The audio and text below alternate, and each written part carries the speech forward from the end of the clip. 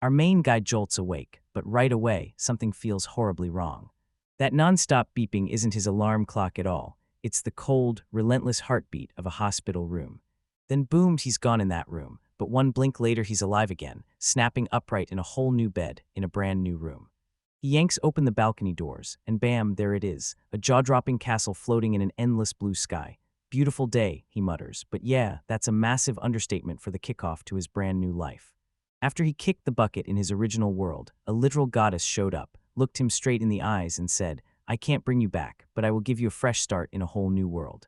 And our boy, clutching a childhood memory of that old anime he adored, shot out one wild, ridiculous request. He wanted a flying castle. And the unhinged goddess actually pulled it off. She straight up hit him with it, no joke.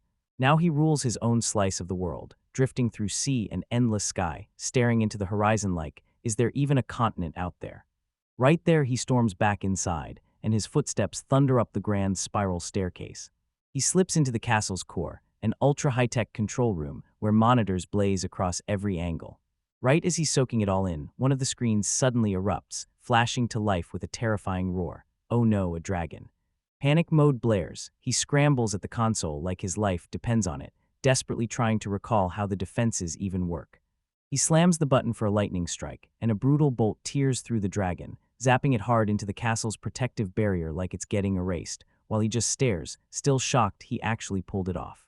Life's not non-stop dragon slaying for him, though. He's got a whole army of adorable little robots babysitting his food supply. And a whole legion of towering golems stood guard, ready to crush anything that dared come near. He strides right past two of them, and they just stop, staring like they can't believe what they're seeing. He tries to shoot the breeze with his main golem, A1, but it just shuts him down, silent as stone. Brutal. But hey, he's got bigger stuff to juggle, like lunch. He stretches, hunger claws at him, and he immediately cooks up a full-on feast for himself. Even if it's a lonely dinner on a ridiculously huge table, cooking still hits his heart, because he genuinely loves doing it, and it works for him. The food hits like heaven, and he decides, right then, to smash through the game he was playing yesterday. Yeah, this is the life he never got to have. Every bit of modern tech from his old world is right here, so he can binge movies, crush games, and dive into manga, stuff his hectic days back then never gave him time for. Back then he never got to breathe or chill, now it's different. He eats whatever he wants and crashes the moment he's tired. He's living life on his own terms, and I'm telling you, this is the absolute best. Every single day, theme park. He's got a massive pool all to himself, splashing like he owns the place, zero worries, pure freedom. And yeah, he even tries to show those little farming bots how to swim, but they totally reject the lesson. He's out there kicking soccer in this massive garden, then crashes for naps the second the mood hits, and somehow eats like a king every single time. Before you know it, the whole day's already gone. Bye for now, I'll be in paradise for a while. But just a few weeks later, he's wiped the slate clean, every game mastered, every movie watched, and then this weird, empty new feeling starts creeping in. "Ah, I'm bored," he mutters, then the water steals every word. Then it crashes into him, cold as ice water in his veins. "I'm so lonely, I just want to talk to someone." And then it hits him, his thoughts turn into a desperate shout that bangs through his empty paradise. "I need to meet someone, anyone." A fresh rush of purpose hits him. He wipes himself dry, then storms straight for the control room. So far, he's only laid eyes on the ocean, and that one crispy dragon, so there has to be land somewhere, right? He fires up a search for the continent and declares it to an empty room. As the castle's engines blast to life, he clutches his hope and prays that wherever he's headed next, there'll be real intelligent life. Hours later, his face is shoved against the glass, eyes blown wide, exhaustion and hope fighting for control. And then he watches it smash down on a continent. He erupts in screams, tears of joy pouring down his face, while his robot companion stays stone still, unchanged, like it's seen everything. But as they push closer, something suddenly pops into view, a horse. He's sprawled beside a flipped carriage, and yeah, that mess is proof that civilization was already in trouble. Our hopeless hero gets hit like a truck, tears pouring out in pure relief, because for a split second he realizes he feared this whole world would be nothing but monsters. Then he spots them topping a hill, real humans, knights in shining armor, looking ridiculously cool. But this isn't some fairy tale. This gorgeous girl is sprinting for her life along the coast, charging straight toward the cliff's edge. She's boxed in and our boy is nailed to the screen, brain on fire, because it's time for the Tuesday suspense show. He's totally in spectator mode, panicking like crazy. So tell me, what do I do if this turns into one of those suspense dramas? Because she's about to die written all over her. He's begging his monitor, please don't, die, Villager 1. On the cliff's edge, the girl panics, clutching a knife to her own throat. Stay back or I'll end it, she screams. The knights are going feral, cackling as she shakes in their grasp, while their leader sneers, promising that if she jumps, they'll haul her body out and defile it. That's pure evil, no mask. Her smile drops to nothing, because it's all a lie, and they've got zero intention of treating her kindly. They shove the truth into her face. There's nowhere to flee, and no safe haven left to hide in. Her will snaps in an instant. Her eyes go wide with pure terror as they rush in. Then right in the middle of it, the lead knight slams the brakes, and he shoots a look up as a massive shadow crashes over them. The girl snapped her gaze upward too, and her face flipped from raw terror to total, jaw-dropping confusion. A ridiculous, impossible thing drops straight from the heavens and shatters their reality like a literal flying castle. It hangs over them like a silent stone god, dead still and watching. Oh no, she can barely breathe, just staring in shock as fresh tears spill into her eyes. The knights are losing their minds. Wait, that island, is it flying? One of them yelps and the leader snaps, damn it, just kill her and drag her body back. Right as he lunges, bam, something crashes into the ground between them. It's one of our boy golems. A1 slams down like a cannonball and shuts down the sword strike with effortless precision. The knights go silent because an iron golem drops out of the sky like a nightmare, and somehow it still doesn't make a lick of sense. While A1's distracted, a smaller farming rut rockets in and softly snatches the girl right off her feet. Rise alarm BLASDS. With his arm raised, the knight roars in rage and slams his sword down on the golem. But it's already too late. This robot launches her skyward and hurls her straight up toward the castle. The knights can only stare in horror, jaws hanging open, as their prize gets snatched away, like it's been ripped out of reality itself.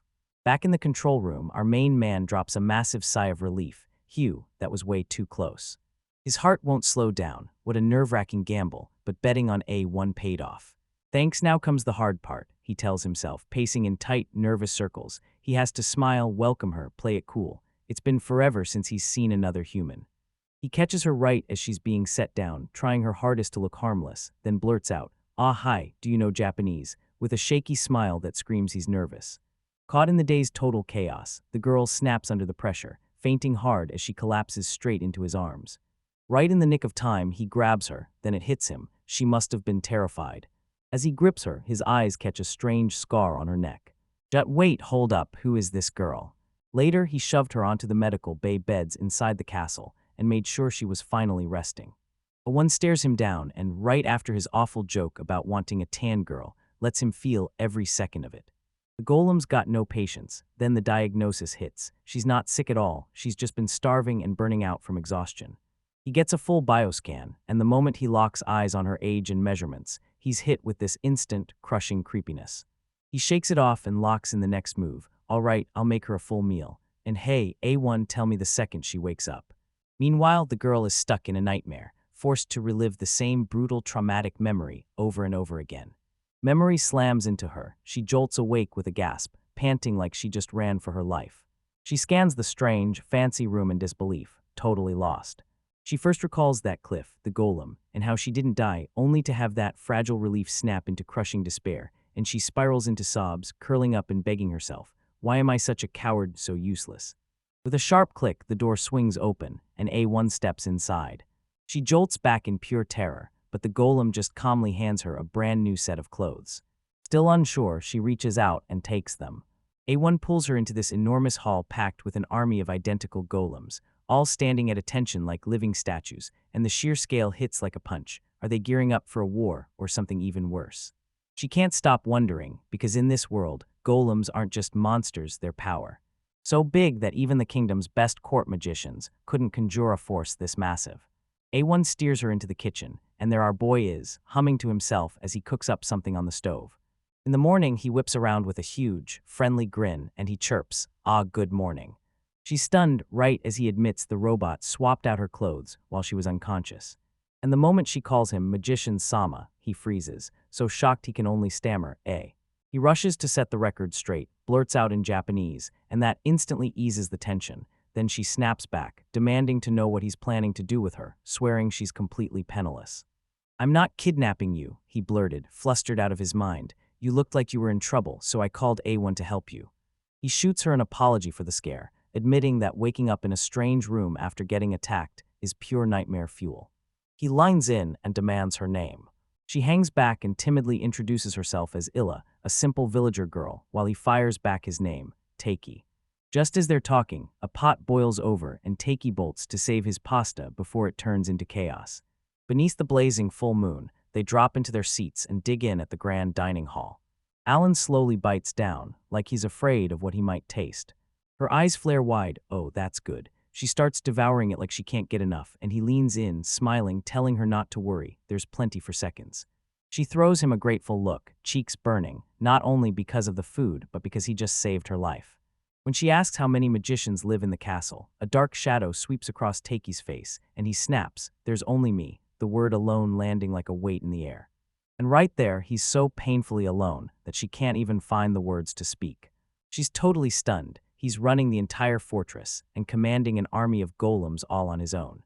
The magic power this thing needs would be legendary, and she can't help thinking, does this guy even breathe like a human? She calls him Takasama, and the awe in her voice practically shines. She dips her head so low it almost touches the ground. "Great magician Sama." Tiki's just lost in thought, muttering, "Magic, bro." Then she grins and goes, "I'm running on solar power." So he ushers her into a guest room for the night, and she can't stop staring as the tech blows her mind, especially that toilet that washes her with warm water. She presses the button on a whim, and the second she does, her whole world flips. She's completely stunned. It's the kind of luxury she's never even dared to imagine. She presses her gaze to the window, stunned by the breathtaking night sky stretching above her. Skin prickled against the glass. And then it hits her. She looks down at the moon and the clouds and realizes the castle is flying. She whips around to him, shaking all over, completely stunned and lost. Over the next few days, Illa finally loosens up. She and Jun cook side by side, and sure, she fumbles a little, but they're having a blast. They finally watch a movie for the first time in her life, and she's totally lost at first. Then the popcorn pulls her in like a spell. But the huge gardens sprawled out before him. She leans in, eyes locked on the tiny farming robots as they hard at work. One of them grins and playfully blasts her with a splash of water. Then she flashes a real, breathtaking smile. Taiki clocks it instantly, and his brain goes, "That's adorable." Wait, she's starting to feel like she belongs. He still hasn't dared to ask about her past or the scar on her neck, holding his breath and waiting for her to finally trust him. He knows he has to rush in and get her back to her family. But that same aching sadness crawls back in. If Illa goes, he'll be alone again.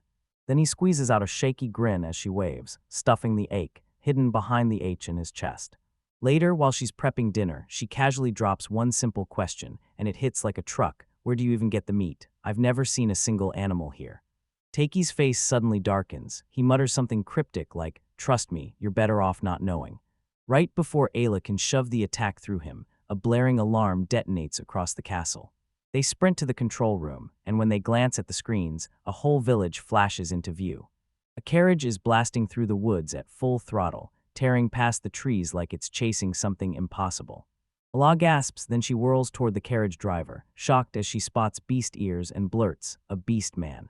Sometimes it finally clicks, beastmen hunting. She lays out the terrifying truth. Beastmen get hunted, captured, and sold off as slaves. Reality crashes into Taiki like a sucker punch, and Ella clamps onto his arm, her comm instantly cracking. "Please save them," she sobs, tears blazing down her face, choking on every word, "just like you saved me back then." Titch is frozen in place. No grand hero, no destiny magic, just some lucky guy who won once and now doesn't believe he can pull off another miracle. Then he spots the Beastman girl on the screen, terrified, trembling, and her eyes begging for help like they're screaming. He stares at Alaz's desperate plea, can't look away for even a second. Then he snatches up his courage and whips around to the one person he trusts most. "Ewan, help me." The golem's optical sensors snap on with a blinding flare. Golem, engaging. Our unsuspecting hero turns to his brand new golem buddy and blurts out, "A1, please lend me your power." A1, all muscle and no words, just stands there like a statue, mind racing as the command sinks in. So guess what? Taiki finally snagged a real friend, and that lonely life of his is officially over. But he instantly blundered into a brutal slave hunt. Seeing the cruelty up close, he refused to stand by and started to unleash his brand new power to rescue a captured beast man. In a brutal, moonlit stretch of forest, a young fox girl gets yanked along by some seriously shady slavers, and her terrified screams tear through the trees. Next, one of the thugs, clearly having a terrible day, snaps his foot down on her head just to silence her. But the fire blazing in her eyes won't die out. She lashes out to fight back, but the scumbag just swats her aside like she's nothing, way too annoyed that she won't stay still.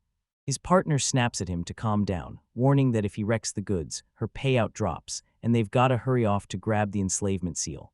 They yank out this wicked-looking branding iron. Then the main thug yanks her up by the hair, snarling that it's time to teach her she's nothing but property. Swearing he'd carve the word slave right into her face so the whole world could see it. Maybe she manages one last terrified scream, then the brand nearly kisses her skin and zap. A laser beam detonates the seal, blasting shrapnel flying in every direction. A1 barrels into the scene like a freight train, fists clenched, ready to slam out some cold, machine-made justice.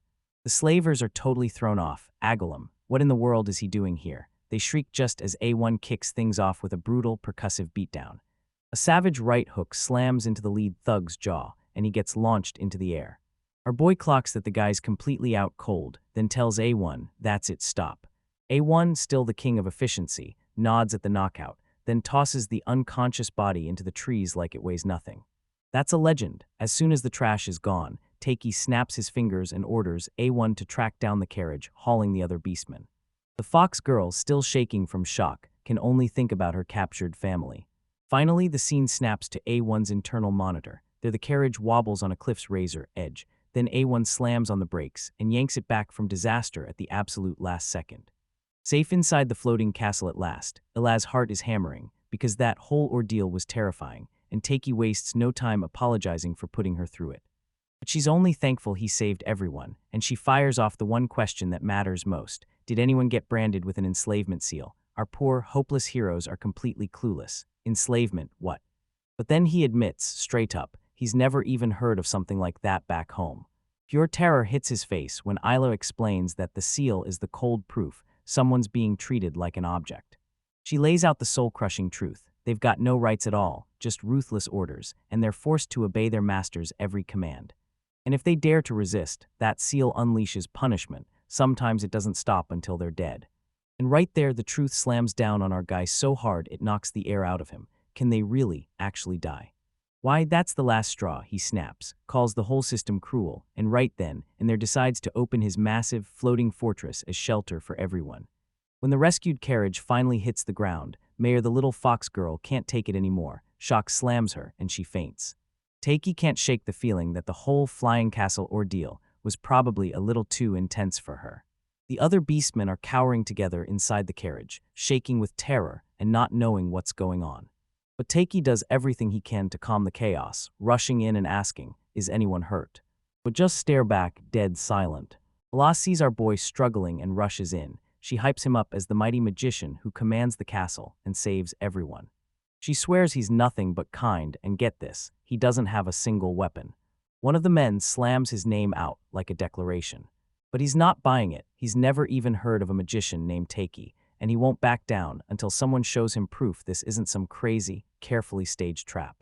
Our guy is completely rattled, stumbling over his words, begging for proof like it's slipping through his fingers. Barth barrels forward, peppering the question, where's the flying castle? Takei, in the most wholesome, hilarious burst of confidence, says, yep, this is my home, and straight up points out the farms and ponds like it's the best secret in the world. A spot where you can scream your heart out in the dead of night, and nobody even so much as scowls. Bart couldn't take it. His answer was so wildly ridiculous that he burst into laughter. Once the tension finally snaps, he whirls to his people and blurts, it's okay, everyone. Then he leans in like he's calling it out for what it is. This dude's way too strange to be a slaver.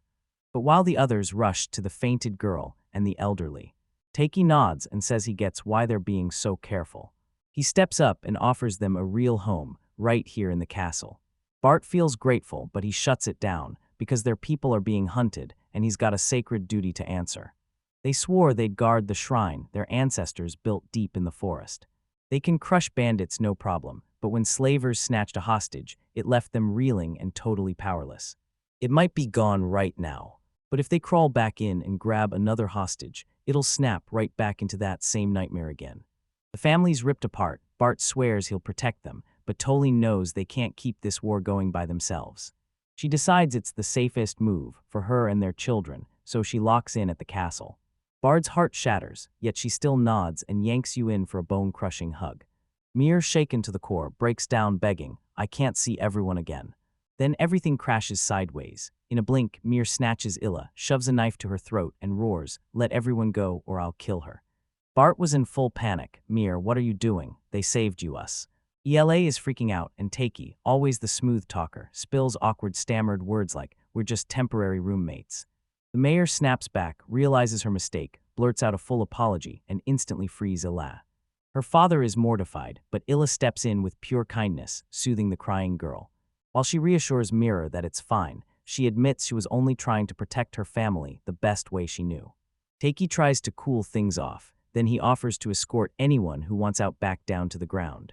Bart tells everyone that he and his wife can't leave, they have to stay behind and guard the shrine. But Mir won't budge, she refuses to be split from them, and she bluntly declares, "I'm staying with Mother."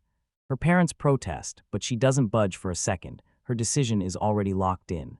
Belle's ticky got crushed, and now the fight just paused because they'll be back in 3 months. A man's face screamed defeat, as the rebellious teenager's defiance was written all over him. He lifts a tearful hand for a final sad goodbye as the golem hauls the rest of them away.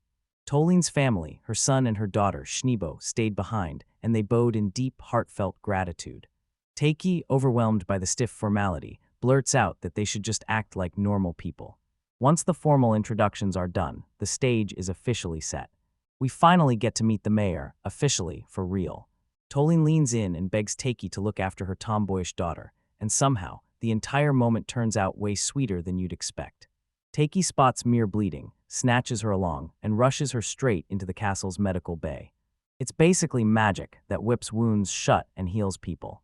The machine hums like a dream, patching her scar as it powers through a fast, flawless diagnostic. Click, and then his eyes lock onto the fine print blazing on the screen. It's basically a full stats page, down to his height, weight, and even the bust measurements. She instantly turns beet red and loses her mind, and Takei snaps into full panic, yelling that it's just an automatic feature, because he didn't do it for anything perverted.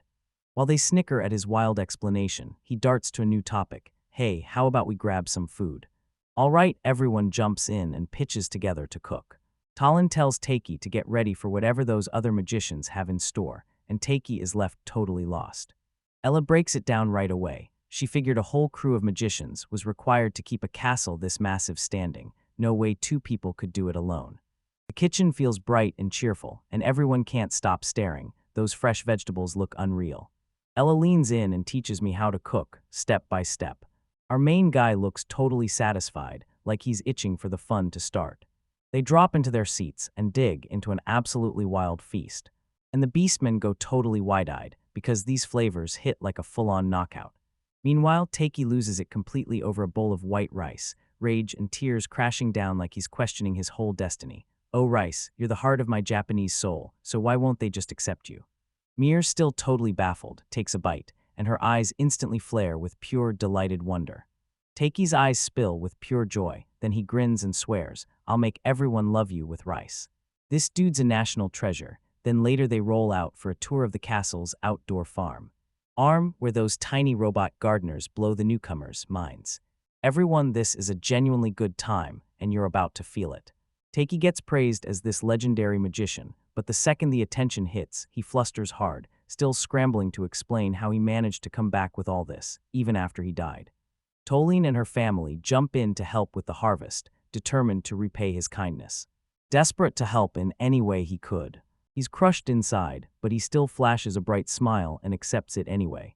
While they work, Talon yanks Ayla aside, and a deep, curious look creeps across her face. "I swear I've seen her before, like somewhere."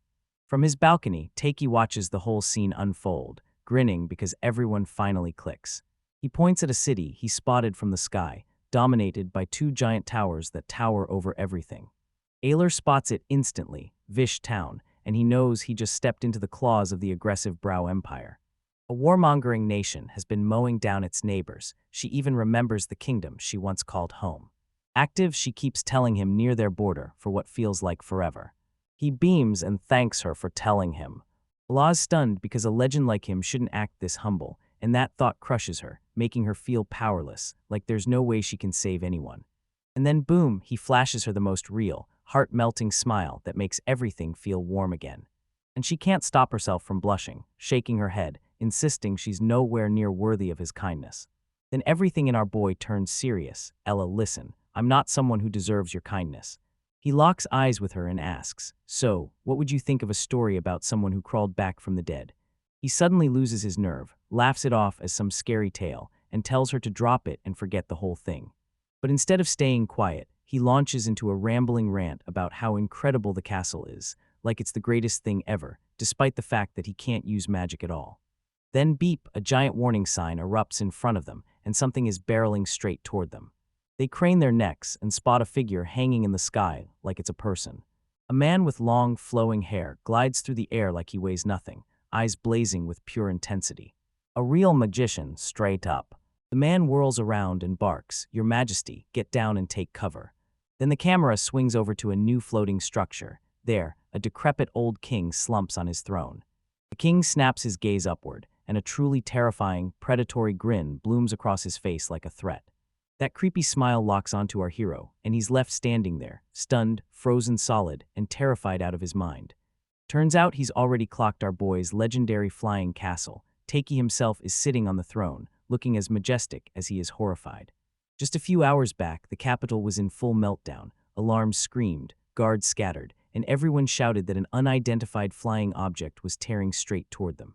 Right at that moment, a messenger comes flying through the palace halls at full speed, barreling into the throne room as the emperor sits on his throne, ruling the room like he owns it. He gasps out the report, something flying is barreling in from the south. The emperor gives a shady little smirk like he's hiding something, and trust me, this is just getting interesting.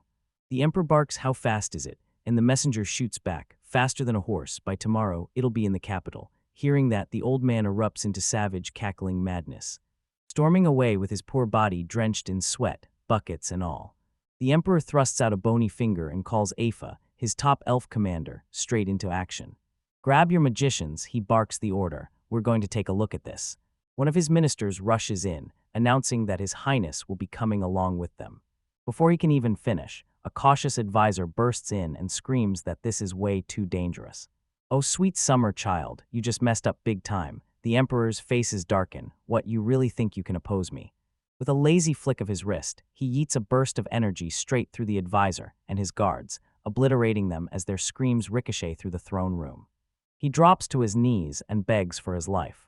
The emperor whips his gaze to Afa, eyes burning with menace, and then he snarls, "So you're gonna dare stop me from having my fun?"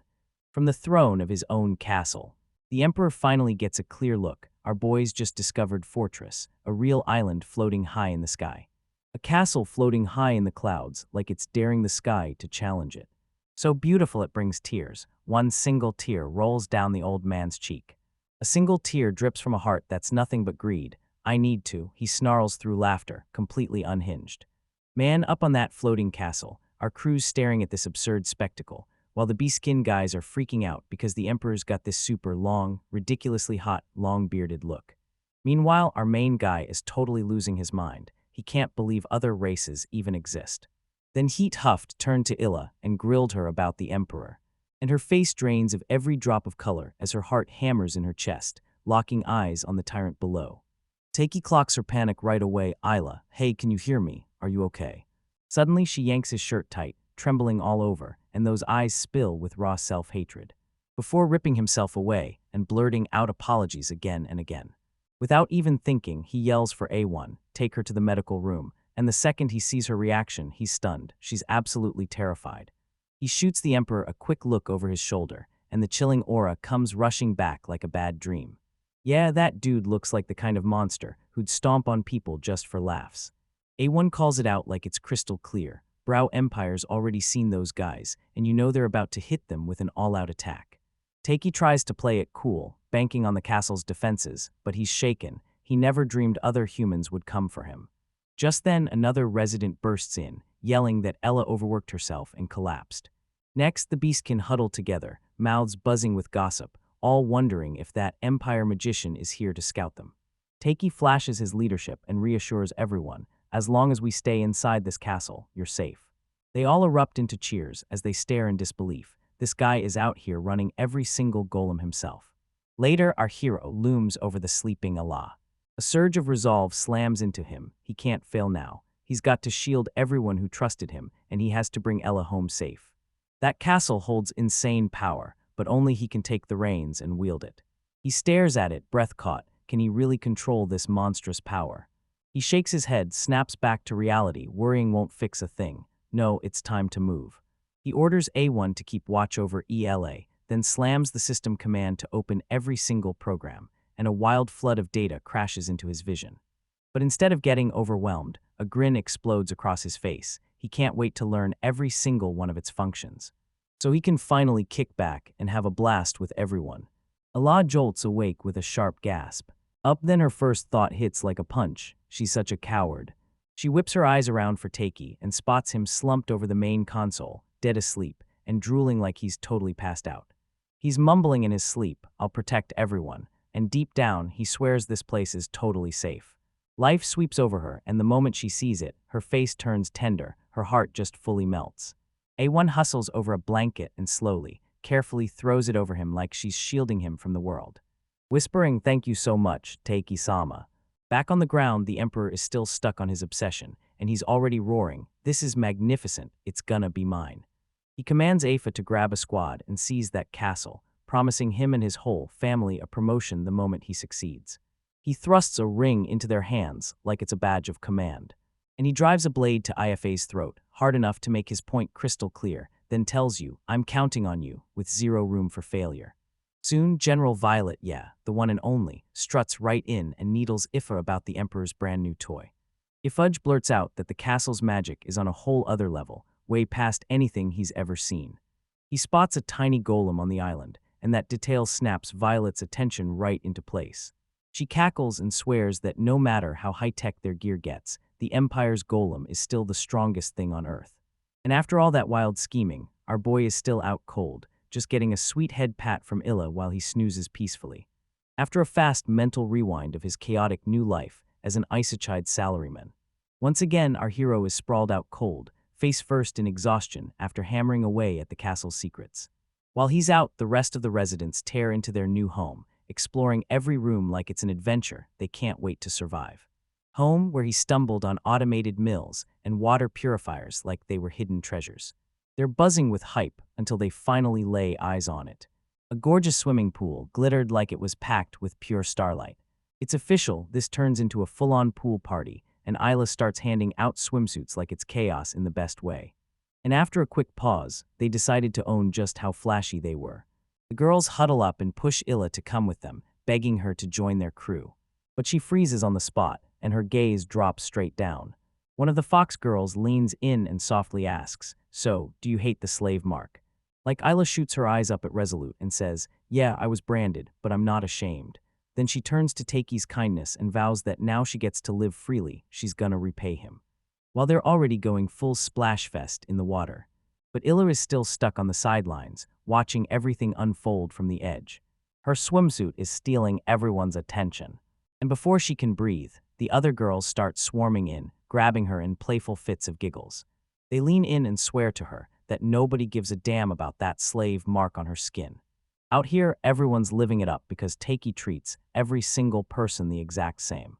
It finally clicks, every single person in this place has accepted her. She stares up at the sky, and if it's really this beautiful above me, then maybe, just maybe, I can finally enjoy my life here too. She whips around and flashes a real, genuine smile. I want to stay here, and I want to get along with everyone. The golem thrusts out a hand, and she grabs it without hesitation. Up on the balcony, Takei beams with joy, watching everyone click and get along so well. Later that evening, everyone dug in and devoured a hearty meal of Adon. That good, happy vibe gets ripped apart when a beastkin casually blurts, "Alasama, are you related to the royalty of the Adol Kingdom?" Yo, our hopeless hero is totally, completely lost, with no way out. He tells them he's always heard that royals from the Tool world have signature red hair. His sister wastes no time, smack, and hits him for being so rude. But the damage is already done. Ella's face turns into a full-on mask of horror, and she sobs, "I'm sorry," before she crashes out of the room. Tiki and A1 spring upright immediately, and they sprint after her without wasting a second. Rushing away, he left a trail of stunned faces staring after him. They stumble on her in a dead-quiet courtyard. "I'm sorry," she breathes out, eyes locked on the floor, unable to meet his gaze. But our main guy isn't having any of that. He says it softly, like a promise. "I don't care about your past. I won't pry into anything you don't want to share." Then he smiles and nudges everyone back together. "Come on, let's eat. That udon's gonna get cold." He thrusts his hand out, daring someone to take it. His face lit up with warmth and total understanding. Tears tore down Allah's face. Kindness hits her harder than she can handle, so she grabs his hand. "Kasama, I've been straight up lying to you." The confessional bursts out of him, and everything in his world rattles. "Because I'm not some ordinary girl, I'm the princess of the Adal Kingdom." The final devastating blow, Letitia Ilatal. "I'm a wicked sinner who betrayed my own country." Our boy can only stand there, frozen in total disbelief, staring at a princess. In a dazzling kingdom drenched in sunshine and blooming flowers, Princess Letitia lives a dream life, straight out of a fairy tale. Life swayed and spun in peace, dancing right inside the castle walls. Her ladies-in-waiting burst into excited whispers, swearing she's the most graceful dancer in the whole kingdom. But the moment her father, the king, steps in, the music cuts out like a snap of lightning, and he stares at her with a grim, stone-cold face as he declares her peaceful life is officially done. A royal marriage proposal just landed from the fourth prince of the Bra Empire, and Letitia's smile drops instantly because she's heard the ugly rumors. This guy already has a whole harem of wives.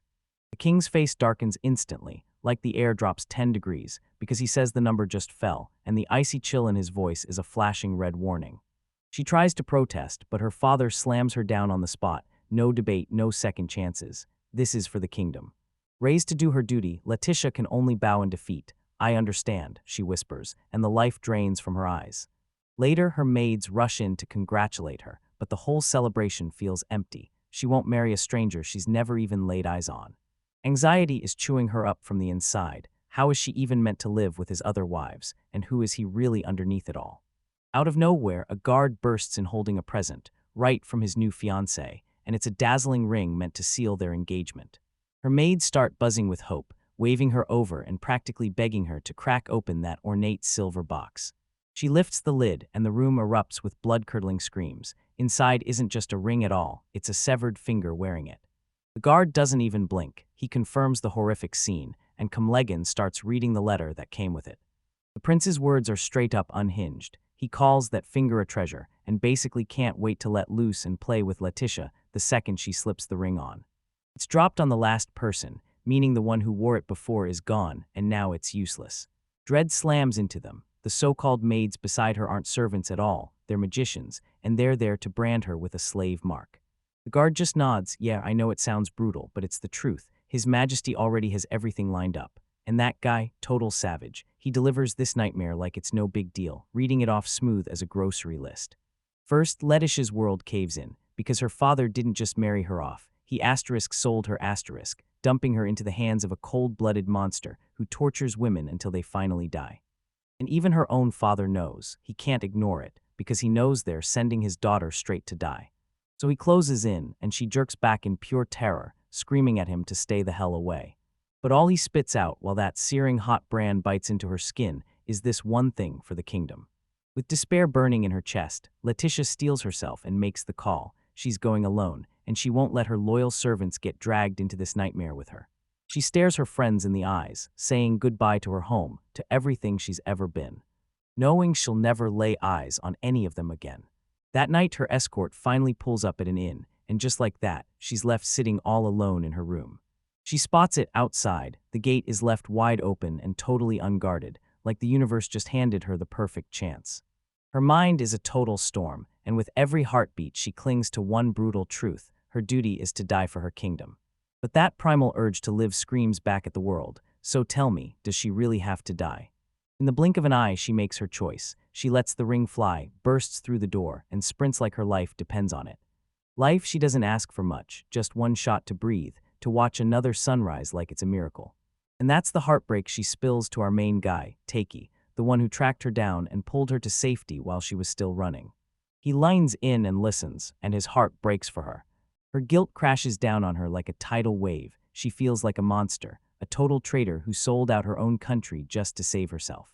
But nah, he won't let that happen. He scoops her into a warm, protective hug and vows he'll fix it, swearing she's finally safe. Safe with them, like nothing bad can touch us. They hightail back to the group, and the welcome hits them fast, warm, loud, and straight from the heart. Even if everything feels a bit awkward at the start. Mayor, the sweetest thing in town, shows up with a steaming bowl of warm food for her. One tiny act of kindness that somehow hits like the whole universe. Letisha's overwhelmed, tears spill down her face as she pours out her thanks to everyone for their compassion. But it doesn't last. Our hero and his robot partner, A1, lean over the castle balcony, staring out like the next move is about to strike. An army, when it spots something on the horizon, sweeps forward, a massive, torchlit force. At the front, a terrifying general with blood-red hair thrusts her sword straight ahead, and with a roar she charges. We're taking the Adel Kingdom. Back at the castle, Mir and Letitia dive into a sweet kitchen raid bonding moment, chopping and prepping side by side. And Mir spiraled into pure flustered chaos, just being near a real princess. Letitia can't help but be genuinely blown away by the mayor's skills. Mir asks how she used to help her parents, and boom, the whole mood turns sour. Letitia admits it bluntly. She busted her tail studying, but she had zero clue about how her own people really lived. Everyone feels completely worthless now that she has to handle even the simplest stuff all by herself. But Mir cuts in instantly, swearing it's all wrong, none of it is true. With blazing determination, she says, then we'll just do our best together. Hey, snacks are ready, so let's go. Letitia sprints off to track down Takei. She catches him frozen in place, staring at a floating screen, eyes stretched wide with raw horror. He's watching a full-on invasion unfold. Explosions slam into the castle walls, tearing them down piece by piece. It's a full-on massacre. Then the horrifying truth slams into him. Ilya's homeland, the Adel Kingdom, is being ripped apart right before her eyes. His knights didn't sugarcoat it. Everything pointed to the truth. The Empire was only using the marriage as a cover to strike. Knowing perfectly well, the tool would never take a royal marked like a slave. Right on the ground, it feels completely hopeless, because the capital is about to turn into a battlefield, and there's nowhere left to run. The Empire's army has them boxed in tight. They're cornered, there's no way out. From her high perch, the enemy general smirks and laughs that their defenses are paper-thin, then snaps one command: golems, do it. A ridiculous beam of energy blasts out and instantly vaporizes the defensive wall to nothing. All the Adel commander just stood there, eyes wide, stunned out of his mind. Life's cackling general leans into the roar, bragging that her empire's golems are the strongest. From his sky-high castle, our kid stares down as a brutal one-sided massacre plays out before his eyes. Civilians are trapped in the city, and he can't just stand there. He's being forced to save them because he asked for it. He knows the enemy golems are terrifyingly strong, but he figures his own Midgard golem can buy them just enough time, and then he whips around to A1, who answers with a silent, rock-solid nod. God Thala suddenly shows up right behind him. I've been watching for a while, she whispers, her voice shaking like it's about to snap. The whole world feels like it's crushing her, so she clings to one desperate hope. If she hands herself over to the Empire, this brutal war might finally stop. And the guilt of fleeing, of clinging to her life for selfish reasons, crushes her so hard she can't breathe. She crumples at his feet, tears pouring down her face, begging please let me go, because she has to save her people. Our main guy goes dead silent for a beat, like his brain is scrambling to survive the impossible choice in front of him. Then his voice turns steel and he shuts it down. No, I won't. He locks eyes with her and asks, would you really hand me to the enemy if you knew they'd kill me? Her stunned silence says everything. He dropped right down to her level, telling her he won't pretend he can judge the decision her father made. But he won't swallow the idea that sacrifice is the only answer. He stares at her with blazing determination and vows, I'll find another way. I'll save that country, please believe in me. She wants to trust him so badly, but fear crashes through her like a wave, because the Empire is pure destruction, the kind that crushes one country after another, and they're coming for this castle next. The only way to end this and keep everyone safe is to hand her over. She can't stand the idea. If she keeps going, she'll put every kind soul in this castle in serious danger. She can't stop loving them, and even the citizens of her kingdom fall right in line. And she can't stop loving him. I can't let Takei-sama die, she whispers, like her heart is shattering in real time. He flashes her a smile so bright it could melt glaciers, and then he grins, I'm not dying because I already came back from the dead. He tells you his first life got cut short out of nowhere, but somehow the universe handed him a brand new chance, a life where he finally gets to stand in front of the people he loves and protect them with everything he's got. Don't worry, I'll do everything I can, he vows, so go on, pray to the angel for victory. The second she's out of sight, our hopeless hero starts panicking. Sweat pours before he can even think, and he blurts, I just played it so cool, but I have no idea how this is gonna end. But that doubt evaporates the second it shows up. He clenches his fist, eyes blazing with resolve, and refuses to stay all talk. Enough, let's do this. He's not just buying time, he's going to shut the whole war down completely. Or he snaps his head toward A1 and says, all right, I'll tell you the whole plan. They clamp their hands together in a powerful no-strings partnership. I'm counting on you, partner, he declares. Then boom, right in the middle of dinner, our poor guy loses his grip and in total chaos, crashes through the balcony edge as he just keeps eating himself right off. Tumbling toward the battlefield below, he shrieked at the top of his lungs for help. But now don't panic. On the dot, Midgard, the absolute unit, drops out of the heavens and snatches him up in its massive hand, and just like that, the strongest has officially entered the chat. The enemy general jolts her gaze upward, smugness vanishes, replaced by raw, shaking confusion. Wait, is that? In a world where golems are the ultimate status symbol, nations flex their power with unstoppable giants. Their skill and sheer numbers decide who gets to rule and who has to grovel. For years, the Bra empires own the top spot, flaunting the biggest, baddest golems like they're nothing. But right now, that's about to flip. One of the empire's prized golems locks eyes with a brand new challenger, a smooth white model it's never seen before. Out of nowhere, two more imperial machines rocket in from the sides, trying to corner that lone wolf. But our boy's golem is built different. When the attacker's first lunge comes, it dodges like time slowed down, then slams back with a brutal counter that blasts the guy clean through the air. The second one lunges in like a missile, but it doesn't stand a chance. Then a follow-up strike comes in and completely smashes it to pieces. Its chest is caving in under the brutal force. The first golem scrambles back into the brawl with a desperate energy blast, but our hero's machine just shrugs it off and hurls it right back, blam, finishing the fight with a rain of sparks and shattered scrap.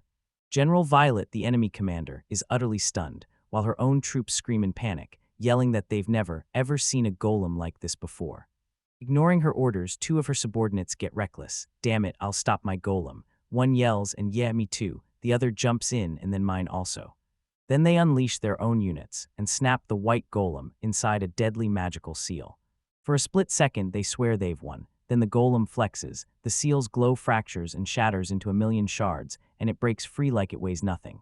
This beast is an absolute unit. Like, how is it even allowed to troll us like that? It broadcasts a message, reinforcements finally roll in from the capital, and then the whole army pulls back. Then the sky goes black, because a whole legion of identical golems drops out of the heavens, hell-bent on cleaning house. Watching all of this crash onto his screen, Takei can't help grinning, like he just pulled off the biggest, most legendary prank ever. Touchdown on the ground, General Violet snaps into a full-on meltdown. Impossible, where the heck is the magician controlling that golem? She screams. Her eyes went wide with pure disbelief as she desperately hunted for where this ridiculous power was even coming from. Then she spots it towering over the whole battlefield. A colossal floating castle looms in the sky, swallowing everything in shadow. Her expression drops instantly as the brutal truth slams into her like a punch. A sketchy advisor with a crooked smile orders her to retreat, bragging that this must be the flying castle His Majesty has been hunting for. The insult hits like a punch. Violet's face contorts with raw rage, and she declares it unforgivable as she stares. She digs in her heels, clenches her fist, and swears she'll personally tear that castle down brick by brick, then let them finally see who's really in charge. From a distant tower where trouble waits in the shadows, an elf stands frozen, staring in silence as something impossible unfolds right before their eyes. His mind spiraled as it tried to make sense of a flying castle hanging in the sky. In the war-scarred streets of the Azul Kingdom, the soldiers can't even blink. The Empire's army is vanished. Are they really saved? One of them whispers, eyes locked on a line of white golems now standing guard. He's on edge, asking himself if these brand new machines are about to help him or hunt him down. Still just a little kid, pure innocence, he rockets past the soldiers and sprints straight up to one of the giant machines, and Golmson he cheers. His face lit up with a huge, grateful grin. He just couldn't stop smiling. Thank you for saving us. The golem freezes mid-step for a heartbeat. Then he softly pats the boy on the head. And the hardened soldiers go wide-eyed, because this one act of kindness just shatters everything, and before long the townspeople rush in, swarming the golems as tears of joy and pure relief spill down their faces. Meanwhile, General Ducal snaps the news. His troops are back, and those mysterious golems did the rescue. Arms, he whips around to Princess Letitia, his voice shaking with fury and regret, telling her that if this miracle doesn't happen, their kingdom gets swallowed by the Empire, all because her own father, the king, traded her fate away. Those smoking ruins in the capital scream one thing loud and clear: the king's shady call blew everything up. Suddenly, the golem starts talking, and the whole crowd loses it at once.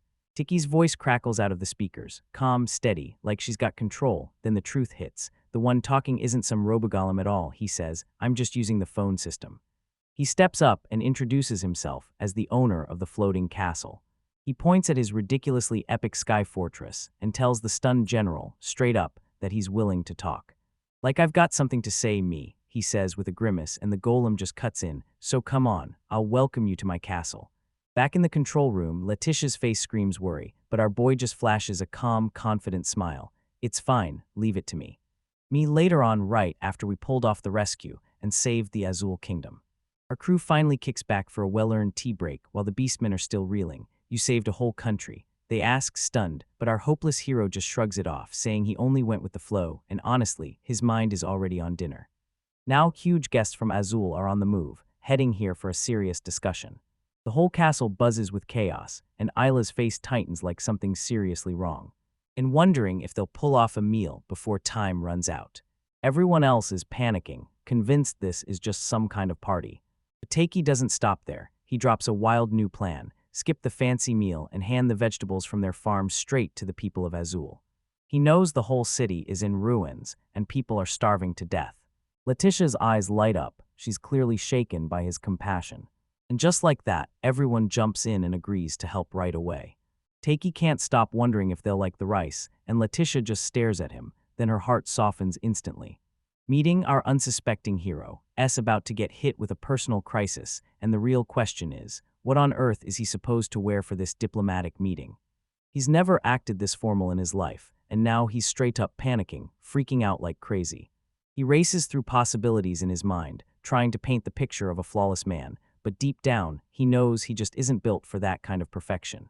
He slips into a black suit, and the second he sees himself, he knows he doesn't look like a diplomat anymore. He looks like a hitman ready to take the job. So his unhinged plan, he grabbed a model gun to look peaceful, obviously.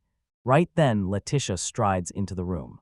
Tears spill down her face as she thanks him with every ounce of her heart for saving her home. Homeboy's caught totally off guard, and he just freezes there, looking awkward as hell. You really like this country, don't you? She nods, he grins, and I'm breathing easier because I managed to fix it. Leave it to me. Down below, General Ducal and his aide, Hirat, crash into the city. Ducal finally admits how helpless he felt, grateful the golems thundered in and saved the capital. But he's deeply suspicious. He can't shake the fear that this mysterious savior might be acting the hero just to seize control of the country later. Hirat's like, there's nobody so gentle that they'd save you for free, and that's when the whole situation screams they're totally up to something. They finally stumble to the meeting point, and now they're staring at the sky like, okay, how are we even supposed to reach that floating castle? Before they can even blink, golems crash the scene and demand the castle proves it can pull off advanced flight magic. For your own safety, don't panic, one golem speaks up, calm as ever, and then snatching them up like you're stacking groceries in a cart. Hirat is completely mortified when they get yeeted straight into the sky. Her face burns, and she mutters, "This is so embarrassing." They touch down safely in the castle, and then boom, our main man himself is right there, totally casual like he's been waiting all along. Ducal and Hirat are left speechless, because the owner of this massive, gorgeous castle is just a kid. Yet their shock crumples into pure disbelief the second Ducal spots who's standing right next to him, Princess Letitia. The stoic general's mask finally shatters. He collapses in a sobbing wreck, tears pouring down his face. "I'm so glad, Kay," he gasps it out, like every word is fighting for its life. She's stunned, he breaks down in tears, and it's all for her. Everyone drops into their seats as Letitia snaps. "Taki grabbed me while I was running from the Empire's army." The weight of what she did slams into her as she finally blurts out the truth. She tossed her royal duty aside, not for destiny, but just because she wanted to live. She knows the moment she goes back, they'll slap the label rebel on her, and if the authorities are feeling cruel, she might get executed. Herat's voice cuts through the air, reminding her in cold tones that marrying into the Empire is her duty. That's when our boy finally snaps. Why are you all yammering about a duty that makes zero sense? He glares, flips a mask of disbelief over his face, and dares you to question it. Ducal hits everyone with a brutal truth bomb. This whole time, the Empire's been hunting the princess, and her own father, the king, shipped her away with 0 escort soldiers. The soldiers she was sure they'd already killed for helping her break out. They weren't real at all. Every bit of it was a trap, a full-blown lie, and the king planted it right there to ruin her. The whole room goes dead quiet, because right now, Letitia is just a pawn in some ruthless political chess match, and if she dares to go back, it's over for her. Tichi takes in this shady new info, then flashes a grin and hatches a totally unhinged plan. So, you're telling me I kidnapped Isla. Everyone's stunned. Kai got kidnapped. Letitia can barely get the words out, but Takei is dead serious. If Ella's accused of running, she'll be punished, yet if she was snatched by that powerful magician from the flying castle, then she's the real victim. Letitia fires back, insisting he's a real great magician with a name that actually means something. But our hero grabs her hands, and when she says you have a duty to die, he snaps back, so then I've got a duty to keep you alive.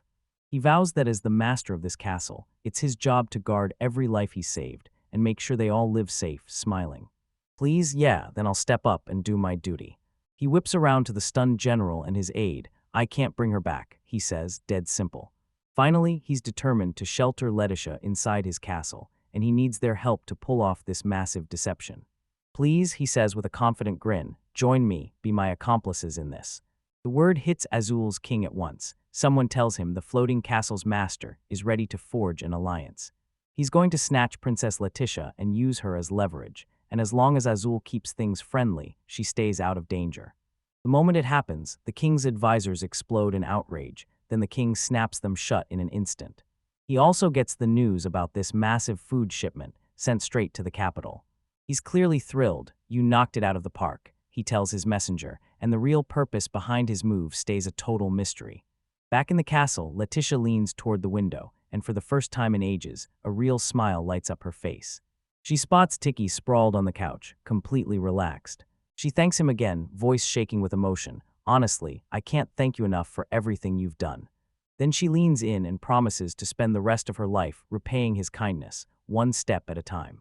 But our chill hero just slaps the empty seat beside him and grins, saying, no need to be so formal, come on, have a seat. I'm stoked you've finally picked up your energy. She slides beside him, and a warm blush crawls up her cheeks. And for the very first time, her future finally lights up with hope.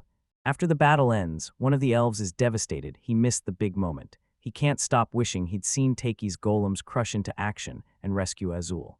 Back at the castle, the whole vibe turns bright and hopeful, because Azul just teamed up with them, and suddenly they're stacked with allies against the Empire. Mi's riding that confidence wave, bragging like, bring it on, because if the Empire strikes, Takei is standing right there with them. While all that chaos hits, Isla stays locked in the kitchen, finishing the dishes like a machine the moment they're done. She whips around to me, Chan, and asks for some vegetables. Then the second I ask what they're for, her words get all shaky and stuck in her throat. La suddenly clamps onto Mi's hands, eyes begging for mercy, because she's about to ask for a favor so big it'll change everything. She's like, I want to cook a real meal for Takei. I owe him for everything. And when she admits she's a horrible cook, she still pulls out the recipe he taught her.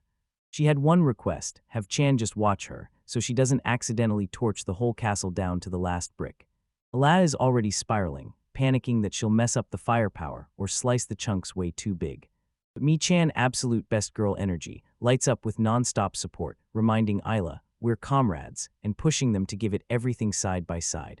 Their first stop is the meat storage room, and yeah, our main man always walks in with a Darius on his face, which makes the girls' nerves jump like crazy. The storage area is exactly why they were freaking out, meat lockers that look more like a shady, high-tech lab than a butcher's pantry, and the whole place oozes straight-up dread while the girls huddle together, trembling and terrified. They suddenly notice a sign with a chicken plastered on it, hanging right beside those bubbling vats. Suddenly, one of the vats blasts open, and a massive splash erupts everywhere. The machine pops out a perfectly vacuum-sealed chicken breast, and the girls just stare, utterly stunned. This isn't farming at all, it's straight-up sci-fi. Then boom, an egg pops into existence out of nowhere, and both of them nearly lose their minds. Back in the safe little kitchen at last, Mi is shredding onion tears as she chops, while Isla hypes her up like a hype woman on a mission. Together, they sealed the masterpiece, Omurus, right on the spot, and Ella delicately drew the final design across it with ketchup. They slide the meal in front of our unsuspecting lead, and Isla blurts, "Lunch is ready," but her smile crashes when she stares at her own masterpiece, a ketchup drawing that looks like a demonic worm. With a calm that refuses to budge, our boy doesn't even blink. No hesitation, just a quick thanks, and the second he does, it snaps down with a massive bite. His eyes go wide, then a massive grin tears across his face as he blurts, "It's delicious. You're really good at king," and poor Alas just freezes, stunned and blushing from head to toe. Then he realizes I helped her, and when it hits, he rushes in with a sincere thank you right alongside her. "You both of them." The two girls are practically radiating pride and pure joy. The entire room's buzzing with this warm, calm energy that instantly melts your stress. Our boy just stares, stunned that they're finally clicking and getting along like they were always meant to. As they dig in, Mia suddenly blurts out that their floating castle is about to crash into the Ryalabra mountain range, a sacred spot where her tribe's god is said to dwell. Our hero gives a quick nod, remembering he's watched them pray toward that same direction before. To show respect, they circled the mountain instead of charging over it. Then their next stop was Flata, the imperial country, a warm-hearted southern land famous for its blazing sunshine. When Takei hears magicians are running around in that country, his eyes light up, because this is the perfect moment to refill his supplies. "Hold up, go check it out." Meanwhile, down in Flata, everyone's down on their knees and staring up, citizens screaming in panic, pointing at the sky like, "What is that?" On a nearby balcony, a shady-looking princess smirks like she owns the night, clearly loving every bit of the chaos her friends are unleashing. Next morning, he bolts upright with a sharp gasp, like something just yanked the air right out of his lungs. Jolting out of bed in his floating fortress, he rolled upright and surged forward, toward the window. So he just pauses to soak in that wildly ridiculous, jaw-dropping view of his home floating above the clouds. Then he snaps his eyes to the clock, 11:38 a.m., and panic hits. He's late. He rockets out of his room. He barges into the room and immediately wipes out on the polished floor, until his golem, A1, rockets in and snags him with a heroic catch before he can faceplant. Alab bursts in, sprinting toward the chaos the moment the commotion hits. Turns out everybody already scarfed down breakfast, and he's the only one who missed it. But they slid a plate to him anyway. She's basically insisting he finally rest, since he's been up late running the castle, and honestly, her stepping up like this is straight-up awesome to watch. He smiles as he thinks about how much brighter her life looks now, and he's damn glad he stepped in and got involved. He hustles forward, then flashes a quiet thanks to A1 without a word. Turns out he was still up at midnight, flying a golem of his own, piloting a drone that was scouting Flata from the skies. That drone was an absolute blast for the local kids. They chased it all over the place like it was pure magic. Right then, Mia bursts in hauling a mountain of fresh apples, thanks to the castle's magic. Taiki, still groveling for sleeping in, jumps in like, "Let me make apple pie with ice cream for everyone." And I was absolutely buzzing. Back in the air, the drone powers through its recon mission. The city guards don't play nice with this new tourist. They raise their spears, lock on, and hurl them straight at him. Glasses gleaming, the man steps forward and introduces himself as Ditsun, the greatest mage in this country, and when he tells the guards to stand down, his arrogance practically drips off every word. He steadies himself, then braces to unleash the spell. But inside, he's sweating buckets. He has zero clue what this thing even is, and the pressure of performing in front of the citizens is crushing him. His mind is spinning. What if this new technology is coming from a rival empire? His curiosity ignites, then rockets into a full-blown obsession, and as a magician, he has to dig into it. But first, he's gotta rip it apart, piece by piece, just to figure out what's making it run. With a wild, unhinged grin, he yells, "I'll definitely catch it." He unleashes a savage blast of wind magic that tears through everything in its path. But it's totally useless. This drone snaps up a shimmering shield and swats the spell aside like it's nothing, not even a wobble. Ditsun's jaw drops. He's instantly head over heels for this insane piece of tech. Then he blurts, "Release the magic arrows," and immediately panics like crazy the second he thinks they might crack his shiny new treasure. "Don't you dare shoot me too," he yelps. He slammed into the barrier, like the world just collided with him. They're here again, and they literally do nothing at all. This finally snaps Ditsun. He storms into the middle of the street, starts a full-blown tantrum, and sobs like his heart's breaking, and honestly, I want it. Then the guard captain storms in hot, snapping, "You childish idiot," because this guy doesn't even know what he's swinging at. But right when the scolding is about to roll on, a young royal jumps in, demands deets, and orders him to take off so he can get a close look at the thing. Dixon tries to dodge out of it, but the kid slams down his rank. No argument, it's an order. Yuri steps in and tries to calm everyone down, but the captain snaps at Dixon to shut up, because it was his mess to begin with. That tiny royal starts messing with the mage nonstop, and the captain is totally in on it. Then boom, a breathtaking woman with a sly grin strides up, and she grabs the guard and the kid like she's taking control the moment she steps in. She rockets them straight into the sky, and the guard captain erupts into a blood-curdling scream. That kid's living his best life. Meanwhile, the captain's one heartbeat away from losing it. As they blast through the sky, spinning in wild, messy loops around the drone. While chaos explodes all around, the drone's camera keeps rolling, calmly capturing every single second of the madness as it unfolds. Back in the castle, our boy and the girls huddle around the live feed, and pure confusion hits their faces like a wave. Watching two grown men rage screaming as they tore around his drone, Tiki could only spit out, "Weirdos." The poor guard's terrified screams bounce off the monitor like a haunting alarm. It races a mysterious letter straight into the hands of Ditson, the magician, looking wrecked like he just sprinted a marathon trying to snag it. He sees the message and instantly goes full berserk, so pumped he's freaking out his companions. It's here the message from the unknown. He leans in, whispers it, and his eyes gleam with a straight-up unhinged obsession. This dude's so pumped he blurts that he's going, while Prince Yanel and Princess Yuri peek around the corner, totally stunned by his wild, chaotic energy. Ditson can barely hold himself together. He's drooling already, picturing the insane tech he's about to witness. Next morning, down by the sea, Ditson is all set to finally meet the mysterious creator behind that flying golem. He's practically buzzing with anticipation, ready to steal their skills for himself, no matter what it costs. But his solo mission collapses in a heartbeat when Prince Yanuel snatches that letter straight from his hands, blasts him for running shady business, and roars, "You suspicious man, raise your hands." With Princess Yuri standing right beside him. Yanuel snaps, calling Ditson an imbecile because he tried to steal all the glory, then demands to know why he kept it hidden. Then boom, an enormous golem slams down from the heavens. Dixon and the rest of the crew start snapping completely, leaping around like idiots, while Yanuel scrambles to calm them down before it all spirals. But Yuri, she doesn't even blink, just grins at the giant robot and asks, "Arafufu, are you gonna escort me?" This sets Ditson off completely. He throws his arms out and pleads with the golem to hold me gently, and it absolutely horrifies the prince. And the golem hurls them skyward, wham, and they blast through the air, racing toward a breathtaking castle floating high above the clouds. I mean, just look at it. This place is so breathtaking and overwhelming that everyone just freezes, mouth gaping, speechless. Seriously, almost everybody. Ditson's brain basically faceplants from how insanely epic it all is, and he drops like a rock, knocked out cold. Takei, the main man himself, steps up and casually invites them into his flying fortress. Yanuel, still reeling from it all, finally breaks the silence and says he's the younger brother of the Imperial Emperor, and his sister is Yuri.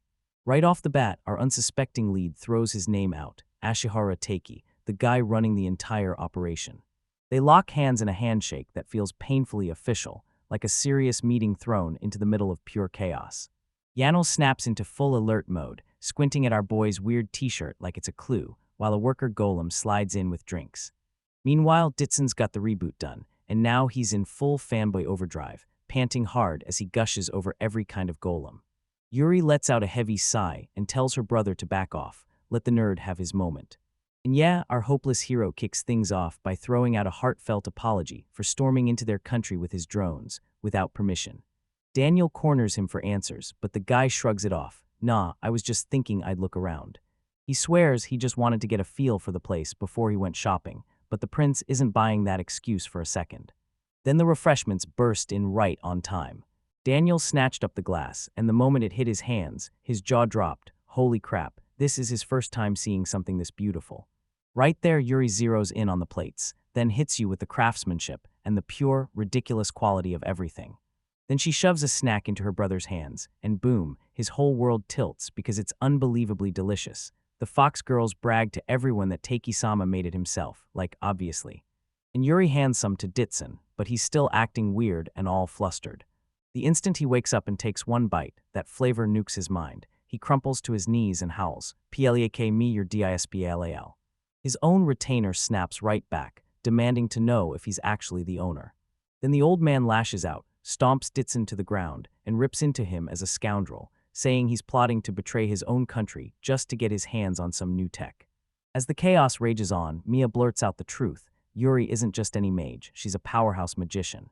Yuri snatches the moment, feels Mia's hidden power surging underneath, and steps in like, "I'll train you." I was totally speechless at the offer. Suddenly, a shadowy monster drops out of nowhere, and I stand my ground, eyes locked on it, shouting, "Everyone, get away, I've got this, I'll protect you all." Watch this guts-fueled move pay off. Our boy lets Ditson stay to observe, but only if Yuri keeps him on track, and then the magician starts sobbing because his dream is finally real. And just like that, the grand tour kicks off, full throttle, no looking back. Ditson's living in a tech paradise, his mind absolutely blown away by the unstoppable legions of golems and the sheer, jaw-dropping magnificence of the castle. Then they shove him straight into the peak of modern civilization, this crazy high-tech toilet with a bidet, where an elf girl leans in and tells him, "Hit this button," and bam, water blasts out to clean your butt. But with absolute seriousness, Dixon braces himself for this fate-shaking meeting.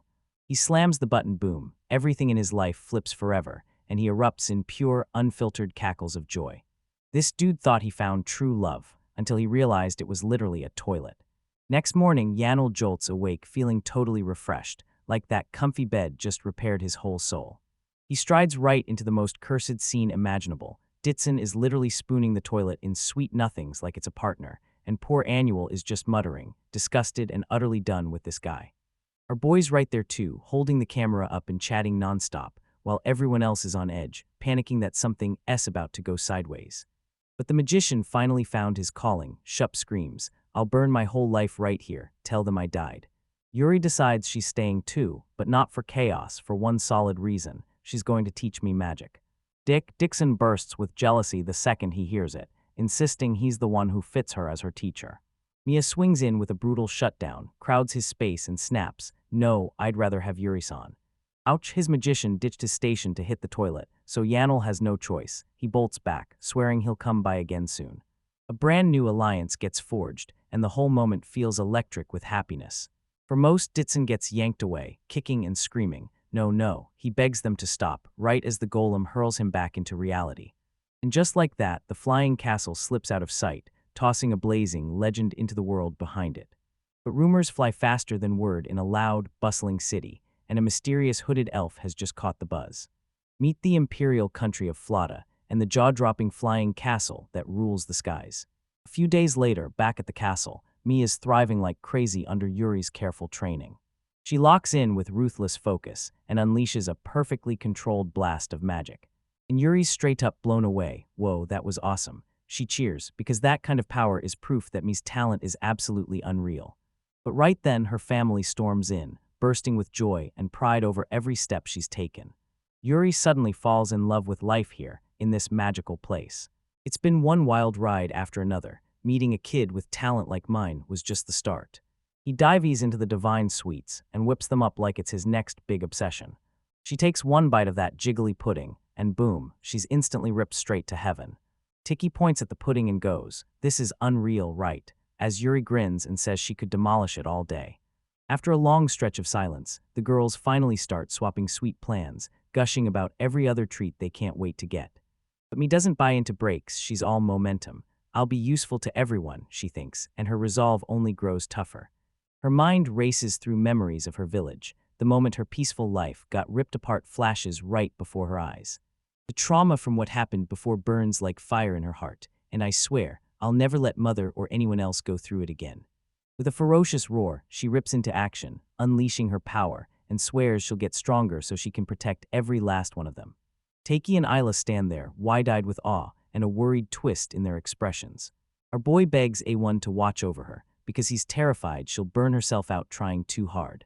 Seeing his power like that, Isla feels tiny, like she's nothing but a burden, stuck unable to even help make pudding right. While Yuri got swallowed by sweets, I was sizzling with passion, and Isla sank into gloom. Somehow the vibe turned totally tangled. Mia hammers through brutal training straight into the night. Swallow your pride and hit pause for a break, let it go. Then it all goes sideways, her control just snaps. Her magic erupts into full-blown chaos, ripping through everything in sight. Yuri clocks the signs instantly, back when I used to rampage a lot," she says, voice calm as ever. "Please stay here, I'll handle it." As she steps forward, she spots something brand new. Mia's ice magic talent is real, and it's stunning. Like huge jagged shards of ice explode all around me. Yuri clenches her magic tight and flexes it on command, fully confident she can shut it down. Two unstoppable powers crash into each other in a blinding flash of light. Yuri keeps that wild energy from exploding out of her, somehow. But Mi's power blows past every expectation. When the backlash rips through Yuri's barrier, Mi gets hurled backward and goes completely unconscious. Yeah, everyone right to her side. And she's burning up with a savage high fever, completely wrecked by magical exhaustion. Isla snaps to life, grab her and toss her into the magic box, because it's the only thing that can surely mend her. She barrels toward one of the castle's high-tech medical pods, sprinting like her life depends on it. Remembering how Titch already used it before. With A1 backing her up, she powers the whole system online. Just then, Tiki came rushing in, panicked to the core. Allah leans in and tells him, "Don't worry, the pod's working." A soft hiss snaps through the room as the pod seals shut, and right away Mi's magic starts flooding back, so fast it's almost unreal. Yuri can only stare, stunned and breathless, because that flying castle never stops blowing my mind, and she whispers that she's finally relieved I'm safe. Later, Mi jolts awake in a cozy bed, and her family leans in close, watching her like everything depends on it. Her mom snaps in a gentle scold, "Why'd you push yourself so damn hard?" That question shatters Mia's control. She spills her darkest fear, admitting she has to get stronger so she can shield everyone from the nightmares they survived. Tears pour down her face as she finally admits she was absolutely terrified. Inside, her mother yanks her into a tight, warm hug, and her heart aches like she can feel every drop of her daughter's pain. "Hey, I'm all in for your magic training," she whispers, "but please don't burn yourself out." They lock eyes and pinky swear to tackle everything step by step, side by side. Her friends jump in with loud support, and Mi's face lights up, tears brimming as a grateful smile takes over. Meanwhile, our boy hears the good news, and you can practically see the weight lift off his shoulders. Allah lays it all out from the start, and she doesn't just hint, she straight up credits the medical pod for everything. But Takei won't let that slide. He snaps back that she's being way too harsh on herself, and he pushes her to give herself more praise. Then right then and there, he decides to thank Yuri too for her lightning-fast thinking. Then comes his way of saying thanks, an ultra-fluffy, heart-topped dessert that sends Yuri straight into yet another blissful food coma. With everyone safe and smiling, it feels like the storm finally passed and peace has won. Yuri lets out a satisfied sigh. Seriously, that flying castle is the absolute best. But over there, everything's far from calm. Danger lurks around every corner. Dixon stumbled into a bar, utterly wasted, and sobbed like his heart was breaking over the one that got away, toilet. But he's a pathetic, drunk wreck, slurring and groaning that he's trapped on the ground while his true love is soaring in the sky.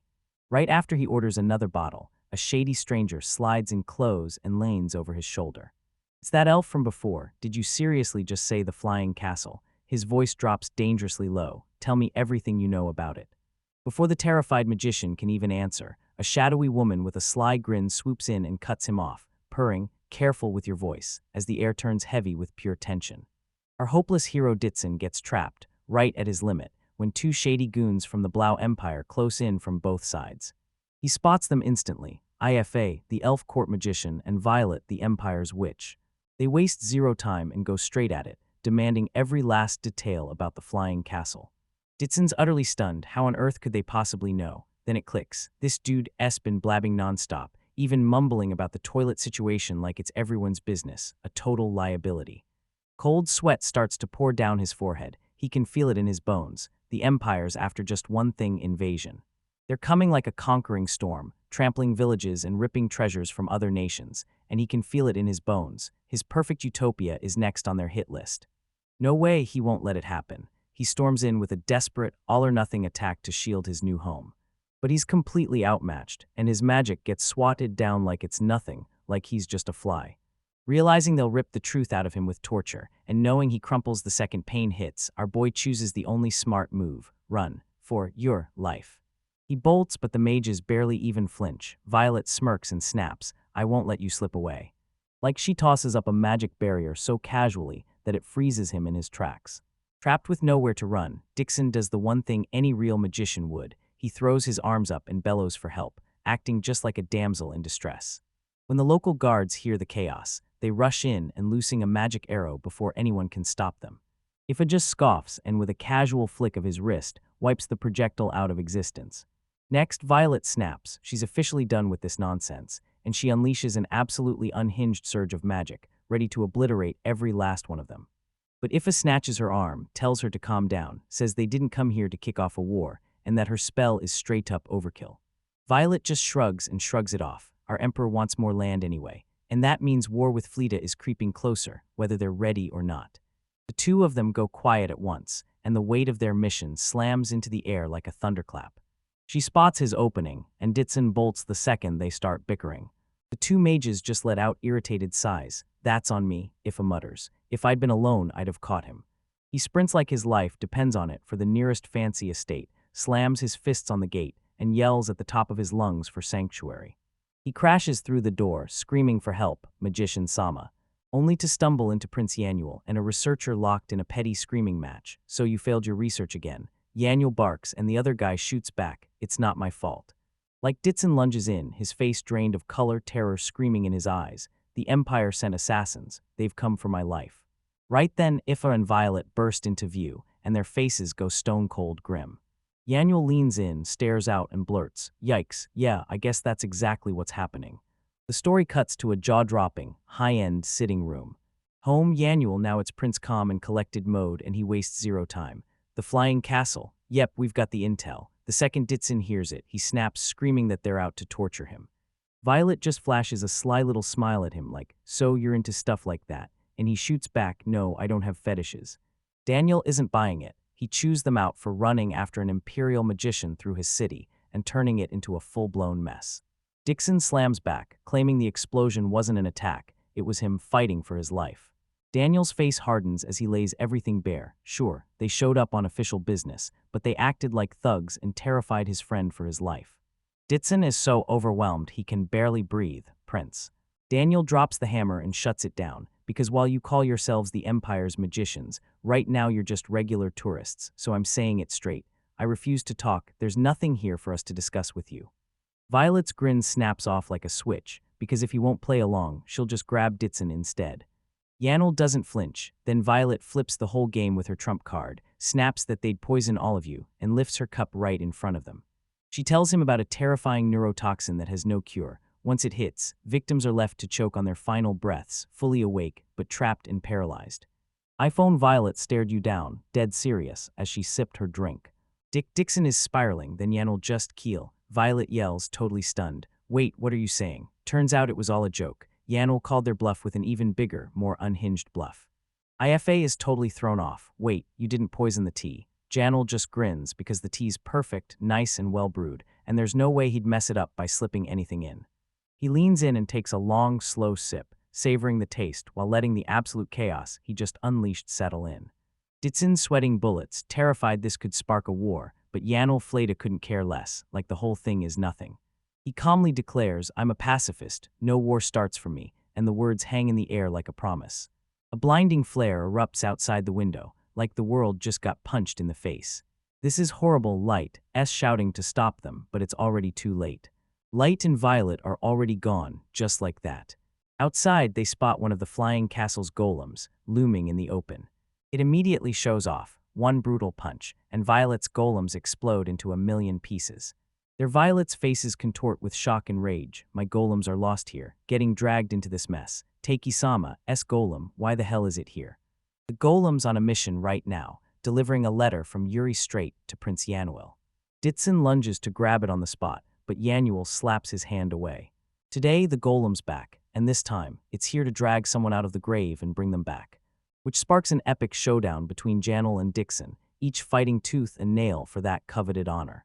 But the golem doesn't follow orders. It lunges and snatches Violet up, and she's left frozen, stunned by its raw, unstoppable power.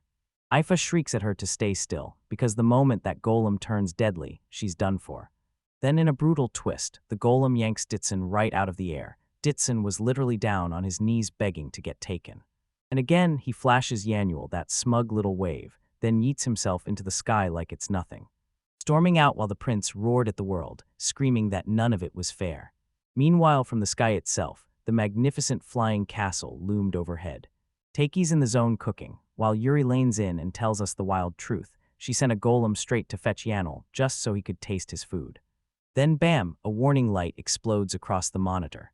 The chase is on, someone barrels after the golem, while Ditsun-sama hangs on for dear life, and a helper blurts the warning. The golem stomps in and drops off 2 brand new passengers, bam, and the entire crew freezes, shocked out of their minds because they're from the Empire. Yuri doesn't even flinch, she's just calmly munching her snack like nothing at all is happening. Later, after Ditsun lays out his ridiculously chaotic journey back, IFA and Violet suddenly find themselves right in the middle of the castle grounds. Somehow their castle soars above the clouds, majestic as ever, proving how far they've come and hinting at the amazing start waiting just beyond the horizon. Meanwhile, tiny cute golems twirled in the fields, tending the farm like clockwork. IFA is so blown away by the soil's quality that he drops to his knees and tastes it, and before he can react, Violet smacks him. A golem lumbers in, and Takei bursts out from behind it. He swallows his pride and apologizes on the spot, admitting they got brought here by a total mistake. He introduces himself, and the Imperial mages are left staring, because this unassuming apron-wearer is the guy who owns that legendary place. This Violet snaps it down and demands proof. She refuses to believe it until she can see the other magicians she's sure are hiding somewhere. Right then, the rest of the gang bursts in, including Princess Letitia. Violet's eyes harden. We turned you into slaves. Now tell me, you think you can just kill us here? She fires back, trying to bait them into snapping. But before the chaos explodes, Dixon lays out every detail and explains the whole situation. If it cuts straight to the chase, Empire wants your technology, sure, but honestly, since I'm a magician too, I need to know exactly what you can do. Violet's sure he's just trying to slip past their guard. And then it hit everyone, bam, the ugly truth was out. Their emperor is bedridden. And he's dead set on the flying castle, itching to grab it as his next toy. Yuri points out the crazy truth. Takei runs the whole thing by himself, and that kind of control should be impossible. Ditsun snaps his fingers and blurts out that Takei's power is straight up incredible. If it locks eyes with Takei and drives it home, power isn't just something you wield, it's something that makes you feel fear. So I'm asking you, let us spare them. The whole room erupts, sparking chaos right on impact. Takei's never even thrown a punch, and right when Violet snaps that Afe is an idiot, it all comes crashing down, because the golem's power is absolutely overwhelming. And just when everyone thinks she'll refuse, Takei nods and agrees to it, shocking the whole room. He's desperate to sit down with Afa afterward and finally have the real talk they've been avoiding. He flashes his golem a nod. And Ditsun is so jam-packed with adrenaline that he straight up faceplants, still standing. This bar goes down the moment it lights up. If it doesn't hold back for a second, she blasts out a massive, twisting serpent made of pure magical energy right away. I can't hold it anymore, I'm ready to let go, and then he roars. The attack rockets forward, screaming straight at A1. But the golem just stands his ground and soaks every hit. Can't even react. A1 snaps the gap in an instant and lands one of the most brutal punches ever seen, square on the face. IFA gets obliterated, then vanishes in a violent burst of water. Yeah, it's all on me, he says, voice cracking as defeat crushes him. Later on, IFA is still catching her breath by the pool. He erupts into a wild, unhinged cackle, and for the first time, he finally gets hit with that overwhelming power firsthand. Then just like that, his whole attitude flips. Takei, don't listen, he starts. From now on I won't be the Blau Empire's court magician anymore, I'll be me, Elf Ifa. He spins around, and you can see the slave seal burned into his back. The truth just bursts out. He's not only a slave, every single person in his village has been chained up by the Emperor. They're trapped and made to grind until their bodies finally give out. The Empire is hunting their spirit tree, the elves' secret wellspring of everlasting life and magic. Blessed by the tree, their bodies don't break, so the Empire squeezes them dry, forcing them to toil nonstop, with no food and no rest. His voice shatters as he drops to his knees. Takei dono, please, save my family, I'm begging you. Finally, Violet explodes with rage, slamming accusations of treason onto him. But Ifa swears this was never his choice. His people are dropping like flies, unable to even have children once they're forced away from their sacred tree. And why? The decrepit Emperor of Blah is terrified he'll lose his life. And he's desperate to tap into the tree's power and lock himself away from death forever. Ifa was never meant to bow to the Empire. Her whole mission was to hunt for the one opening to strike back and fight. He caught sight of Takei's power and knew this was his only shot, so he slammed his head to the floor, pride in pieces, begging with everything he had, "Lend me your power, save my family." Takei stares at the shattered man in front of her and snaps, "Lift your head." With his friends planted right beside him, our hero makes the call, "I accept your request, let's save the elves." Ifa looks up, tears pouring down his face, and he can't get a single word out. To forge a ruthless plan. Takei never saw it coming. Now he's staring down the full might of the Blau Empire. And somehow we made it here, while the heroes lock in, plotting their next move. Violet stands frozen in the background, quiet as a held breath. A dark, calculating smirk crawled across her face, and trust me, this story just got way thicker fast. Or Warrand, everything's in chaos now. The city turns into a brutal maze of brick and stone, and it hits so hard that my world starts spinning. She lets out a terrified shriek that rips straight through the air. Her brain just flatlined from the sheer scale of it all, and while the others try to soothe her, she's stuck in pure, stunned bewilderment. Even that flying castle couldn't even touch how wildly, insanely grand this place was. But they're not here to sightsee. This is a desperate sprint, a mission to rip the last of the elves out of the tyrannical Blau Empire's grip. Just days earlier, Elven Prince Ifa stood in a sun-blasted garden, wearing regal calm-like armor on his face. He spins around to the princess of another kingdom and offers her a simple cup of tea like it's the key to something bigger. But his polite question detonates her composure. She spins into a full tailspin, stammering that a princess can't possibly be doing manual labor, then insisting, "No, nothing is going on between me and Takei-sama." Our main guy and the princess lock eyes in this super awkward silence, and the air gets heavy with all the stuff neither of them dares to say. Then the rest of the crew jumps in with big smiles, spilling the real secret of this place. Every single person who lives here is family. The word hangs there in the air, strange, heavy, and utterly terrifying to the elven prince. They all back it up. Yeah, some of them are tied to him by blood. But they welcome everyone, new faces included, like Isla, because they treat her as one of their own. In this castle, status and race don't mean a thing, because here, every single person is treasured. They live under the same roof and back each other up. Like, even Takei jumps in, doing the fieldwork and whipping up meals too. They even binge anime together. This strange, wonderful way of storytelling our hero breaks down for them, and somehow it all clicks. Seeing that real, unfiltered joy on them, Ifa can only grin. This place is amazing. He's certain Takei will step in and help rescue the elves being held captive. No doubts, not for a second. When Ifa thinks about his people's pride, elves have always stood on their own, never leaning on outsiders. But seeing the family Takei built, he's finally sure this choice was the right one. Now they're right in the thick of it, the castle's legendary control room, roaring with power. Our boy leans in and tells everyone he's already launched recon drones straight into the enemy's capital. But the intel is still razor-thin. Ifa lays it all out, the grim truth that around 20 elves are trapped in separate hideouts. The night his village was attacked still burns like a fresh wound, most were massacred, and the captives were tortured so brutally they were only a heartbeat from death, while the sheer weight of it crushes his soul. They've gotta move now, and they've gotta move fast.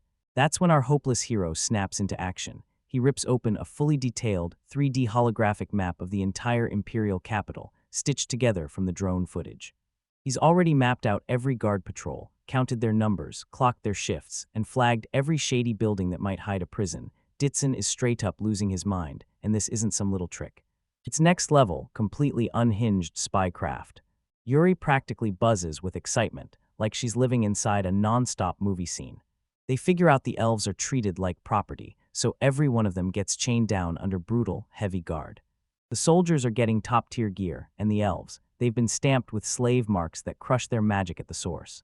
Ifa, fresh off a brutal golem beatdown, finally straightens up and asks, right there, to join the investigation. After roaming the whole castle, he's fully convinced. This floating fortress is the only shot we've got against the Empire. And yeah, he's still totally freaked out by modern tech. He shrieks in pure terror at a toilet that spits out warm water, while Ditson the absolute troll goes, "Hey, try it yourself." Ifa drops a game-changing clue. He's sure one elf is locked up as a servant inside the royal palace. Our boy doesn't even hesitate. He's like, all right, first we rescue the others, and only then they'll hit the palace and plan the infiltration. That calm day in the garden still haunts me, the moment Yuri brought out fruit tea and everything felt perfectly peaceful. He flashes into his mind, her scent, her flavor, and that simple, electric happiness hitting like a memory wave. Ifa couldn't wait to tell his family all about it. Takei roars again, fueled by fresh purpose. Let's save them. AFASANS family. At last, the proud elven prince lowers his head in full gratitude, certain that trusting these people was the smartest choice he'd ever made. Meanwhile, a shady figure slumps alone in a room trashed beyond recognition. It's the same woman from before, eyes glazed, mind screaming from boredom, because the castle's defenses won't budge, and that dead, silent stillness pushes her over the edge. A wicked grin blooms across her face, and the Empire has zero clue what's charging toward them, because she's already figured out that their ignorance will drive them straight into attacking this flying fortress, and when they do, the chaos will explode. Right now, the mission is greenlit, so grab your gear because we're doing this. So Yuri's taking over drone Overwatch, while IFA and the others sprint in ahead. Takei and Ella can't afford to show up in person. This is way too high stakes for them to risk it. And that's how we landed on the best, the riskiest play possible. The first extraction is pure surgery. Ditz hurls a cloud of sleeping powder and knocks a couple guards out cold. And just like that, they drop out cold, then they burst in and find two elves, utterly stunned. Golems move in total silence, hauling the rescued elves deep into the forest toward a waiting rendezvous point. These poor souls got crushed as second-class citizens, worked like slave labor day after day. Even so, the team keeps rolling, but Dixon can't shake his worry about Princess Yuri. If they catch her, it'll spark a full-on international crisis. He knows she's strong, but the second he imagines her getting captured, terror slams into his chest. The deeper he dove into the city, drawn forward by sheer momentum. Me still buzzing with anxiety, but her mom's right there, and it feels like a shield. This spot is nothing like their grand, shining home up in the sky. But when you see me steal her resolve, you realize she's not alone. She's got her mother, and she's got Takei's golems backing her up. And she's been grinding magic training with Yuri nonstop. Now she's fully ready. They roll up on the scene and lock onto their next target building. Takei uses a drone to scan the shoreline, and it confirms the coast is clear, for now. All right, I'm about to cast a sleep spell, until I overhear the guards talking, and the moment I hear those filthy pigs bragging about how much the elves are worth, rage hits me like a punch. The guards are convinced someone's about to burst out. But it gets worse. The door rips open, and a guard drags an elf out while beating him without mercy. He cackles like a villain, slings sandbag at the elf, and revels in every brutal second of the torture. As the elf's sister cringes in terror, the guard slams in with a brutal punch, barking that he better keep his cool, because his big brother is stepping in to protect her. That's it, her last straw. Me snaps, and cold rage floods her veins as she hurls ice straight at the guards, blasting them apart.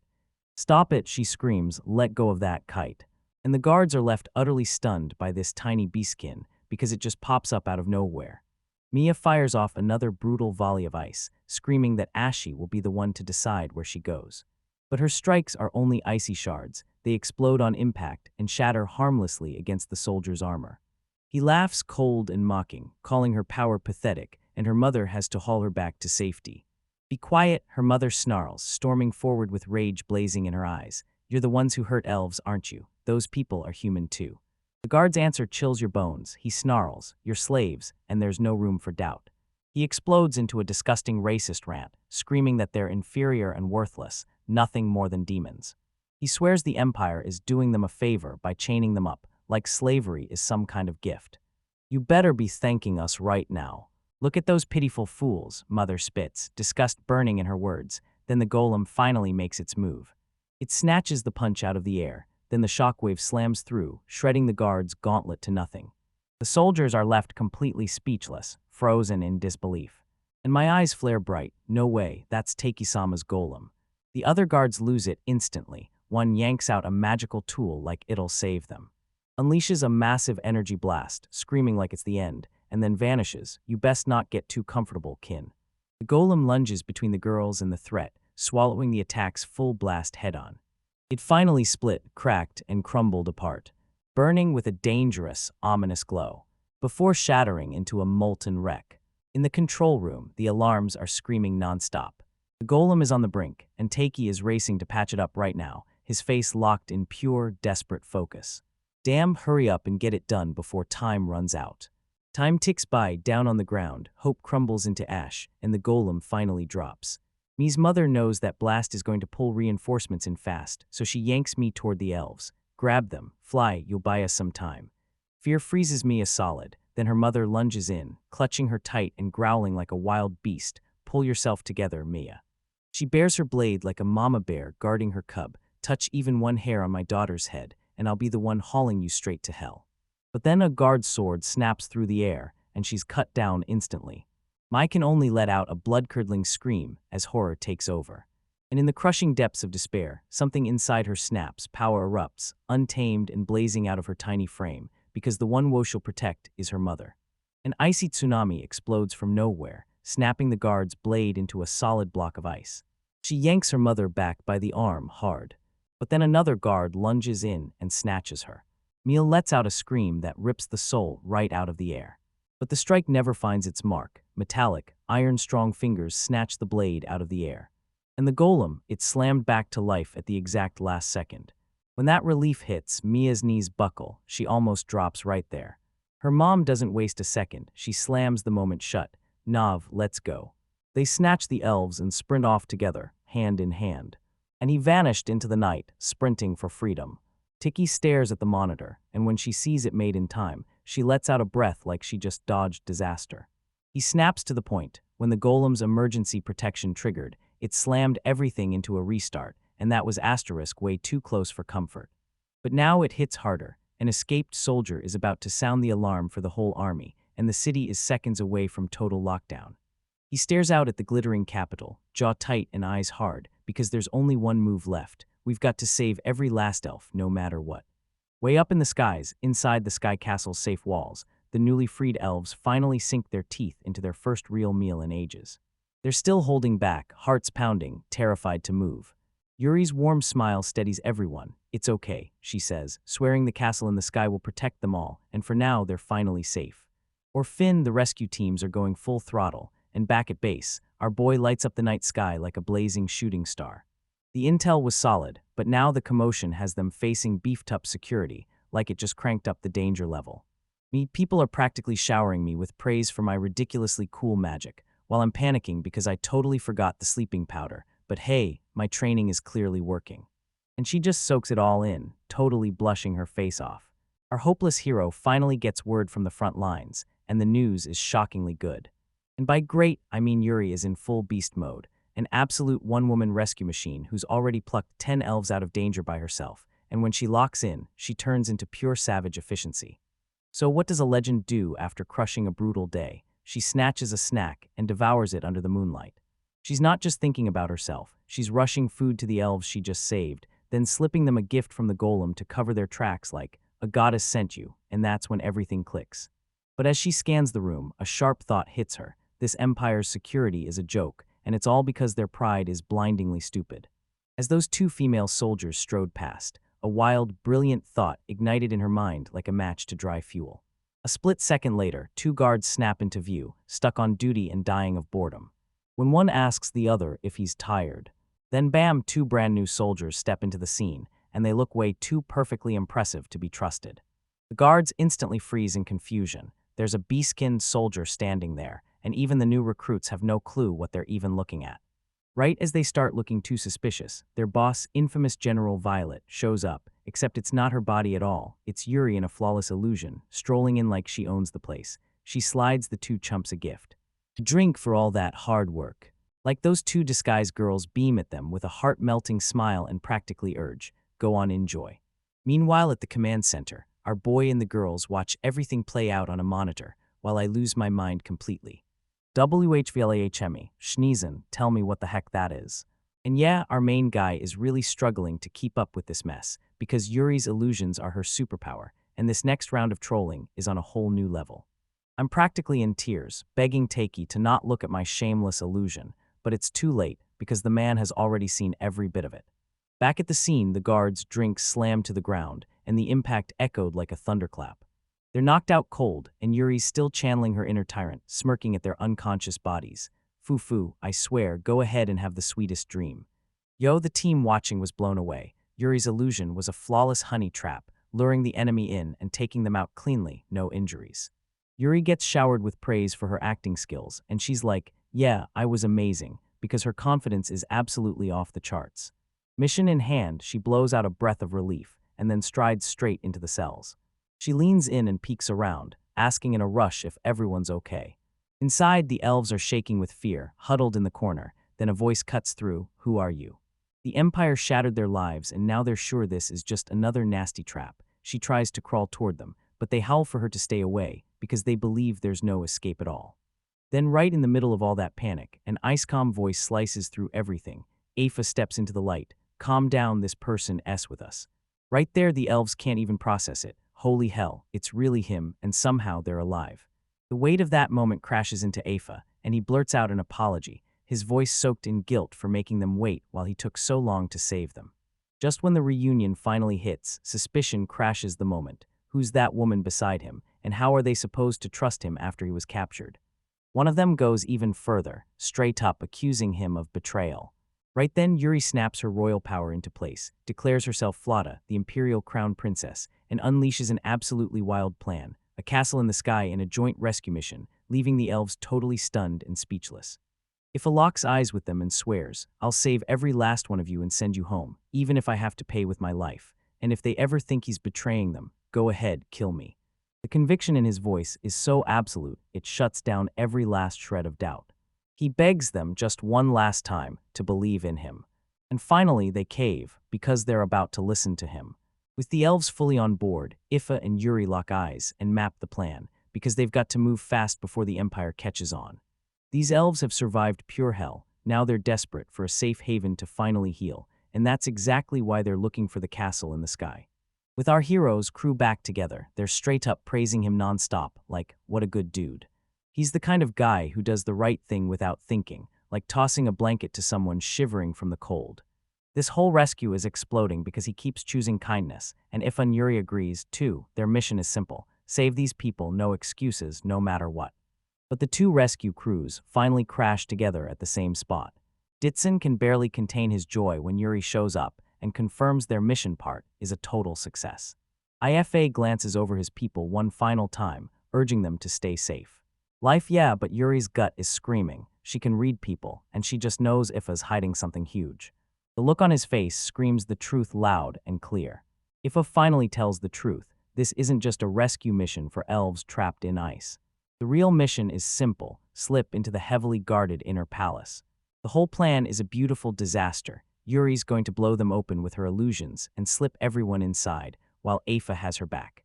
Up there, Taiki Dono is about to rain down Overwatch from the sky, golems and drones launching into action like a storm. So yeah, he says yes on the spot, his hand trembling just above the ring that ties them all together. Ifa's eyes blaze with icy, unshakable determination. The moment the palace gates fall under stealth begins, right now, they slip in. A guard caught sight of them coming and shouted, "Aoife-sama, Velit-sama, you're back." Yuri slips into her full General Violet disguise and strides in, dragging Aoife and Ditsun in as prisoners.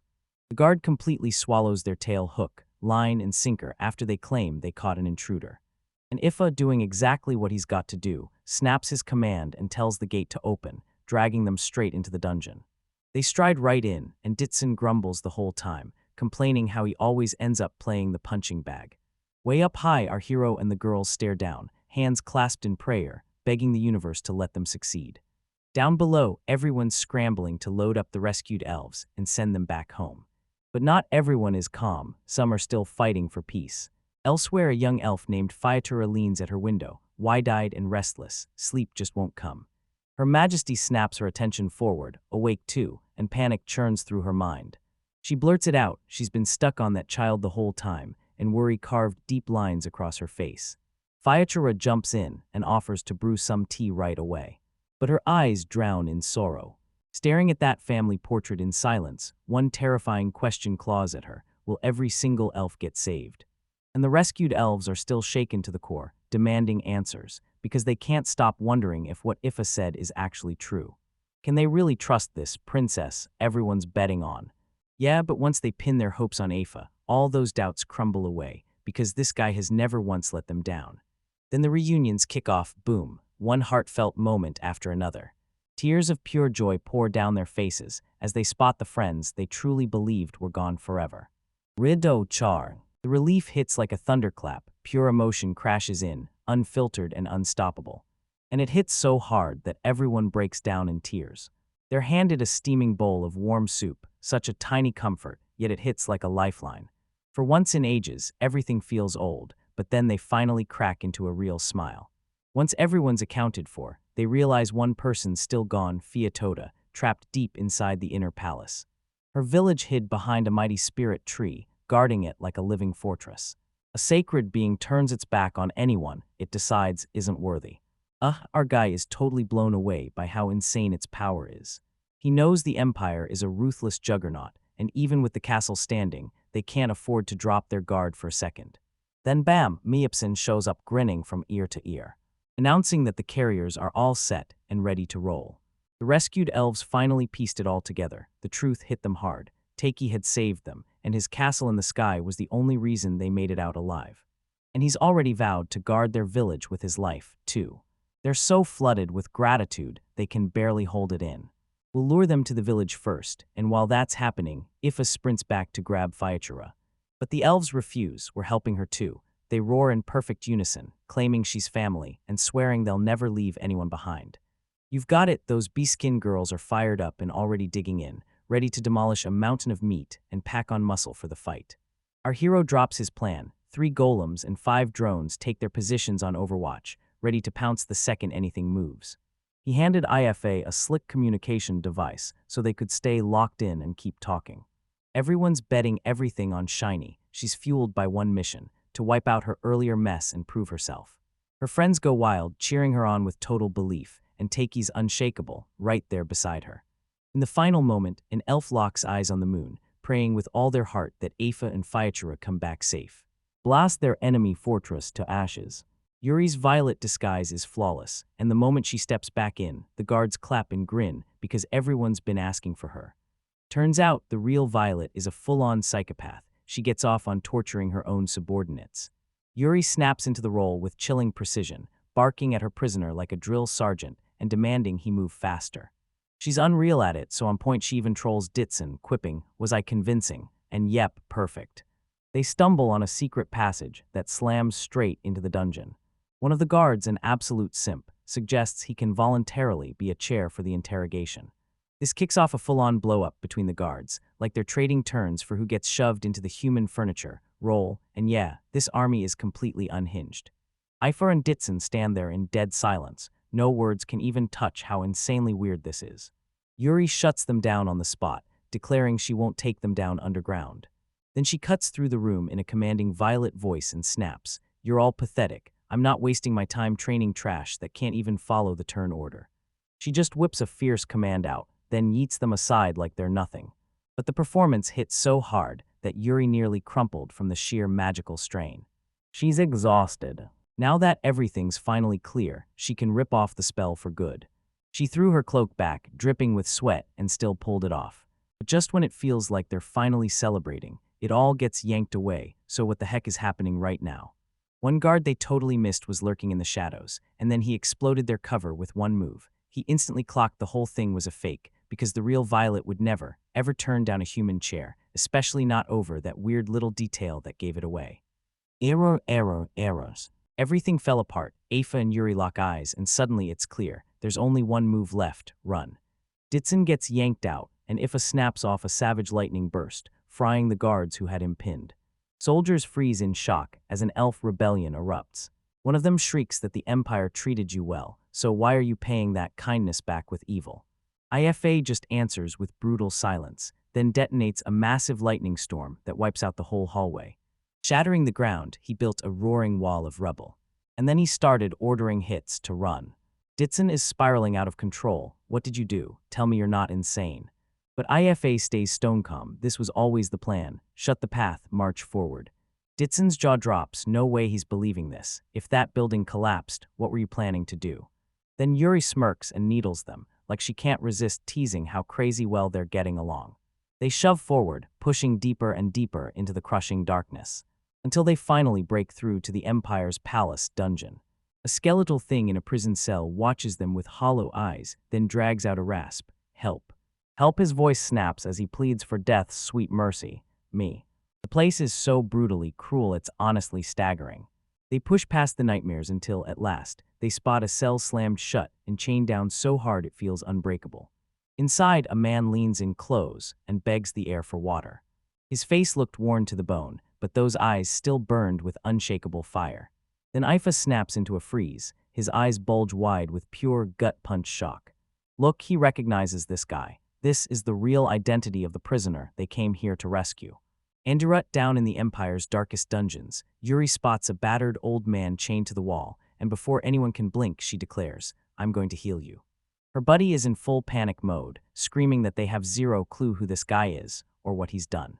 But Yuri doesn't budge. There's already a spark of magic igniting in her hand, and she's definitely not the kind of girl who stands by while someone's in trouble. "Help me!" Right then the rest of the crew rushes in, and Dixon snaps, "Not happening." He leans in like your worried friend and hammers out the truth. This prisoner is a political criminal who plotted a rebellion against the royal family. This isn't some random nobody. This is Shores, the first prince of the Blau Empire, and they locked him up because he tried to kill his own father.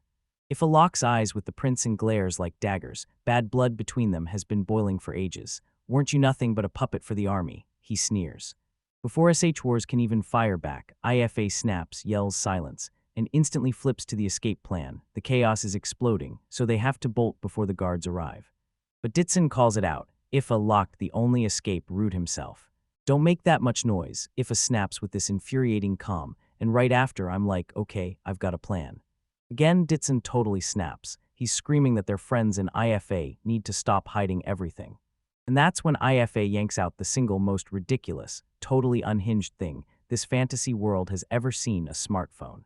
He tells us he snagged it from Takei and used it to reach Violet, a top-tier magician, so he could beg up the spell for a secret passage, the kind only she knows. Ditson's face drops like the whole moment just slammed into him. Takei, no way, that guy. Jealousy comes in so sharp and heavy it feels like you could slice it with a blade as he starts taking swigs from that smug, flattering bottle. "I'm so jealous, I'm so jealous." The whole squad just has to stand there and watch this guy unravel in the worst emotional crash of his life.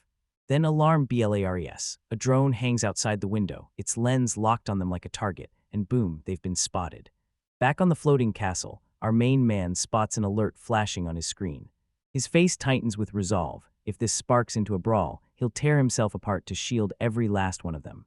He's not letting another tragedy hit. He's going all in to save the elves and drag them home safe.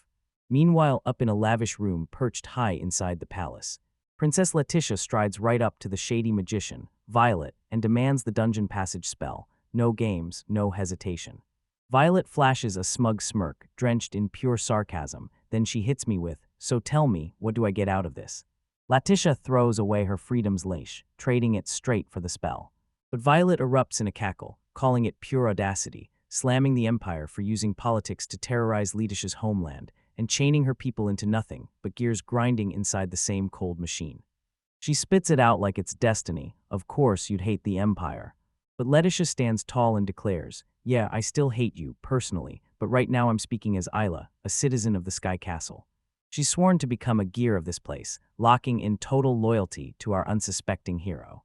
Violet is left totally stunned, because you, the one who betrayed and got betrayed by your own homeland, are going to serve this country next. Letitia's voice snaps with fury. "No, it won't happen," she declares, shaking her head as she swears she's not just another slave.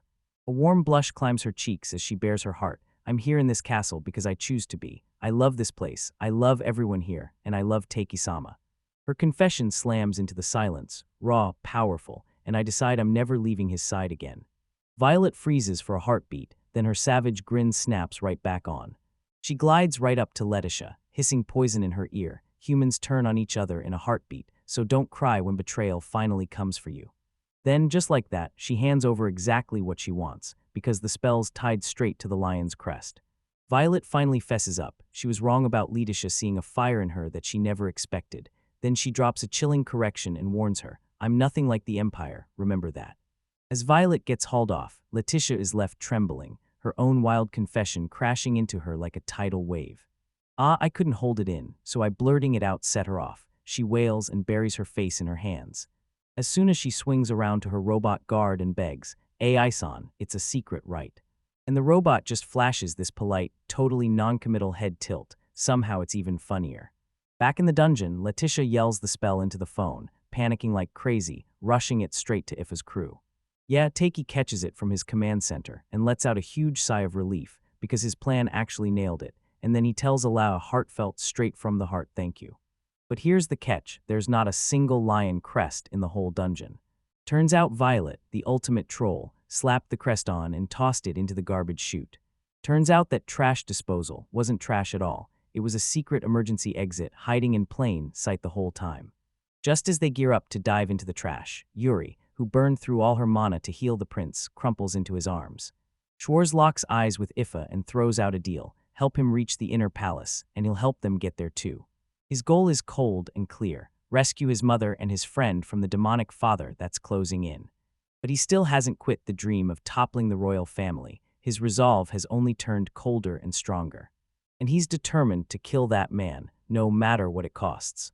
Slams the offers down instantly. Ice coursing through his veins, he makes a terrifying vow, I'll be the one who kills that man. He snatches the phone and roars his threat to the whole world. I swear on these hands, I'll send him straight to hell. Takei's stunned, just totally thrown off. Afasin, what are you even talking about? I've never heard any of this. Everything spirals into full-blown chaos. Schwarz yanks Yuri in, presses a blade to her throat, and uses her as a hostage. Ditsun completely snaps. Dark, uncontrollable magic erupts from his body as he shrieks at the top of his lungs, get your hands off her. They're closing in right on top of us. And now back on the Sky Castle, Takei can only freeze in horror, staring at the mess he unleashed as his simple rescue spirals into a full-on royal assassination plot. In a blink, the real cause of all this pain hits us. Years ago, the Emperor, oozing pure malice, crushed the elves with brutal punishments for even the tiniest mistakes. He was a totally unhinged tyrant, seeing them as nothing but property, meant to be shattered. This is the man Schwarz and Afa are both desperate to erase. And now, back in the present, Schwarz, Mom and Fia are racing their own escape, plotting to slip through that very same Lion Crest passage to finally reunite with him. The dungeon feels like a war zone, and Ditsun's magic is going berserk, whipping and striking everything in sight. Ifa has to dig deep with every ounce of strength just to stop him, yanking the truth into his head that Yuri is his responsibility, and he's the only one who can protect her. At last, they finally cool off and agree to head to the inner palace by ship. Now that's the plan. After Yuri and Ditsun share a gut-wrenching, tear-soaked moment. Ifa makes the call. He stays behind to smash the guards' advance, and he hands the phone and his family's fate to the others. He whips around and faces the soldiers, just him, no backup. While everyone else slips free, Shore spots the one detail that changes everything. Afa's dream is impossible, because the slave mark locks his power away, so he can never lay a hand on his master, the Emperor. Deeper and deeper into the passage they go, then suddenly, footsteps start closing in from right behind them. And it's Vaya right there with the Empress. After years of savage separation, the mother and her son finally crash into each other, collapsing into a tear-soaked, desperate hug that says everything words can't. Wanchid surrounded by the wreckage, an elf drops to his knees, his hands pinned down as despair bears down like a brutal weight. Then boom, familiar voices shatter the silence. SH War Sama, he jerks his head up, stunned as his family barrels into view, mother, Fiachura. The reunion hits like a tidal wave, pure relief crashing into crushing sorrow. His mother clamps him in her arms, tears pouring as she keeps apologizing for keeping Ting trapped all this time. He shakes his head and shuts down the credit. This rescue wasn't theirs alone. He says another crew, led by a lady named Yuri, was the real MVP, bandaging him up and steering him out of the dungeon's depths. Out of nowhere, Fiachura spots a face she recognizes and sprints toward him. Afasan, you're safe. She sobs, wrapping her arms around him like she'll never let go. But the relief lasts about 2 seconds, then Ifa's face turns grim. He snaps at the elves to calm down and the brutal truth hits. He's the only one who got back, and that slave mark is still there, real, dangerous, and waiting to kill.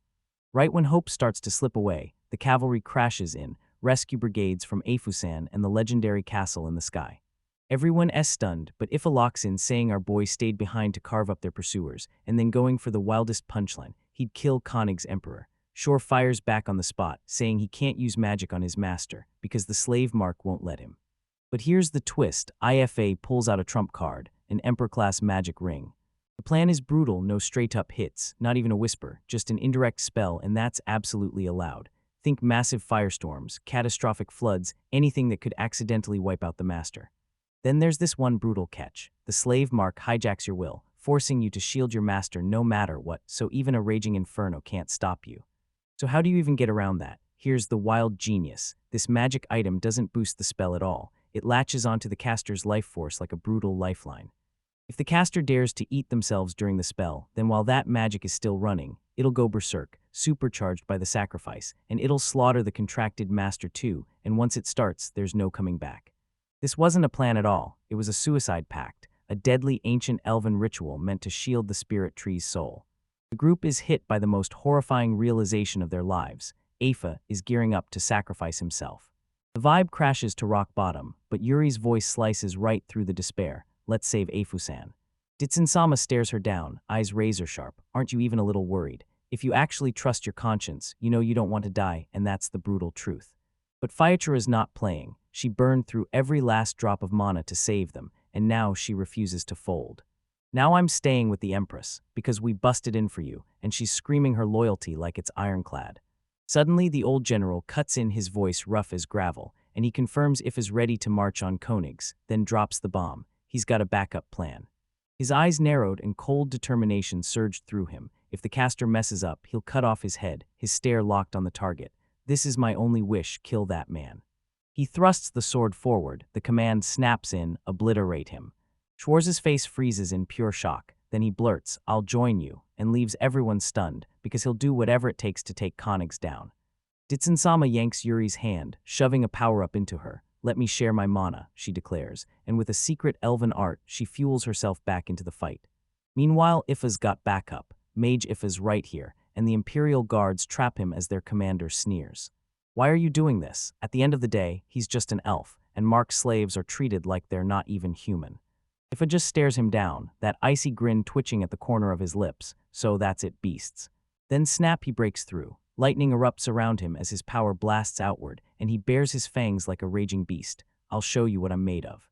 The guards lose their minds and panic, but Afa is only just warming up. Still don't get it, what you call you is arrogance, pure self-conceit and straight-up deception. Yeah, he clamps down on the commander like iron, hauling him in. And if I'm a beast in your people, tell me, how's it feel to get crushed under my claws? He's done being scared, rage storms through him, and he's ready to wipe them all out.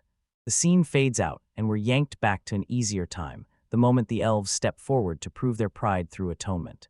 I once heard about Ifa, a master craftsman who forged special bricks built to shrug off even the most brutal heat. The chief lit up with pride, showered him with fruit and tea, and celebrated how far he'd grown. Yeah, those days were so soft and golden, then, out of nowhere, everything just shattered. The empire swept in, and with it, the slave marks, but the chief forced everyone to swear they'd clutch their pride, refusing to ever lose hope. But the truth hit like a hammer, torture, separation, and lives shattered beyond repair. Ifa was trapped in a puppet body, forced to serve as an imperial court mage, while his spirit slowly withered away. Until one day, Faichura tracked him down. Right there in front of her was the ghost from his past. Then she dropped devastating news. Turns out the chief was dead, tortured until the guards finally killed him. That was the last drop. I can't forgive this, Faichura snapped, her eyes blazing. We'll tear the pro-emperor faction down and spark a revolution. Ifa was left reeling. He'd been gearing up for his own revenge, but her words smashed into him like a punch, and all the time he'd spent planning suddenly made sense. He tossed hope aside, swallowed his pride, and turned into the exact monster he despised. The past keeps unfolding, and Shores finally gets hit with life in prison for trying to overthrow the leader. But Ifa's thirst for vengeance hit like thunder. He pictured wiping out Koenigs again and again and again. They handed him the ring, the key to his suicide mission. Now every piece was in place. He'd throw everything he had at his goal, even if it meant burning through his own life. Vengeance is mine, he hisses, eyes locked on the palace. Koeniga, I'll make sure you're dead. Right then, a little drone zips into view and starts buzzing like it owns the place. And then through that rush, I heard a familiar, panicked voice. I found you, Afa-san, our boy just popped into the chat. That sound rips through the palace below and throws everyone into chaos. Emperor Koenigs, looking like a dried-up raisin, snaps that he wants to know exactly who's behind all this chaos.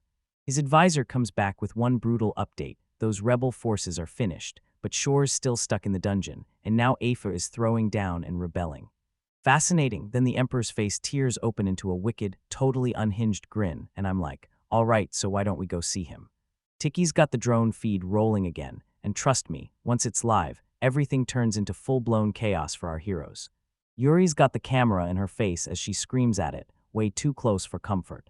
Intel starts flying, they hook up with Fiachura, seal the deal that magic items are real, and then they drop Shores, the freaking prince, into the story. But forget politeness, Apha's in danger, and they've got to move right now. Takei's blood drains from his face the moment he hears the brutal truth. Apha is locked on a suicide mission to kill Koenigs. The weight of responsibility slams into our main man, and it clicks. Maybe that old conversation is what drove Apha straight into this dark mess. He can't let this spiral out of control. Now the team gets the update, and IFA is moving. SH Wars, who knows the castle like the back of his hand, charges in first. He'll steer everyone, and the golems will smash through as the muscle.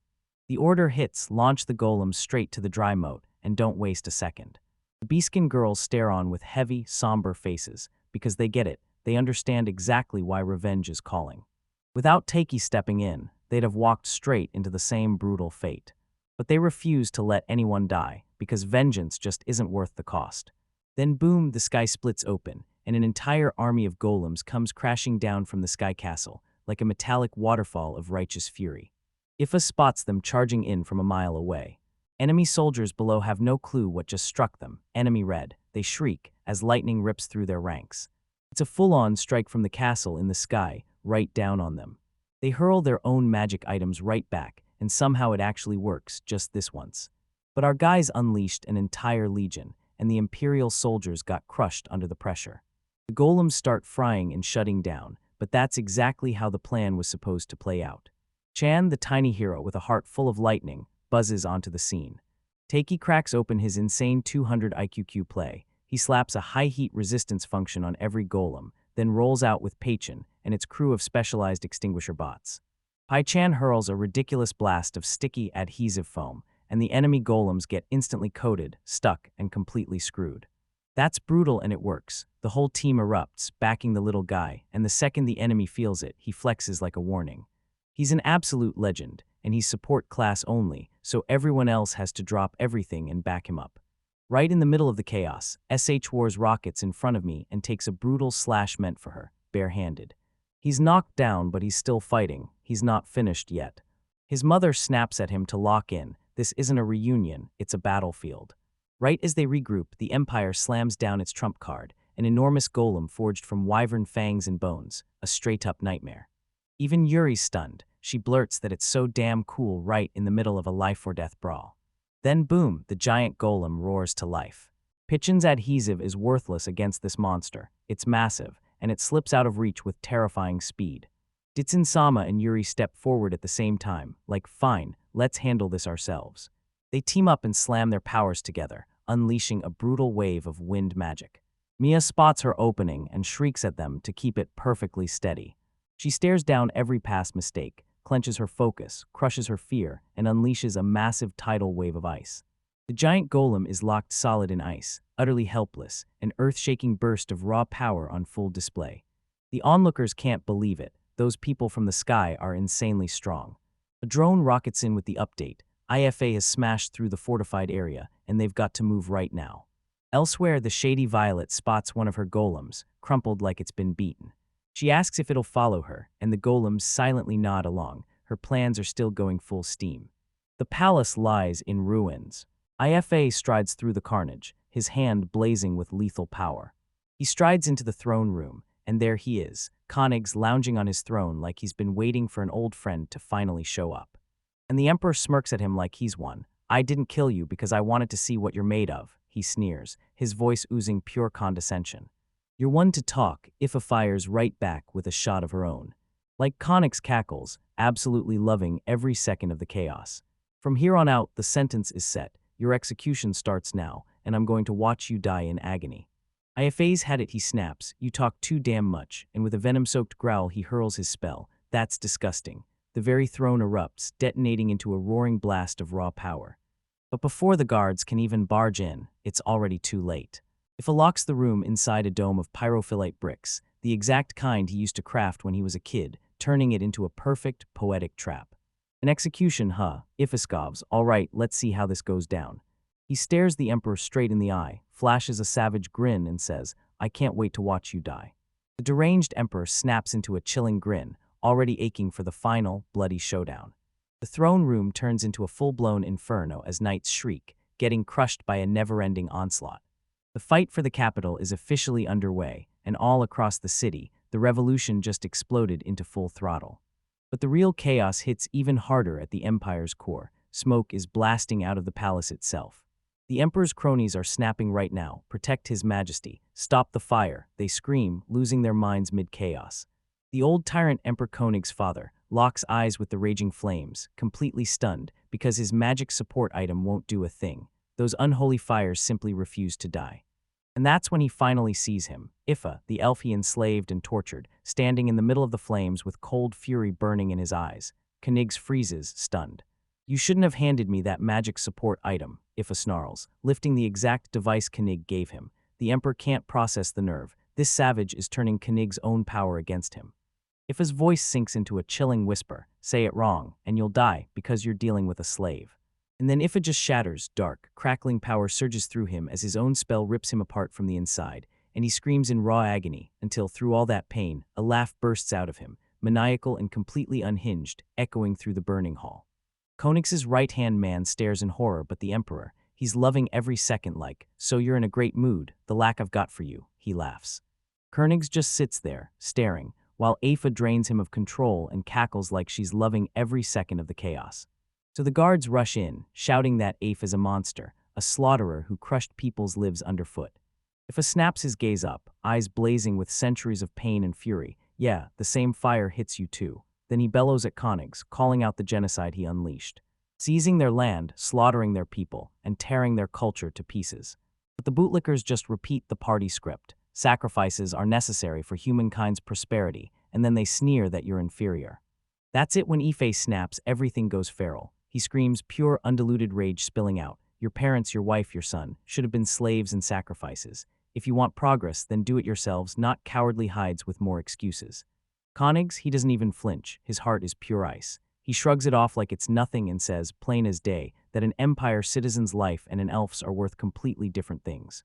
He compares you to stones and sand, worthless scraps meant to be collected and spent. So what's the real problem? The empire was the one who dared to call your useless selves valuable.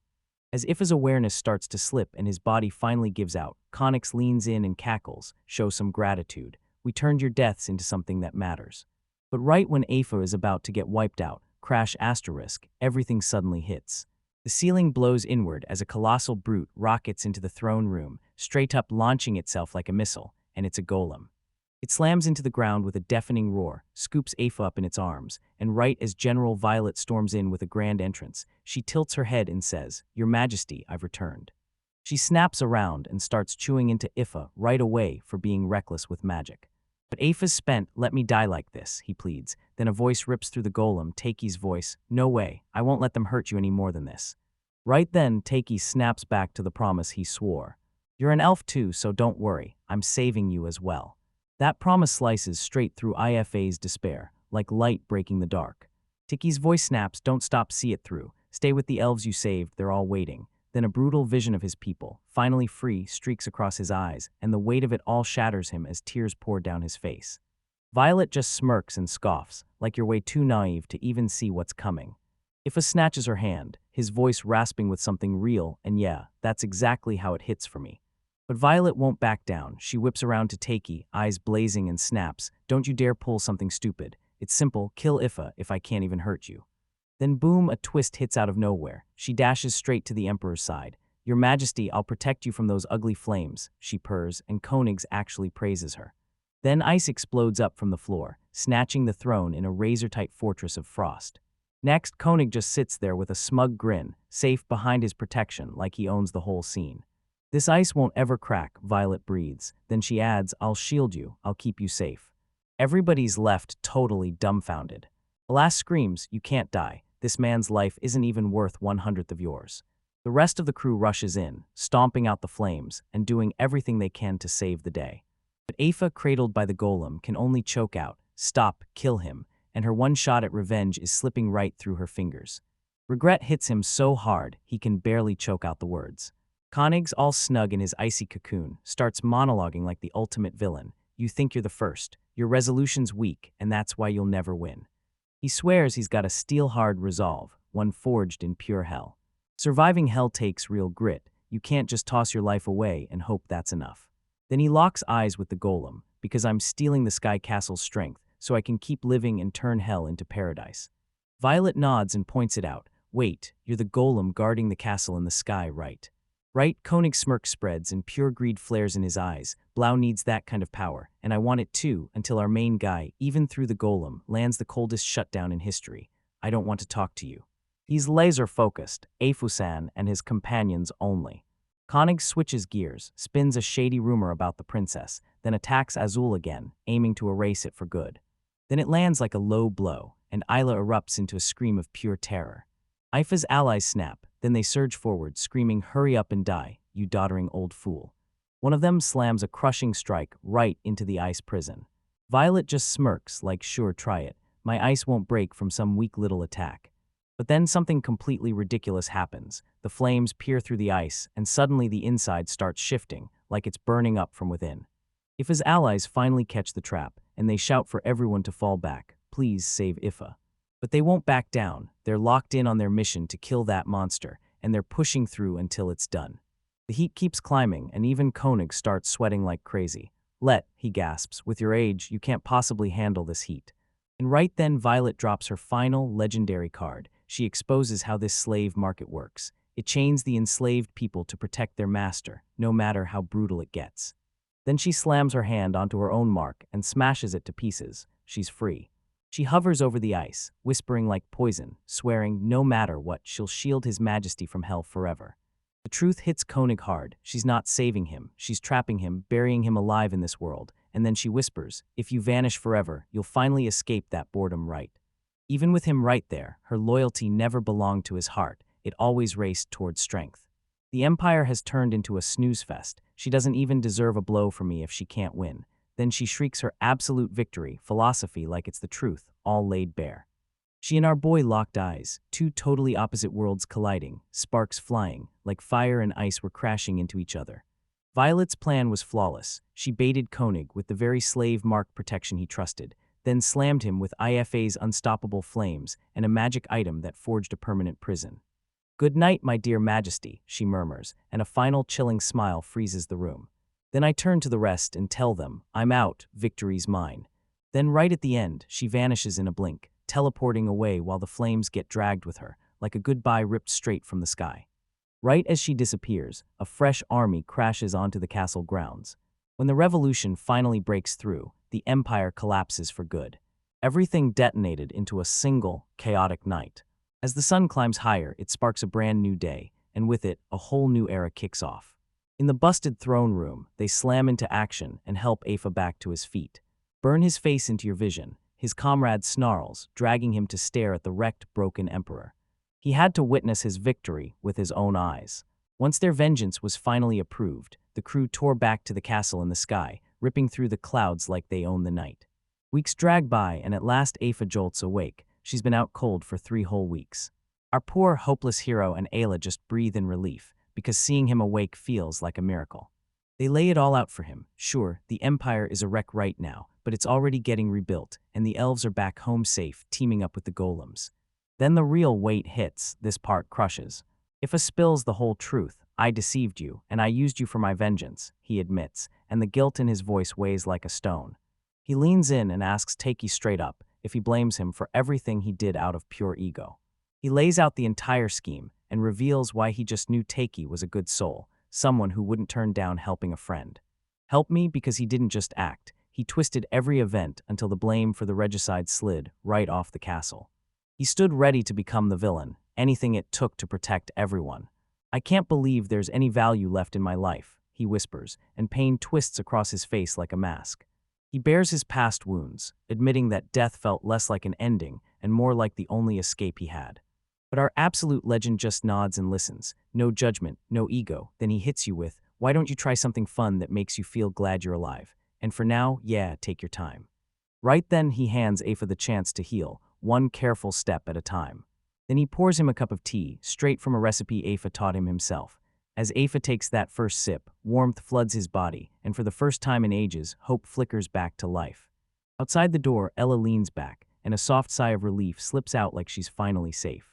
Far away, a mysterious woman smirks. Her shadowy plan is already working. After the dust settles, Techner Ditson is straight up losing his mind, geeking out hard over the wreckage of the Empire's golems. Sometimes he erupts into delighted cackles, grinning as he mutters that their tech can't even touch the castle in the sky. Just as he's picking apart the scrap heap, Yuri drops in and starts trolling him relentlessly. "It's a leg," she chirps, clutching that scrap of metal like a trophy, totally unfazed as he tries to rip secrets apart right in broad daylight. But the fun's over. Yuri has business to handle. She needs him to show up and meet the new heavy hitters, the Empress and Schwarz. Ditson's face twists the second he sees him. "I hate that guy." He snarls, and his glass practically crackles with icy disdain aimed at the new emperor. Too bad for them, because just a second later, they're dropping to their knees and bowing to the man himself. Schwartz looked worn to the bone, but he lit up as he thanked Yuri for helping his army's healers, then swore he'd repay the favor someday. The Empress casually drops a bombshell. Yuri isn't some do-anything helper magician at all. She's the real princess of the imperial country of Flata. She grins at him, eyes sparkling as she ponders how wildly mysterious fate can be. And that's when everything turns real shady. Empress snatches a tiny jar of shimmering powder, then fires a stare straight at Yuri and demands, "You know what this is?" Yuri stays ice cold and doesn't even blink. Then she just answers with a calm nope, staring at the way it shines. So she spins a total made-up tale about it being a special deep sleep drug, so powerful that even Schwartz swears by it. But the Empress just smirks, like she's relieved to hear it, yet her smile is cold enough to freeze the room. As they stride off, Dixon's jaw drops. He's left totally stunned by that wildly tense conversation. Yuri doesn't waste a second. She drops the truth like a bomb. That medicine is a poisonous drug, and she proves it by flashing a matching vial. Then she grins and warns him, it's a fast-acting poison, a secret cure from the imperial country. 1 or 2 uses and it can flat-out kill you, but yeah, it's still terrifyingly dangerous. And it turns out that an intruder snatched it months ago, an elf. Back in the throne room, the Empress bares her hand, because she's been tailing Flata for years, and once that drug got stolen, she clocked exactly why the king ended up bedridden, then watched the thief's face with her own eyes. The reason she let Yuri join the revolution? Easy, she reads liars like open books, she says, and that chilling laugh freezes the room. She knew Yuri's entire mission was to snatch that drug before the war's chaos swallowed it and left it to be discarded. In war, Ditson is absolutely floored. He can't believe Yuri would lie to him, until she lays it out. Protecting her country is her duty, even if that choice means stopping a war before it starts. The Empress clocked her instantly, the very first second, and what she saw was pure nightmare made flesh, all wrapped in terrifying brilliance. But the Empress isn't finished. She spins around and grills Yuri about the magic behind the castle in the sky. She labels it a power no one should ever touch, something that could wipe out the world's power balance for good. Then it all ends checkmate. She knows Yuri isn't playing for the drug at all. She's really here to rip the castle's technology for her own country. Dixon's world crumbles. He's spiraling into a full-on crisis of faith, screaming that magical art is supposed to save humanity, even as the cold, brutal truth smashes his ideals to pieces. The Empress gives a sad little smile, calls him pure to his face, then warns, if the wrong hands get hold of the castle, it turns into a mass destruction machine. The talk swings back to Isla, and Ditson foolishly swears she's chasing the castle's power only because she's in love with Taiki. Yuri stares at him like he sprouted a second head. LOVE, seriously, she blurts out, totally stunned because his romantic take on what's clearly a full-on global security threat makes zero sense. Right then, an elf crashes the moment, sweeping in like a spark, and invites Yuri to the castle for the night. Turns out, Schwantz was finally showing up in person to give Taiki, our main man, one huge thank you for sparking the revolution. Later that night, Schwartz is completely stuffed. He's groaning like, I can't swallow another bite. No one saw it coming, but Taiki is the one who cooked up this absolutely epic feast. Schwartz finally admits he's always dreamed of cooking, but he stayed away because he didn't want to crush the royal chef's precious pride. It's one of those surprisingly real moments where 2 leaders drop the royal act and bond over the truly weird weight that comes with ruling. Princess Letitia is there too, and the moment she sees what happened, her smile drops as she starts apologizing for the chaos her brother unleashed. Taiki cuts her off on the spot, blurting out that her brother's a notorious criminal and he'll rot in a dungeon for the rest of his life, plus the marriage contract between them has been completely erased. She starts to apologize again, but Schwartz slams his voice out. I swear, the Empire won't chase you anymore. Relief crashes through Ala and Letitia like a wave, because one of Ala's biggest problems is finally gone. Now that the political storm has finally calmed down, the elves waste no time and invite them straight into their village. Isla's eyes blow wide. After all this time locked inside that castle, she's finally about to step onto the ground again. Once the revolution finally ended, the bitter fight between the castle and the empire just stopped dead. Next, the enslaved elves finally broke free and headed back to their homeland, while the new king made slavery a thing of the past.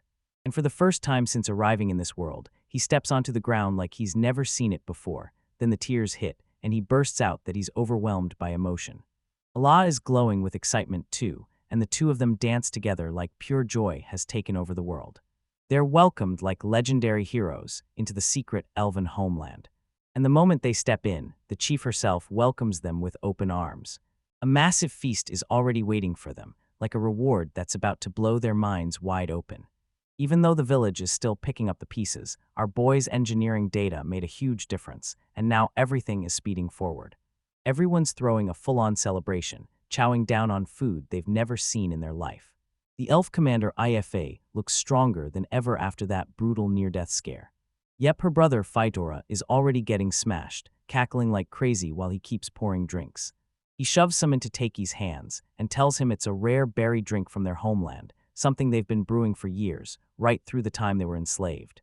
The joy spreads like wildfire, but it leaves a sting in your chest like a sweet goodbye. Then Phytoras's grin drops, his face hardens, he points at the slave mark still branded on his body. He tells them, sure, you're free, until a slave trader with the same magic mark shows up, and then they'll lock you back in chains the moment he arrives. It's forbidden magic. Some of the Empire's mages sneak out the signs and sell them to other countries under the table. Even when they're free, their guard never comes down for a second. The party keeps rolling, only now a wasted Phytora slams booze into Ditson's mouth, choking it down as revenge for how he disrespected Taki. Needing a breather, our hero slips away from the wild, chaotic celebration. That brutal weight of the slave sign problem crushes his chest, and he clenches his fist like he's about to snap, because if he could just make every last slave sign vanish, he'd do it. La finds him drowning in worry. He blurts out the brutal truth. No matter how god-tier the castle's medical gear is, those slave marks still won't disappear. Magic here feels like a total mystery, so wild the system can't even spot it as abnormal. For all his raw power, he's totally clueless about the magic running wild in this world. Isla barrels over to him, throwing comfort into the moment and telling him he's already saved so many people. People, you're truly splendid, she blurts out, her voice shaking with emotion. Her trust hit him like a wrecking ball, so he finally blurts out, okay, I'll tell you everything. She begs through the doubt, please tell me anything, sensing he's still holding something back. He takes a deep breath and tells you straight to your face, I'm not from this world, I'm not human.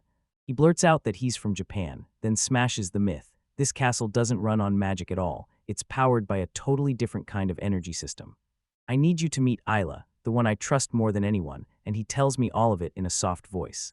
Tears start to blur her vision, and right there, where I can finally breathe easy, she begins to speak. Right here by your side.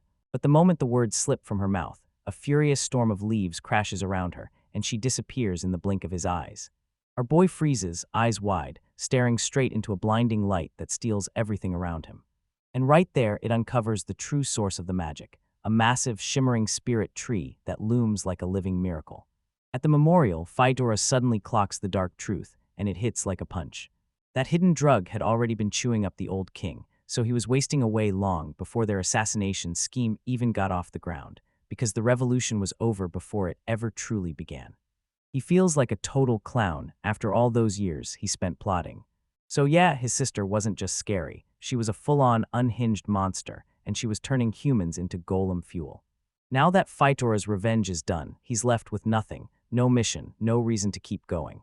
But Phytora hits him with brutal advice. If you've got no purpose, then build one right now. Hyped up, he locks onto a brand new goal. So yeah, his brand new purpose is crystal clear. He's choosing to live. Alec comes sprinting in, and there it is. Titch reappears right in front of him. The glow from the tree dies out.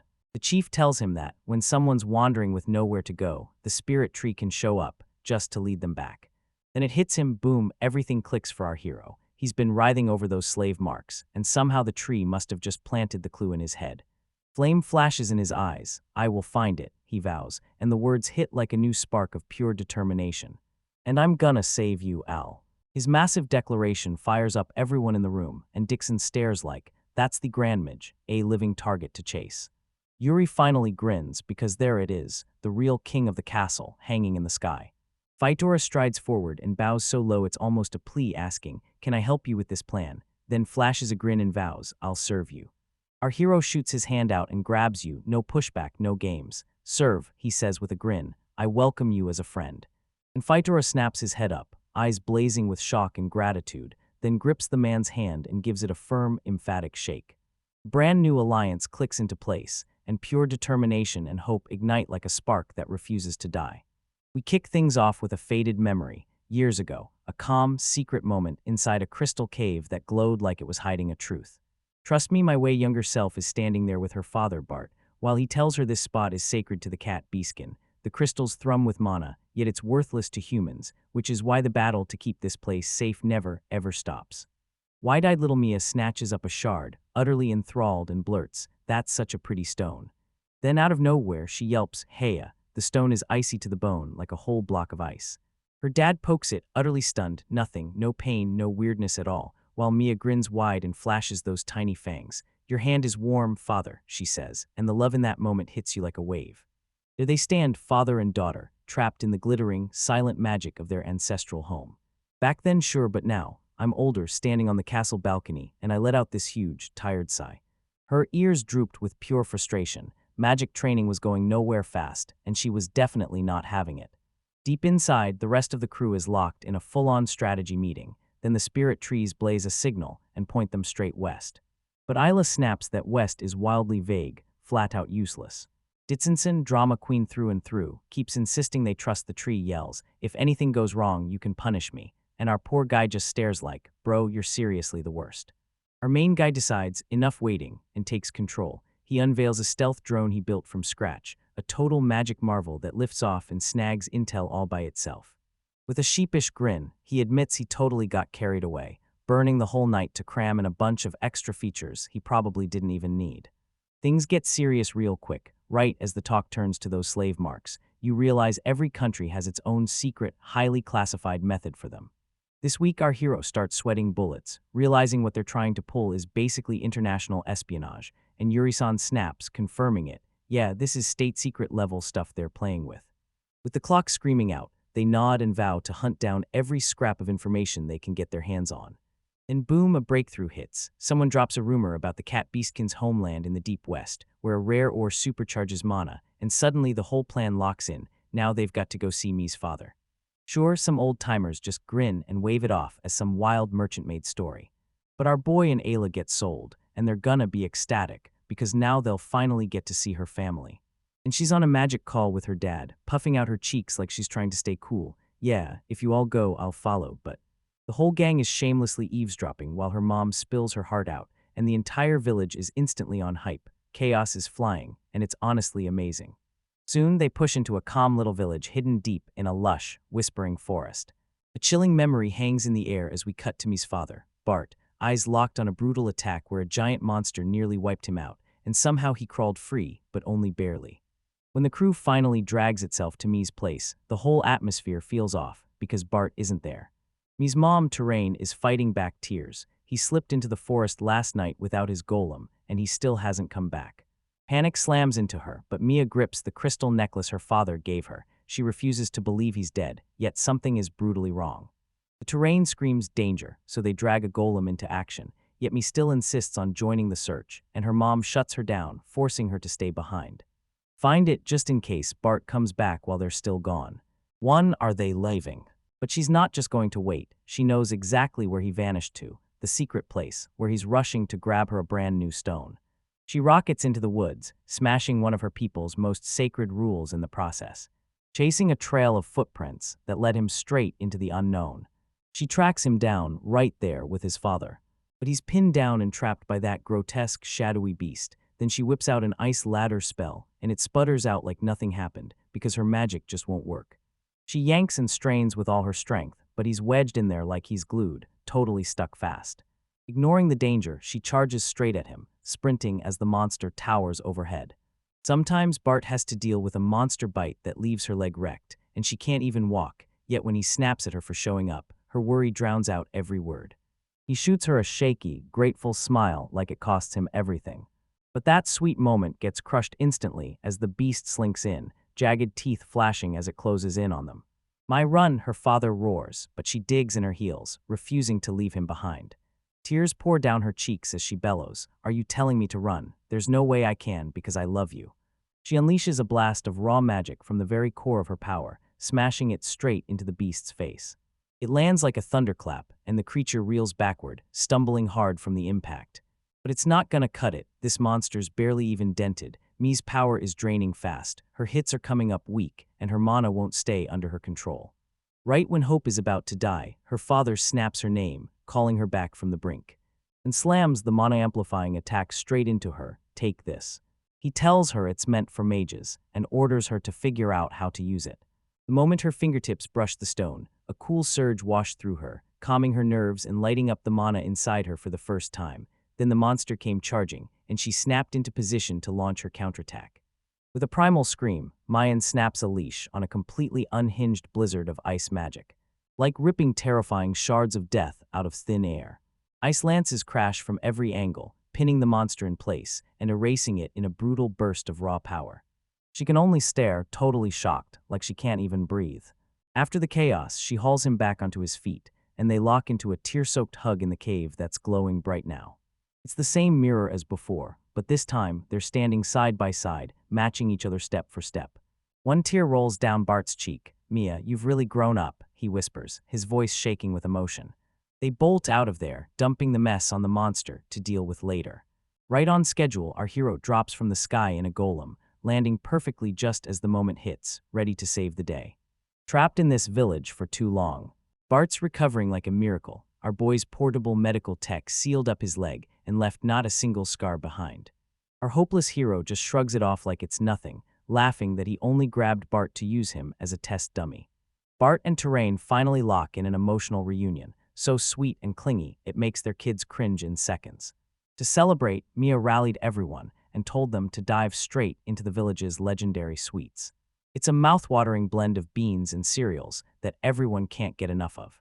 Then Bart tears into a sweet surprise. He hands a gift to his wife and daughter right there. Two gorgeous wands gleamed in the light, each forged with one of the sacred mana stones. He's hoping it'll boost your studies, and she's absolutely buzzing with excitement. That family is finally whole again, grinning shoulder to shoulder like they just got their lives back. Their hearts synced up as one. Later, while everyone dug into the treats, that elf couldn't stop staring at me's new wand. Allah can't help but gush about how stunning the stone looks. And I snap into a massive, fang-bearing grin, case closed. Next stop on the cruise, the library. Our main man has to chase that blurry lead about the spirit tree. While I'm off hunting for brand new fighting gear, Isla jumps onto the library trip, and Terrain steps in to help me shop. Yuri-san is tagging along to the library too, because she's keeping a promise. And Ditson can't wait. He eagerly volunteers to be their guide. They burst into a library so huge it looks like a cathedral. Alak casually drops that the castle's library is even bigger, like, "Okay, flex harder, why don't you?" Ditson leans in and says this place has the biggest stash of magic books on the whole planet. Built ages ago to spread knowledge and push all of humanity toward a brighter, better future. The crew bursts into separate groups, racing off to snatch control of more territory. And the inside will blow your mind. Rows of shelves shoot up toward the heavens. ALA suddenly trips, smashes into our boy, and sends books flying like confetti. Once they're back on their feet, they stumble on a battered map, charting the wild lands west of the Elven village. A place that still hasn't been fully mapped, like the world's hiding secrets just beyond the next corner. It's a real adventurer's map. 9 brand new countries are marked on it, and even an entire undiscovered continent is waiting out there. Ilo crowds in way too close, and our hero's face flames, stammering like he can't even breathe. She blurts out a quick apology, cheeks burning, and they both scramble back to the job like nothing happened, except it's painfully awkward. She taps the map and points to a whole patch of land with a seriously shady reputation, the Karluk Kingdom.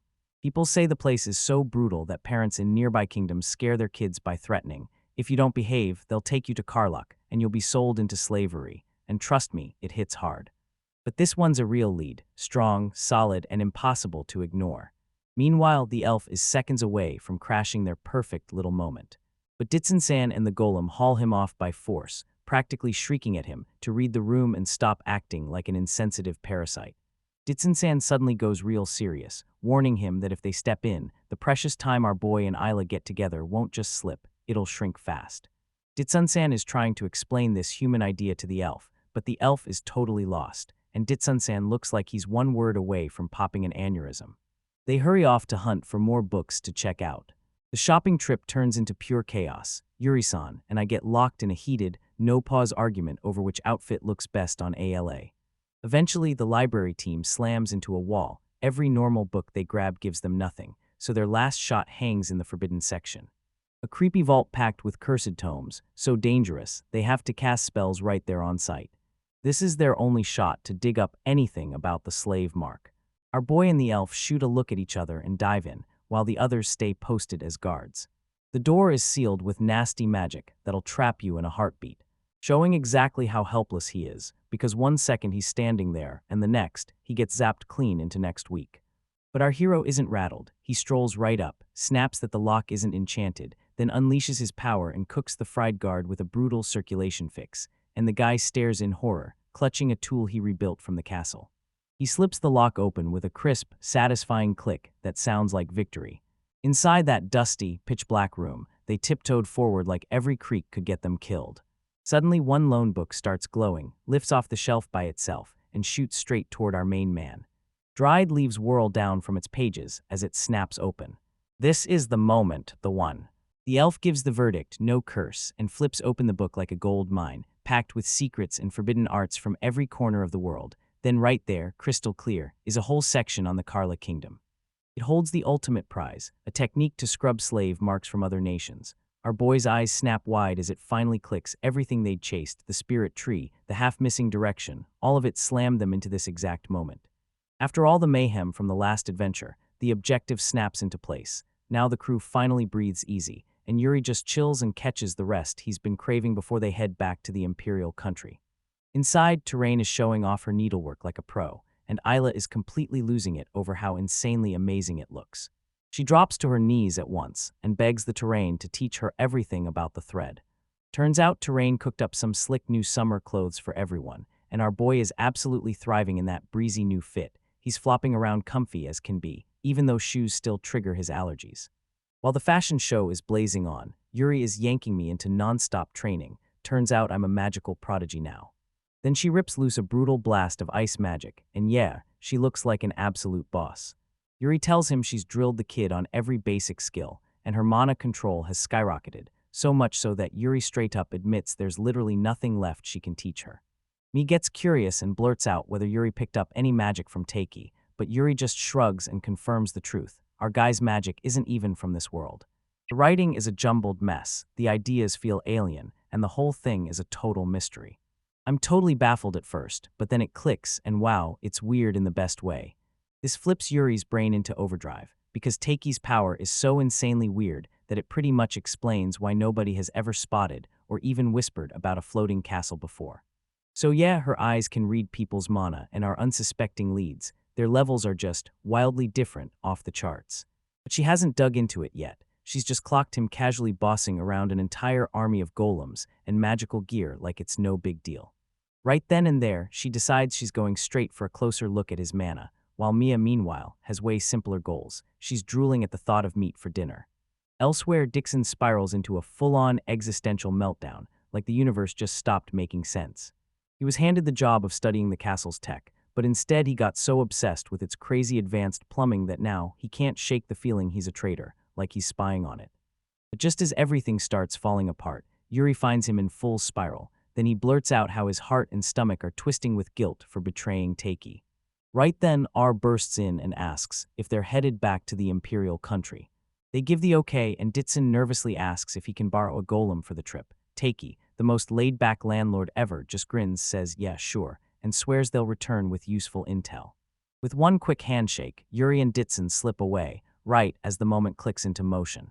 The second their hands brush, Yuri's whole world flips. Her mana sight screams into overdrive, and she realizes it. Taiki's magic isn't just a spell, it's a whole universe of swirling, cosmic power. A wildly intricate magic circle, impossible by every rule, spreads out beneath the moon, and their hands finally part as it comes to life. But she's so shaken she can barely breathe, because as their Gullum-powered ride blasts off, Ditson snaps to it. They were meant to trick Yanel, not buddy up. And Yuri goes completely silent, her thoughts still getting slammed by that wild vision. A golem just stands there beside her, stone still. Meanwhile, deep in the Imperial country, calm is gone, and things are getting ugly fast. Yanel is getting absolutely barbecued, thrown to the fire just because he ditched his post to sneak off and visit the Sky Castle. The prince is absolutely not amused. Yanel is shrieking for his life, begging that saving Yuri should get him a pardon. But the prince immediately shoots back that the two things have nothing to do with each other, and then he keeps on roasting without missing a beat. Right as his turban is about to burst into flames, Yuri and Ditsun crash in with gifts from the castle, a fancy tea set, and they instantly snap Yanel out of panic, lighting him up for a full-on tea party with sweets. The siblings' absolute hurricane of chaos is too much for poor Prince. He can't even breathe through it. Who basically tells Yanuel, "Good thing you're not in line for the throne. You'd go full unhinged tyrant and everyone would be doomed." Soon as they finally stop talking, Dixon drops the truth. His castle analysis was a total bust, and they were completely clueless. But Yuri drops a bombshell that makes Ditson's glasses feel like they'll snap in half, and Daikasama's no great mage, so the old man is stunned speechless, jaw on the floor. The argument is going nuclear. Yanel and Dixon can't wrap their heads around it. I mean, how is a dude who hurls a castle into the sky and bosses around an army of golems not a mage? No way that's real. Yeah, but Yuri swears she can feel the mana flowing, and hers has nothing on it because his is straight up on a whole other level. After a closer stare, she realizes his aura, his raw life force, is a kind of mana she's never seen before. She grabs a cup and points at the tea leaves, using them like an analogy to make her point. She tells you the same plant can brew two totally different teas, depending on how you prepare it. And that power isn't just stronger, he's on a totally different plane, like he's not even built from the same stuff as them. This revelation snaps Ditson completely off the rails. He starts ranting about mana transfer and golem production, then his thought crashes straight into his all-time favorite topic, toilets. He spirals into a wild rant about hygiene being the foundation of life, then slams his fist and swears he'll become Takei's very first student, just to get his glorious plumbing secrets. Yanuel can't believe it. This sudden, terrifying obsession has him completely creeped out. The conversation snaps to something way more serious. Our guy is hunting for a way to wipe out Karlach's slave mark for good. York Yanel leans in and warns them. Karlach is shady, dangerous, and trouble waiting to explode. Their government is a full-on cult of cardinals, and they're running a brutal slave trade on a massive scale. And those monsters don't just kidnap people, they snatch nobles and chain them into slavery. Their court magicians are the best on the planet at crafting slave marks that don't just seize the body, they smash the mind clean out of existence. It's basically high-level brainwashing, straight up warping the mind. A state secret the Karlach Empire would kill to keep hidden. This is their ace, magic so vicious it smashes straight through your will and leaves you under their control. Yordi finally gets it. They can't just smile and ask for the research data. If she's going to help Takei fight back against this nasty kind of magic, she'd better figure out exactly how it works, because the idea of what it could do to him is already clawing at her heart. Yanel snaps that she's pushing herself too hard, but she just flashes a smile and says watching him gives her courage. He stares at her like he finally sees her again, and then he blurts out, "Yuri, you've changed." She's always been fearless, but now she's burning with a kind of courage he's never seen before. Back at the castle, the golem snaps into action and fires off a quick report to Takei. Moments later, the Empire's crew barrels back in. And Takei's just thrilled to see them, especially Yanuel, since this is the first time he's ever met her. And yeah, our poor, doomed hero's back at it, ready to flex his brand new invention, a magical hot plate. Late night rolls in, and everyone crowds around in shock. This thing cooks meat and veggies with zero charcoal and not a spark of fire. Yuri digs in like it's pure joy, absolutely loving every bite. The elf, sworn to hunt down every piece of meat like the meat police, squints hard and fires off the million-dollar question, so what kind of meat is it? The second it hits, the whole table goes dead silent. Me, Takei, and Isla instantly break into cold sweat. Everyone else just stands there, totally stunned as that sudden tension snaps into the air. Yuri, still acting slick, bursts into a cackle and goes, "Normal meat, of course." Then she drops that one bold lie and saves everything like it's nothing. Later, Mi rushes to show her mom the new skills she's mastered, and her mother's jaw drops at just how far she's come. Her mother leans back and smiles, realizing Yuri didn't just level up as a leader for her country. She finally found the kind of happiness that comes from laughing with friends. Learn to feel more like a human. Then Yanel nods and admits it. Yuri's always been chained to her duties, and she never even had a chance to make friends. Yuri snaps that she and Titch are heading for Karluk, then tells me, straight up, to cram offensive magic training with Ditson while they're away. He totally breaks down at the thought, screaming his head off in furious protest. Yuri keeps needling her, whispering that the castle is hiding something worth hunting, and me can't handle it. She clutches Yuri like her life depends on it and begs her, over and over, not to go. Her fresh cries of misery tore across the night sky as the floating castle loomed above. Soon the castle shoots through the sky, barreling toward Karluk's hostile territory, while Ella sleeps like a rock, slumped against one of the golems. Our main man keeps his eyes on her, his heart jerking in his chest, and he quietly thanks the golem for always standing guard at her side, one sweet, fragile moment of calm before the storm hits. Bully mares, then a nightmare tears through the dark. "Father, why?" she screams, and the betrayal twists into a choking, horrified silence. Oh no, Allah shoots upright in a cold sweat, her heart pounding like it's trying to escape, and the moment she looks up at that unfamiliar ceiling, she's left wondering, when did she even fall asleep? Right as she's about to steady herself, a holographic screen suddenly pops out of nowhere, and one single notification chimes in her face. A familiar voice slices through the haze. Yep, it's Takei. He tells us she passed out, so he had AI carry her straight to her room, and right now they're soaring high above Karluk, the country where they're determined to finally wipe out her slave mark for good. The words linger in the air, and she snaps her hand to her chest, right over the place where all her pain started. The moment they left crashes back into my head. Little me is a total wreck, clinging to Takei and begging with all her heart to not be left behind. And our main guy has to step up and play the adult, telling everyone he needs someone he trusts to run the castle, and turns out that someone is her. He lays the plan down. Now she has to level up, learn magic with Ditson, and get strong enough to protect everyone. And right then something in her breaks free, tears spill down her face, Mia clenches her fists, and pure fire lights up her eyes as she vows, "I'll become a powerful magician, just like Yuri, just like Isla, just like Takei." Leaving our hero totally stunned by the sudden jolt in the atmosphere. All the girls clutched back tears, still smiling through the pain, and swore they'd write back. And just like that, their epic quest ignites. Ditson takes the reins as they storm out of the castle and rocket toward Karluk. Their carriage rattles wildly along the capital's stone streets. And just like that, a magic bus rockets past them, no driver in sight, leaving the locals utterly dumbfounded by this insane piece of tech. So our guy, total fish out of water, just casually walks up to the parking attendant and asks, is this the right spot for my car?" Then he steps in and flexes hard, slams a mountain of coins into the guy's hands, and smirks, "Is that enough for you?" The crew finally pushes through the gates and lands in the city proper, alive, loud, and drop-dead gorgeous. But as they trudge through the streets, a brutal truth hits them fast, grim, cold, and impossible to ignore. The roads split in two, one side for the citizens, the other for the slaves, lined up like trash, treated like nothing but an eyesore. Or look at them, broken to the core, dead-eyed, stumbling through the world like zombies. A cold shiver ripped through him as he recognized the soul-crushing magic of Karluk's slave mark. A nearby merchant erupts into a cackle, saying it's the only way to keep precious property under control. Suddenly, two kids streak past them and snatch the keys pouch right out of their reach. Then they vault over the walls at lightning speed like they've been doing parkour for years. The merchant just smirks and tells the AI to go hunt down those slum kids. But Afusan is already moving. He steps in with that deadly calm voice and vows to chase them down with flying magic.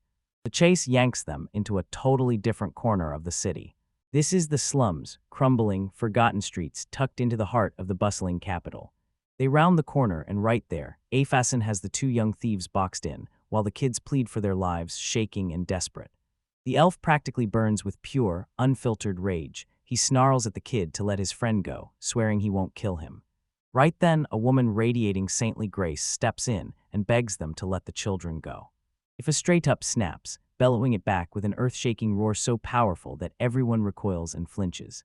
Our unsuspecting hero just grins, calm as ice, then shrugs, saying he was careless and everything's okay, and he won't press charges. With a breathless smile, the woman introduces herself as Letitia, a nun from the Karisu church who runs this parish right here in the slums. She tells them they can sleep there for the night, and drags them into a crumbling but solid-looking church. Inside, our boy prowls through a dim, shadowy hall, scanning every corner like something S about to jump out. When he catches sight of the broken statue, then it slams into him like a freight train, her calm face, those wings, that halo. It's the goddess, the very same one who tossed him aside and killed him, then dropped him into this world. While Takei spirals into a full-blown existential crisis, Isla handles the kid's story, and they reveal the truth. Letitia is their savior. After that, she threw herself into slavery, begging for cash just so the slum kids could eat and not starve. They don't just owe her, she's the reason they have anything at all. Letitia herself finally spills her tragic backstory. Those slums were a living, breathing pit of despair. So she got sold into slavery, served that master for 2 long years, and the moment he died, she rushed back to the church to pick up her work again. After all that work, she paints the Karisu church as a glowing beacon of hope, so bright it can save anyone, even slaves. Isla, sweet as summer, gets totally rattled, convinced she's being recruited. But our main guy sees the whole chessboard and straight up asks how far that church stretches its doctrine. Letitia's face bursts into wild fanatic glee as she leans in and declares she's their savior, because she put a roof over their heads and food in their bellies. So how'd she pull off this miracle? Her grin snaps loose as she blurts, "I marked a bunch of them and made them my slaves." The whole room freezes in dead silence. She steps forward and lays it out. The Karasu Church's salvation is just a slave system they sell like a dream, bragging that everyone's thrilled and grateful to their master. Afusan's face is a total mask of contempt. Are you really that clueless to say something like that? He's seething, and yeah, you've officially lost it. Then his mind snaps, he explodes, and it hits her like a nightmare. That slave mark isn't some blessing at all. It's a weapon of exploitation and pure brutality. Letitia wears pity on her face, and like you're supposed to accept it, she asks, "That's what happened in your country, right?" Then she fires back in Carlux that it's a sane system, because it somehow keeps people from starving. One of the kids blurts out, "So what if it's cozy? I'll become a slave. Anything's better than slowly starving to death." Afusan snaps that she's delusional, then hammers the truth. She didn't earn it, she just got lucky with a good master. The tension in the air feels like it's choking him, so he snaps, storms out, desperate to escape her twisted logic. Takei bursts after him, and his mind reels like it can barely keep up. This whole place, this whole country, is built on something that feels totally alien to him. Is it better than dying? Maybe, but when he thinks about everyone he knows who's lost everything because of that mark, rage crawls into his heart and hardens there. His resolve turns to steel, then a single thought hits him. Will he tear off the slave mark for good? No, this isn't a question. It's a threat, plain and brutal. Whoever they are, whatever they whisper, I'm going to wipe it out. But he'll tear through this whole country, find it all, and smash the entire system to pieces. Somewhere else in a dim, grainy cell, a young girl who still looks like royalty sits chained up, and those shady men have already written her fate. The very next morning, Takei tries to shake off the tension in his mind, still reeling from that intense talk with Letitia, especially since she actually backed up his opposing point. He snaps and decides to turn his kindness into action. He hauls in a full feast for the starving slum kids. A priest from the main church marches in, snubbing the travelers with a look so smug it could cut glass. Stunned to spot an elf, and a golem standing there like they just dropped out of a fantasy nightmare. But the second he realizes he's their mage, his whole attitude flips in an instant. Letitia bursts in grinning from ear to ear, then closes her eyes and prays hard for their journey. But our boy is already one move ahead. He's deployed the stealth drone with a URI upgrade, and now it blankets the whole city in a ruthless surveillance web. No matter what throws them off, they're going to rip the slave mark out of this country, somehow, some way. The crew decides to try the local food, and wow, it's so insanely delicious it feels unreal. In a rare pocket of laughter, the girls catch on to something wild. When Afasin is genuinely happy, his long elf ears twitch and start moving by themselves, and the poor guy can't stop blushing. And yeah, the city tour keeps rolling, right on to the next wild stop. But the vibe instantly dies when they trip over a huge board crammed with portraits. Takei is totally lost, until Afasin hits him with the truth. They're on board a ship packed wall-to-wall with missing person flyers. A local shopkeeper leans in and warns that kidnappings are running wild everywhere. A nasty rumor about a black monster is spreading through the shadows. They step into the man's shop, and he drops the bomb. People have vanished nonstop for a whole year, yet there's not a single link tying any of them together. Takei starts connecting the dots. Those kidnappings abroad, kids dumped into the Carlisle slums, are the missing people being forced into slavery. But somehow, even a notorious slave dealer was out there on the search team for a while. Then he drops the bombshell. His own father and little brother are missing too, and he pleads with everyone to keep a sharp lookout. Then Diego's son tries to slip a trick past them, offering a mithril knife and a pure gold hair ornament for a sweet discount. Our hero spots it instantly, then he coolly calls out the fakes, pointing to the wrong shade of mithril and that ugly scratch on the ornament. But Diego snaps back, all hot and defensive, and demands proof right now. I'll lay out the whole material breakdown, carbon steel, wrapped in paint for the perfect shield. He gets caught red-handed, and with a cold, brutal stare, he orders them to stop hawking fake goods. Diego's moment of trouble sparks when the shopkeeper's wife goes full savage on him, and Yuri's left staring like, wait, was that whole missing people story just a scam to rope us in? But the father won't back down. He swears it's real and promises he'll register all their data. Takei nods in agreement, then tells Yuri to prep the drones and launch a search for them. He can't ignore it, the raw pain of a family being ripped apart. That man, yeah, real as it gets, turns out to be a noble with ruthless, powerful magic. Begged in desperation, could they really get to the government auction? They're auctioning people like property, and he can't shake the fear that his own family might be trapped in that same nightmare. Dressed to the nines, the crew barrels toward the auction house, big, grand, and so imposing it practically dares them to step inside. The whole place is packed with nobles and rich middle-class folks, and everyone's buzzing with non-stop excitement. Allah flips through the catalog, clocking every item as top tier, and some entries are just marked as wait, this one's a surprise. The auctioneer strides onto the stage, grinning as he hypes up the greedy crowd. He wastes no time and jumps straight into it, announcing the featured good of the night like it's a headline. The curtain snaps up to reveal Katharina Hafen, once the princess of the shattered Fluke Kingdom, now a small, silent girl trapped in chains. The crowd erupts in a gasp, and the nobles start drooling like they've just spotted their next prize. Our hero freezes. Wait, a kid. The good everyone's after is a child. Isla clamps her hand over her mouth, and the sheer depravity of the scene hits them like a wave. The little princess just stands there, hollow-eyed, while the world slips the final verdict into place. The second that little girl is hauled onto the auction stage, chained up like she's nothing, the whole vibe curdles, and our main man and his crew can only freeze in pure horror. They're selling kids. And now this is seriously messed up, and it only spirals harder. Turns out she's not just some kid, she's the final living Hoffen royal, the very last of her bloodline. Her whole country got erased in a brutal war between two empires, massacred down to the last soul, and somehow she's the only one left. Right when nobody can even breathe from the tragedy, he snaps, no warning, no pause. He charges forward and screams, I lay her, she's mine. And yeah, this shady, pig-faced noble is throwing back cackles, bragging that he snatches child slaves to dress up for his creepy dolls. And then he doubles down, calling it education like that makes it okay, saying they can be used for anything. It's so vile it makes your skin crawl. The crew has every right to be disgusted, and rage burns so hard in their faces it's impossible to miss. Our hopeless hero is even worse, straight up unhinged. He rises to his feet, paddle clenched in his hand, and stares the auctioneer right in the eye like he's daring him. Yeah, he snaps, his voice slicing right through the tension. I'm buying her, and not just her, I'm buying all of them. Every slave you've got on display today. The whole room freezes solid. The auctioneer sputters and stammers, totally thrown off about how auctions are supposed to work. Yet this guy isn't playing games at all. He just slams down the savviest flex in history, 100 million gold coins. The number slams through the hall, 1, then 100 million, and the whole crowd's stunned, like their minds just snapped wide open. That shady noble's losing it. Rage and panic spike like a full-blown aneurysm, because he can't wrap his head around how some kid from the Blau Empire has that kind of money.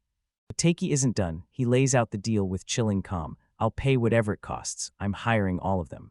The auctioneer, staring at those mountain-sized mounds of gold in his future, throws the gavel down like a weapon, and it practically explodes into glittering shards. Later, back at the castle, everyone's scrambling to make sense of the total chaos behind that spending spree.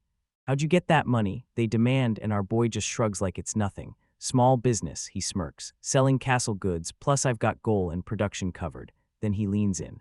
He found out his brother was running shady foreign trade, so he used it to land a solid paycheck, while the absolute madman trolled his own brother for the cash. He even admits he told Flotta to come to the castle, just to yank his brother's chain, straight up genius. He basically carved out a one-of-a-kind market for his high-tech castle products nobody else can replicate, and now he's raking in the dough. The newly freed people are dragged in front of him, still chained, eyes wide, utterly stunned. Takei snaps his first command, get the cuffs off their hands. He strides right up to the little girl, and Katarina drops to one knee, smiling like kindness itself. "You're Katarina-chan, right?" And he introduces himself softly, but the poor girl is still in full shock. She can't get a single word out. He whips around to the whole group, and his voice hits like quiet thunder. "Yes, you're all shocked, but I'm counting on you." One by one, they drop their heads and call him their master. When they finally step into their new place, Sister Letitia freezes in pure shock because a huge crowd shows up out of nowhere. "Who are they?" she asks, and Takei, still totally calm, just shrugs. "Sorry, can they stay here too? We'll build them a place to live." And when she asks how he keeps dropping these casual bombs, "Yeah, tomorrow we're buying a plot of land." The very next day, he's already deploying drones, mapping the whole neighborhood while tapping away on sleek futuristic tablets.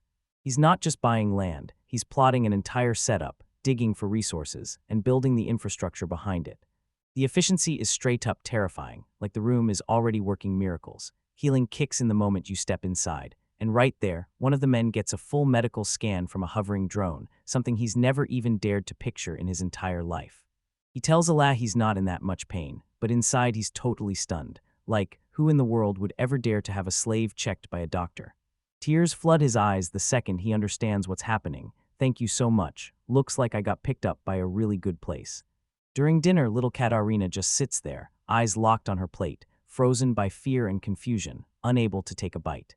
But Isla, who's felt this crushing pain firsthand, slides right beside you and murmurs, "You don't have to force it. Eat whenever you can, whenever your body says yes." Then she spots the girl gripping her ripped, worn-out clothes and offers to mend them back to life. Katarina's eyes bulge wide, and pure shock hits her like a wave. "Leave it to me," Isla beams. Her eyes spark with kindness, like she's making you believe in something good.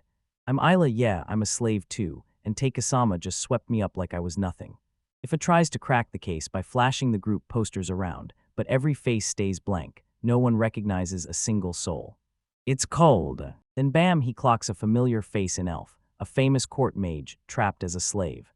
The elf lowers his head and shrugs, insisting he's nothing compared to Takei. When they asked him about his weird new master, the elf flashed a gentle smile and said, "No, you got it wrong, I'm not just anyone. I'm his friend and I'm grateful to him." Right then, the whole gang of former slaves surges forward in a rush, and it shocks Takei to his core. They all crumple to the floor and bow like it's sacred, and the second he sees it, panic slams him, like deja vu all over again. "You don't have to do that." He corrals everyone together and finally unveils his ridiculously grand plan. Then he grabs your attention, and yeah, suddenly you're handed money, because he's pushing for an employment relationship with you. He's not their master. He wants to hire them as workers, pay them a real salary, and even give them days off, and if they ever decide to leave, they can walk out anytime. He tells them he's kicking off a brand new project in this country, and he needs their help to make it happen. They're in total disbelief. He's swearing he'll hunt down work that actually fits them, and if that's not enough, he'll even open doors to brand new opportunities. Then he unleashes the last request that'll flip everything forever. "I want you all to become teachers." Dead silence hit like a punch. Every one of their faces screamed shock, confusion, and pure disbelief, because they were being made to teach as slaves.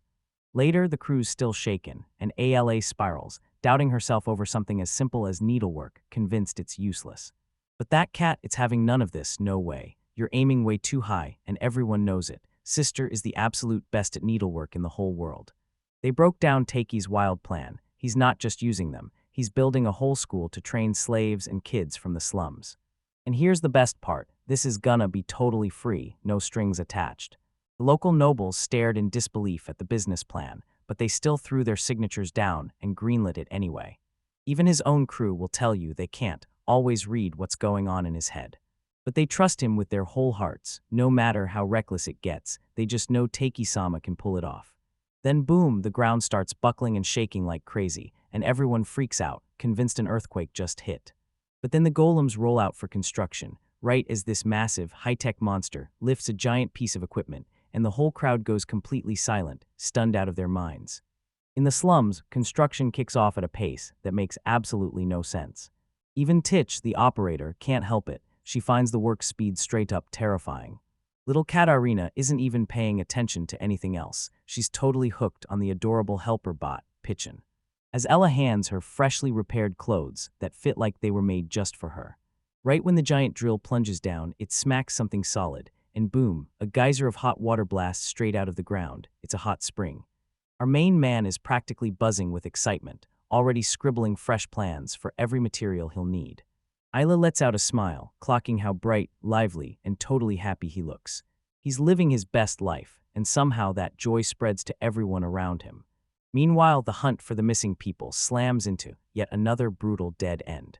One search party guy slams his fist down, pure frustration exploding, while a young boy gapes at the wall of those so-called reports, his heart shattering. He crumpled into tears, sobbing as he mourned his missing mother and father. The team can only vow to keep chasing answers. And just like that, a fresh hope is bursting into the world. Pamphlets for Teiki's school are getting shoved into hands everywhere. The slum streets swarm around the notice board, devouring every word about learning, jobs, and those sweet free meals promised on the paper. Just 1 week later, the school is finally done. Boom. That massive, sprawling building showed up almost overnight, like it grew out of thin air. Teiki's already drowning in a mountain of applications from slaves with no masters, and guess what? Those are about to be his very first students. But nope, he's far from finished. He lanes into his new teachers and tells them he's stressed because he's got another plan brewing. Ever since we stumbled on those hot springs, I've wanted to build a hotel for nobles, commoners, and even slaves. And trust me, the whole crew is absolutely blown away by how it all came together. Right away, he hands the former mansion matron the reins, and she's so flooded with gratitude she can barely get words out. She can hardly contain herself as she asks if she can bring in her old crew, those amazing servants she's known before, and when they say yes, it hits her like a total dream come true. The carpenter gets the job overseeing the school's furniture, on one sweet promise: he'll hire the school's future graduates. A scrappy kid from the slums charges forward, drops into a deep bow and blurts, "Please, help me, I'm begging you." Teiki leans in and gently urges him to lift his head. In a jaw-dropping moment, every last soul, former slaves, fresh hires, and our hero, clasps hands together, and a brand new community is born. Several weeks later, Sister Letitia clocks the slum kids slipping out of the church. "Oh no, where do you think you're going?" she blurts, already expecting the worst, and they're planning to steal again. Then she slips after them, darting through the alleyways like she's got something to prove. Until she froze dead in her tracks, because right there, standing in front of the new school's gates, the moment finally hit. They're not stealing, they're enrolling, like it's a mission with consequences. She slips through the gates for a quick look, totally stunned and not sure what she's seeing. She grips her sword and watches them slice through training, blade to blade. In the kitchens, they worked with relentless drive, and every smile hit like pure, real joy. And the elf mage, she's out here teaching a whole class, right in the middle of all the chaos. Letitia stumbles back, rattled to the core. Those kids aren't just going, they're heading to school right now. It hits her like a gut punch. She was wrong, and this is the first time she's ever seen them like that, those smiles unreal. But just as clarity finally hits, her superior barges in. "Father, you came to see this school too." The old priest's face darkens. He's unimpressed and calls the school an insult to their faith, saying it rejects the slave mark and spits on the goddess's benediction. Letizia tries to make Teiki's idea sound simple. There's another way to save people, but the priest immediately cuts her off with a sharp heresy. Then he lays bare every single one of Teiki's crimes, right there as he wrecks the church auction. The Marquis's agents were hard at work abducting slaves. He was armed with fake passports and ruled a terrifying sky castle, backed by a massive army that struck fear into everyone. Just after leaving school, Teiki and Katerina spot the church officials watching from afar, and they instantly realize every step is being monitored. The rules from Dad hit like a hammer. "Sister Letitia, Moner, clear this place." He orders her to report every single detail back to the Karyasu church, claiming it's all for their benediction on this land, but it honestly feels like a threat wrapped in religious words. But little do they know, someone's watching them right back, and it's Yuri from that high-tech command center in the sky. Did they notice? They've already pinned the church as the link to the leftover remnants of Koenigs's supporters. But she doesn't look scared one bit. She's actually loving the mystery, like it's part of the fun. With a playful wink, she leans in and whispers, "Let's keep an eye on each other." From his own monitor screens down below, Tiki keeps his eyes locked on the school grounds. His face hardens, no jokes, no mercy. The game's underway and he can't stop thinking, what are the Karasu cult's real intentions? But out there, shady deals are brewing. Sister Letitia is getting her orders to spy on our boys' facility and report every detail back to the Karasu cult. The cult's leader, his face carved with pure evil, throws his head back and cackles as he reveals his master plan, painting Teiki as the villain who smashed the old empire, while the people sink into despair under a brutal new king. He insists the cult is legit, because he swears they're saving people with the goddess's blessing. Letitia's face twitches between panic and resolve, because this is a crisis, and she's got a job to do, until a bunch of kids shout her name and slam her thoughts to pieces. They spotted her lurking nearby, tailed her close, and convinced themselves she was checking up on them. They apologize for going quiet, but they're so pumped about their new lives they can't stop. Then they swear they'll graduate, study hard, and work like crazy. Meanwhile, totally clueless about her mission, the kids drag the wildered spy around like a celebrity. One kid even insists on trying to cast magic on everyday stuff. And meanwhile, he's getting trained in martial arts by a tough but kind teacher who still demands everything from him. They even got a virtual seamstress teacher who pops right out of the wall like magic, and the kid's mind is blown. Letitia blurts out, "Are there other kids?" And they whisk her straight to the cooking classroom, where Takei, our main man, is grinning like a maniac while proudly holding up some totally ridiculous-looking vegetable. This dude is freaking out over this alien-looking plant, so he decides to smash down and take a huge bite of it raw. The seconds after it happen are pure déjà vu. Our hero's face goes slack, then he drops with a dramatic thud, flopping around like a fish stranded on dry land. Right after that, the kids spiral into full panic. Then Isla and Katerina burst in, and Isla instantly clocks Letitia as the fiend they saw in the castle in the sky. Her protective instincts hit like a lightning bolt. Her face contorts into a savage snarl the moment she feels the darkness lurking behind Letitia's cute little act. Katerina, sweet as ever, just gently pats the kids on the head, calming them down and making them feel safe. And these kids are absolutely thriving, soaked in praise from their teachers, and laser-focused on the things they genuinely love. The air brightens the second one of the girls says the slum kids can finally use the bathhouse because their hygiene is a serious mess. Then she tosses a casual invite straight at the flustered Letitia. Letitia's jaw drops when she walks in and finds all of them completely naked, but everyone else acts like it's totally normal now. Now that simple little moment where both of you, innocent and unsuspecting, see just how big things really are. Under that gorgeous moonlit sky, everyone unwinds, and the chat suddenly turns heavy. The girls can't stop staring, because the meals and lessons are free, and they're happening right there in the slums. They finally realize this school exists to sharpen the skills of former slaves, so they can get hired as real, proper workers. The conversation snaps to those slave marks, and one girl blurts out that only a handful can mind control. Then the cult's sick ideology spills out of one of the girls, and she snaps, "Why are you expanding their choices for nothing? Don't people suffer the more options they're given?" Love, her words are chilling. She argues it's safer to be a slave. Just follow orders and live your whole life numb, with no thoughts, no doubts, no doubt at all. Can you really call that living? Another girl blurts, horrified to the bone. Letitia pushes back with this wild logic, firing off the question, would you really choose to become a slave if it meant you could grab money to save your family? But the girls shot back, insisting the school was their lifeline, their ticket to a future they could finally build for themselves. Our hero's mission is simple. Hand them the power to stand on their own before desperation grinds them down so hard they're forced to sell themselves to a slave merchant. And just like another girl put it, if I'm going to die, I'm doing it laughing, not suffering. That's exactly what Takei hammered into them.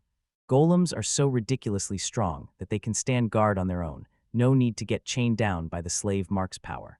The moment Letitia learns that even young Isla still bears a slave mark, her perfect composure instantly cracks and shatters. Her mind snaps back to the cult's salvation, a grim truth that won't let her breathe. And the second it hits her, the emotional overload crashes down. She faints on the spot. The girls burst over to help her, and when they finally see, they spot the scars from her old master. Letitia's memories hit like a nightmare, seeing the cult's horrors unfold, with desperate people dragged into slavery by force. A man crumpled under the weight of it, selling his own freedom just to keep his family alive. She still remembers her own confusion. How could anyone cry when the goddess's benediction had freed them? Wouldn't it be better than dying of starvation? That's what she'd been thinking. Meanwhile, our boy and his crew are already 2 steps ahead. They know the exact kind of report she's going to deliver. They don't want to go to war with the Carousel cult, but they're carrying documents proving their shady slave mark magic is real. But here's the catch, only a tiny handful of people inside the Karlach government know the whole truth. Takei lays out the brutal choices. Either they dig up the info themselves, or they sit around and wait for the cult to strike first. Then he can't help but feel awful for Letitia, because they're still going to have to use her. Letitia's report to the cult goes exactly as badly as you'd expect. Her superiors are so disgusted they can't believe this vile school even has noble backing. They slam her for being useless, then sneer that she's just a puppet, one that can't even pretend to pull the strings. When someone pushes her to talk about her time with Takei, she just freezes, like the words won't even dare come out. She tries to explain that the school is really helping the slums, but they snap her words in half, twitching with rage. They hurl their brainwashed lies like garbage, preaching the cult's teachings to anyone who will listen. He snaps in her face that she's nothing but a slave, and if she dares to disobey, they'll yank her out of her place. The call is made, and the commander of the Holy Chivalric Order snaps his authority into place with a confident flex. He doesn't need a puppet king's speeches, now it's time to crush them. Back at school, a teacher strides into the garden and spots something that immediately sends chills down their spine. It's not a dog at all, it's an entire army marching straight to their front door. So yeah, the students are freaking out, but our main man, ice in his veins. Stay calm, he tells them. We already knew that the Karasuk cult's Holy Chivalric Order was about to roll in. He whips around to his trusty golem and shouts, "Let's go, A1." Then he clenches his fists and screams, "We've got to save this school." The knights plant their feet and raise their blades, pure steel and wild devotion, ready to unleash the first blow of the clash. The knight commander is already howling orders, blaming Takei for snatching a mage slave and screaming that she, and every other slave crammed in that building, has to be returned right now. Locked inside, the former slaves are shaking with pure fear, terrified of going back to that life.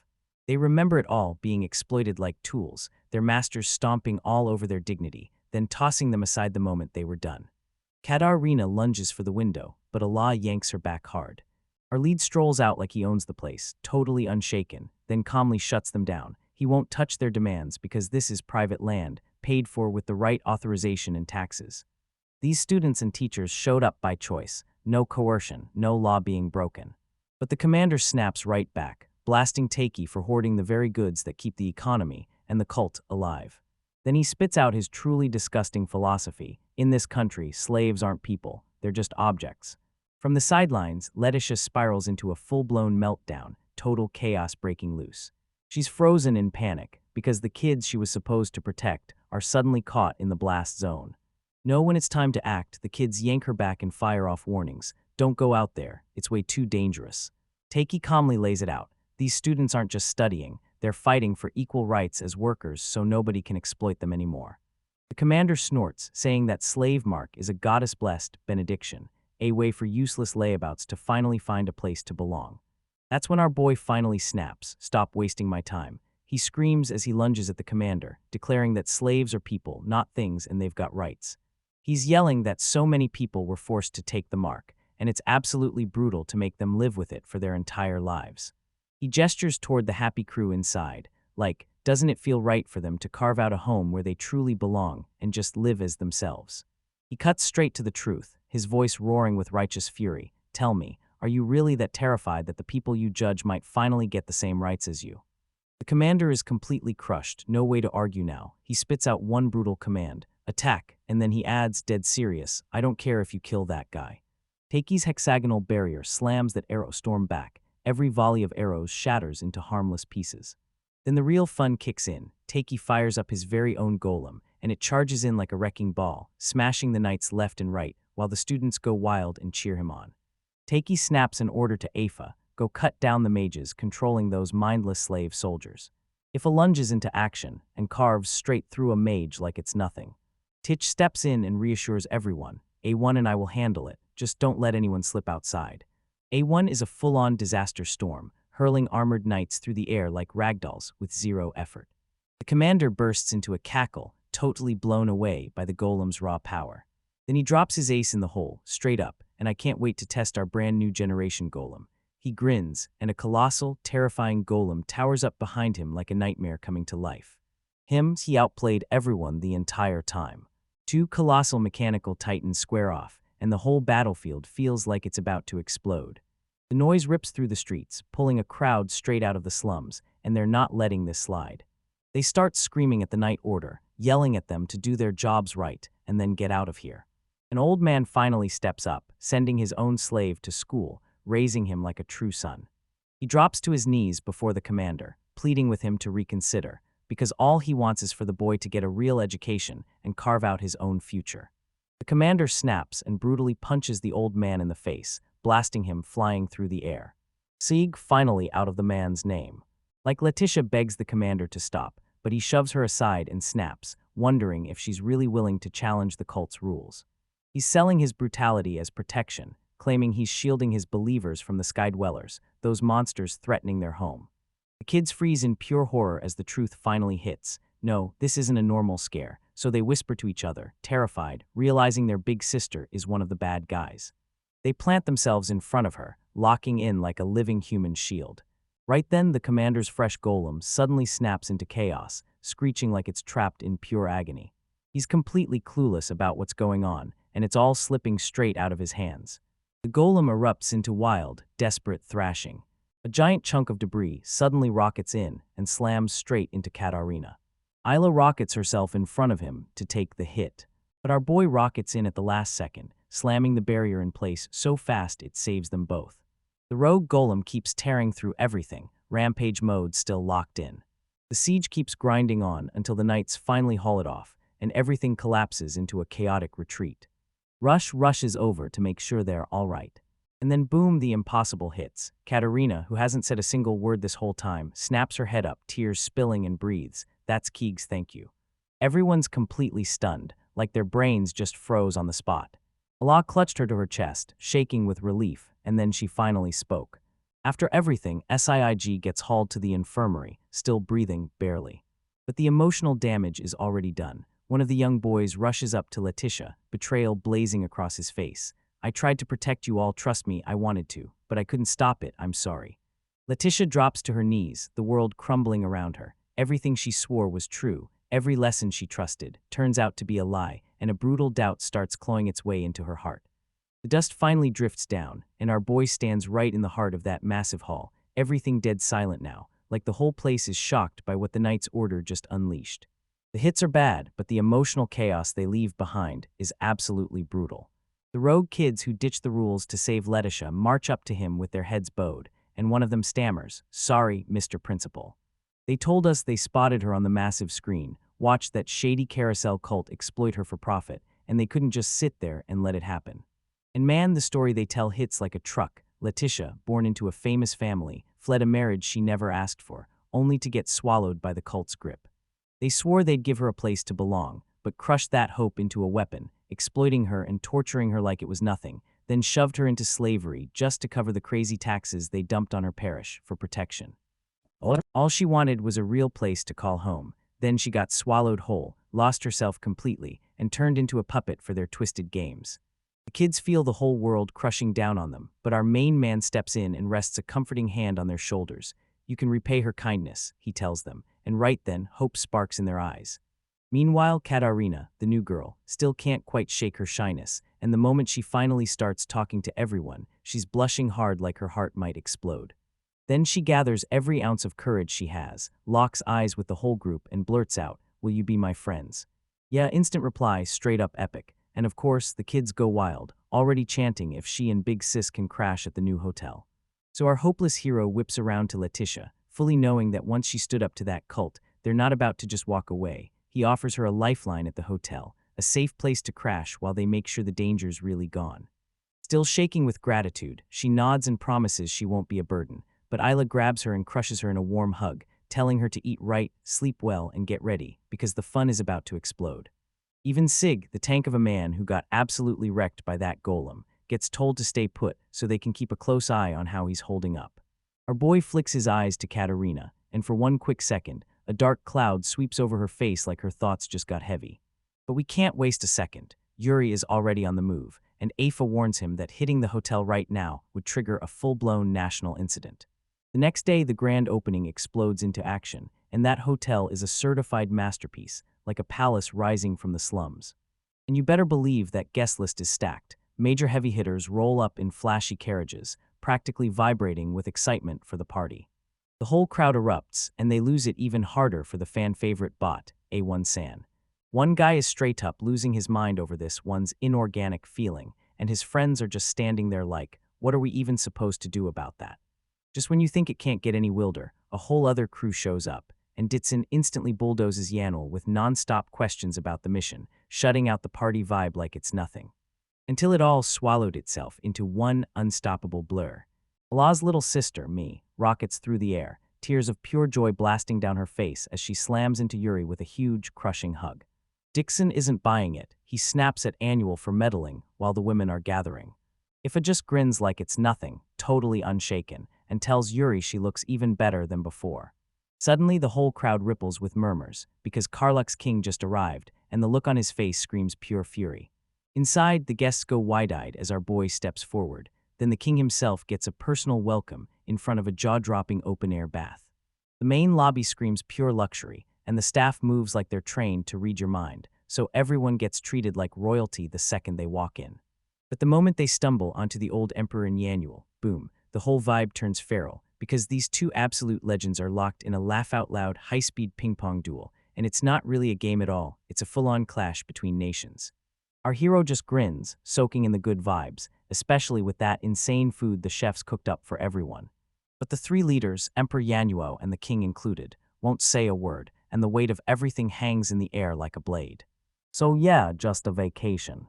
Our main man hustles them into a private room, straight up confessing he dragged them there to spill some life-or-death information.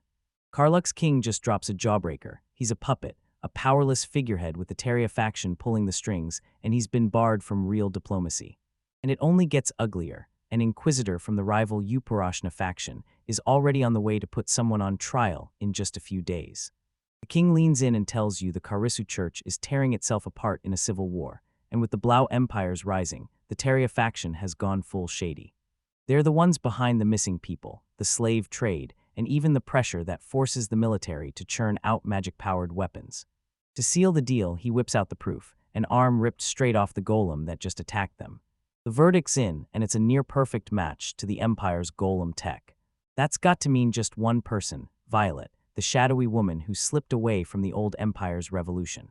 Now she remembers everything. This stunning woman with flowing purple hair strides forward, right beside the knight's order.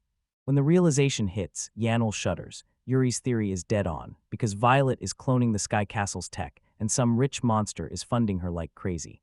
The old Emperor's face turns stone-cold grim. His kingdom's fallen apart, and he slams the decree. It's time to purge. His loyal followers swear it. He'll bring change. Their first target is Violet. She's a criminal, and they're closing in to catch her. Yanuel jumps at the chance to help, but makes it crystal clear. He's doing this as a friend, not as some official mouthpiece for the imperial country. Once that heavy talk is over, the old Emperor's mood flips a full 180 degrees. Good, he bellows. Now let's get this in the air and bat together. Daniel freezes in horror. Wait, don't tell me this. Spare me. He yells as the old man cackles about forging even deeper bonds by having them wash each other's backs in the huge private bath. Path the chaos is the stuff legends are made of. While that's going down, the girls are chilling, but they can't resist poking at our boy, dragging Isla into it and asking, "So what's up with you and Takei?" Mia lunges in, telling everyone that Dixon already spilled it. Isla's got a crush on him, and let's be real, everyone knows. Ifa's savage question absolutely detonates our main man's brain. He crashes into a total system fail, totally lost. The men's bath turns into pure, unhinged chaos, noisy, wild, and totally out of control. Watching those girls in their own bath, they're left wondering if guys compare other things the same way they do. Later, once everyone finally chills out, Grace Ann spots something that makes her heart skip. He's locked on Letitia, staring at a weird mark on her neck, and then he blurts, low and shaken, "I've seen that mark before." Then he whips around to Katarina, eyes blazing with desperate hope. "My missing brother, he had the same mark on his neck. Do you remember?" Katarina's eyes flare with sudden recognition. She's just spotted him again, a terrifying man from that night's order, trapped in a pitch-black underground prison. "I was there," she whispers, right before the auction ignites. Memories hit like a tidal wave. This place is packed with people trapped behind bars. She says, voice shaking, "That big brother with the mark was nothing but kind to me." Isla leans in and asks the one question burning in everyone's minds: why were you really there? Katarina's expression crumples. Her past slams down on her like a wrecking ball. "My mom got fooled by the Carey cult," she says, trembling. "They slaughtered everyone, and then they grabbed me." Then she drops the most brutal truth bomb imaginable. Every single person with mana was shipped off to that place, so he could be ground into living fuel for the brand new golems. A year ago, the Blau Empire wiped out her kingdom in a single stroke, and ever since, her life has been fueled by one crushing, ultimate betrayal. She's dead set on giving a princess the happiest life ever. But when her brother crumpled sick, her desperate parents threw themselves at the Karisu cult for help. The empire and the cult rake in desperation, demanding slave payment like blood money, and slam the whole kingdom into full-blown chaos. The Hafen family, Katarina's own people, tried to break free with the cult backing them up. But it was all a trap. This cult had been backing the empire from day one, and they wiped out her entire family, slaughtering every heir to the throne. The villains yanked her and her mother right up before the lifeless bodies of everyone they loved. They dropped their unhinged scheme in full view, forcing humans to fuel the assembly of golems. They bragged they'd forged weapons stronger than anything Sky Castle ever built. With a defiant scream to the very end, the queen tore into the truth. We're slaves, not citizens I'm selling. Even though it sounded like ancient history, the commander burst into laughter, then dropped their next master plan: unleash Karlach's slaves as their stepping stone to world domination. Her mother shoved past her limits, and the moment she understood, horror hit. These monsters weren't just weapons, they were going to burn her and everyone like fuel. "That's it, I'm killing you," she screamed, then launched herself straight at him. But in the blink of an eye, she was cut down by a savage fatal strike, while her daughter watched, frozen in horror. Katarina could only stand there, frozen in terror, as her mother shattered into dust. The commander sneered at the terrified kid and snarled, "This is what you get for resisting, so shut up and obey, girl." In that grim prison, she crossed paths with a gentle man, Gray's brother. He kept talking to her nonstop, scrambling to keep her hope alive, barking that she shouldn't resist. No words, no fighting, just obey. With his final breath, he pressed a mission into her hands. "If you get out, track down a man with my same mark, then tell him everything that happened." And yeah, Katarina was completely shattered. Her family was gone, and rescue wasn't coming, not ever. She had no home left, no place to belong. But that was then. Now she's remembering every sweet, laughing moment with Taiki and her new friends. A real, heart-stopping smile finally broke across her face. In the present, Isla pulls her clothes and whispers, "You were brave as hell," right as Katarina finally breaks and the tears pour out. She grabs Isla's hands and thanks her for mending her clothes, because those rags are all that's left of her family. Finally, once they got the whole story, Gray and his sister snapped into cold rage. "I can't forgive this, I'm going to kill you," his sister swears. They sprint off to find our boy, barking for answers about what's going on. The severed golem arm sprawled on the lab table practically screams its gruesome past. Our hero grins, he just confirmed it. This golem's vibe is exactly the same as the ones the Empire has. With their mages staring down the truth, they confirmed the worst. Those golems weren't born, they were forged by hand, powered by 2 mana sources fused together, and the fuel was human. This cursed tech lets one mage puppeteer a whole army of golems by stealing people's consciousnesses right out of their heads. Our unsuspecting hero tightens his fist, and you can practically feel the shock in the air, because magic is meant to save people, not turn into a weapon that kills them. The tension is exploding by the second. The king is already gearing up his knights to smash into the cult's territory, but it feels like it might be way too late. Taiki steels himself, then scans his staff, every one of those former slaves he fought to save, now standing proud, laughing with purpose like his victory finally came alive. He dreamed of carving out a place where everyone could finally breathe easy and be truly happy. And he's not about to let some unhinged cult steal that from him, no way. The hotel's a total hit, the service smashes expectations, the rooms feel unreal, and the food is straight up incredible. The bee-skinned crew is tearing into a full-on food fight at the buffet. For the staff, it's more than just a job. It's proof that even if they were once slaves, they can still carve out something great. As Isla and her crew launch off, they blast into the sky like a rocket mission.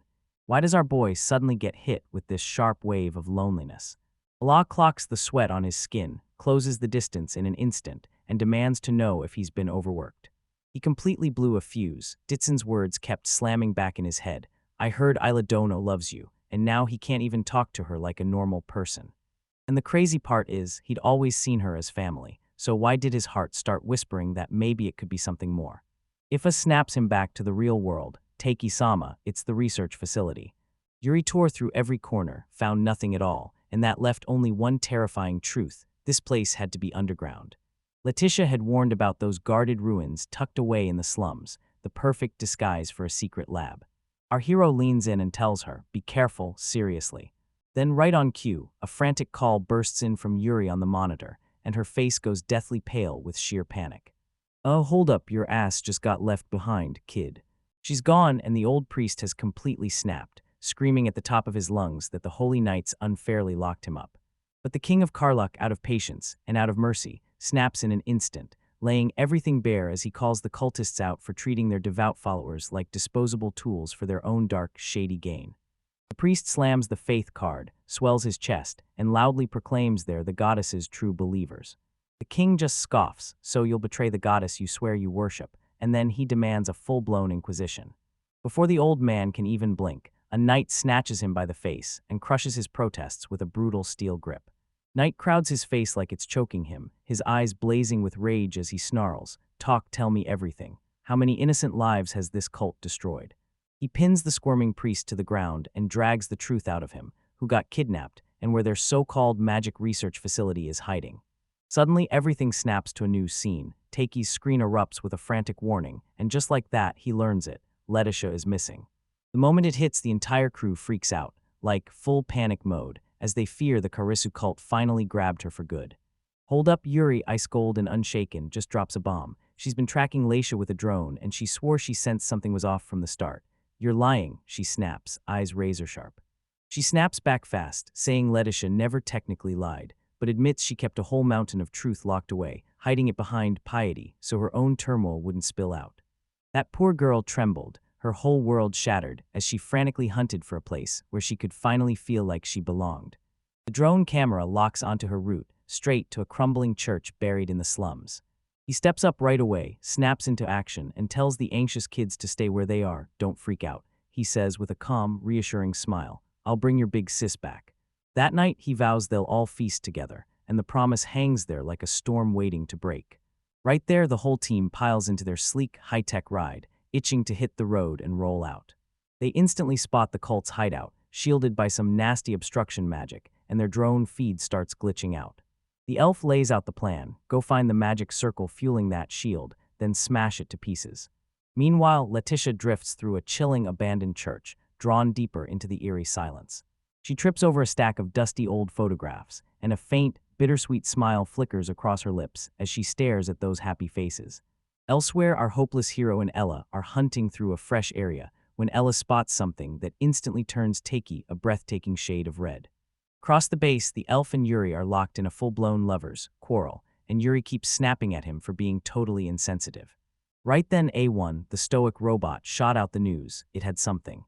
The Absolute unit just casually hoists a giant stone slab aside, and bam, there's a hidden magic circle and a secret passage yawning into the dark below.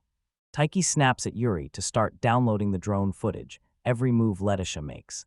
Down in that hidden passage, Letitia's jaw drops. She's staring at a massive underground ruin, a twisted ritual ground built from monster bones and fueled by ancient magic. This isn't some quiet church, nope, it's a full-on research bunker. She glares up at that towering shrine to the goddesses, and then the full brutal weight of her choices slams into her like a wrecking ball. "I've sinned," she whispers. Her past slams into her like a flashback. She's bolting from home to dodge a political marriage, determined not to be anyone's weapon. All she ever craved was freedom, the kind that burns to be real. She remembers scraping rock bottom, only to be pulled out of the thugs by the cult that she now stands and serves. For the very first time in her life, warmth wrapped around her, like the world finally opened its arms and said, "You belong here." In a warped rush to thank them, she ordered them to enslave people, blindly thinking it would somehow earn salvation. That brutal irony slams into her like a punch. She chased freedom so hard, she stole it from countless people without even flinching. She was a blind little pawn, so trusting she never even sensed the trap closing in. She couldn't save a single person, couldn't lead anyone to the right path, and still ended up betraying the cult's own teachings. Broken and hollow, her spirit shatters. She gasps, "I wanna die," and tears poured down her face. Like her despair was a signal, the cult leaders burst from the shadows, faces twisted, grinning with cruel pity. The head priest doesn't hesitate for a second. He blasts her with a brutal spell, then rips into her with a snarling accusation, a useless traitor who betrayed them. He cackles at her, demanding she thank him, because instead of ending her life, he's just branding her with a slave mark. Pure, unfiltered terror burns in her eyes. Stop fighting your thoughts and do what he says. His voice oozes poison, and if you obey, you live.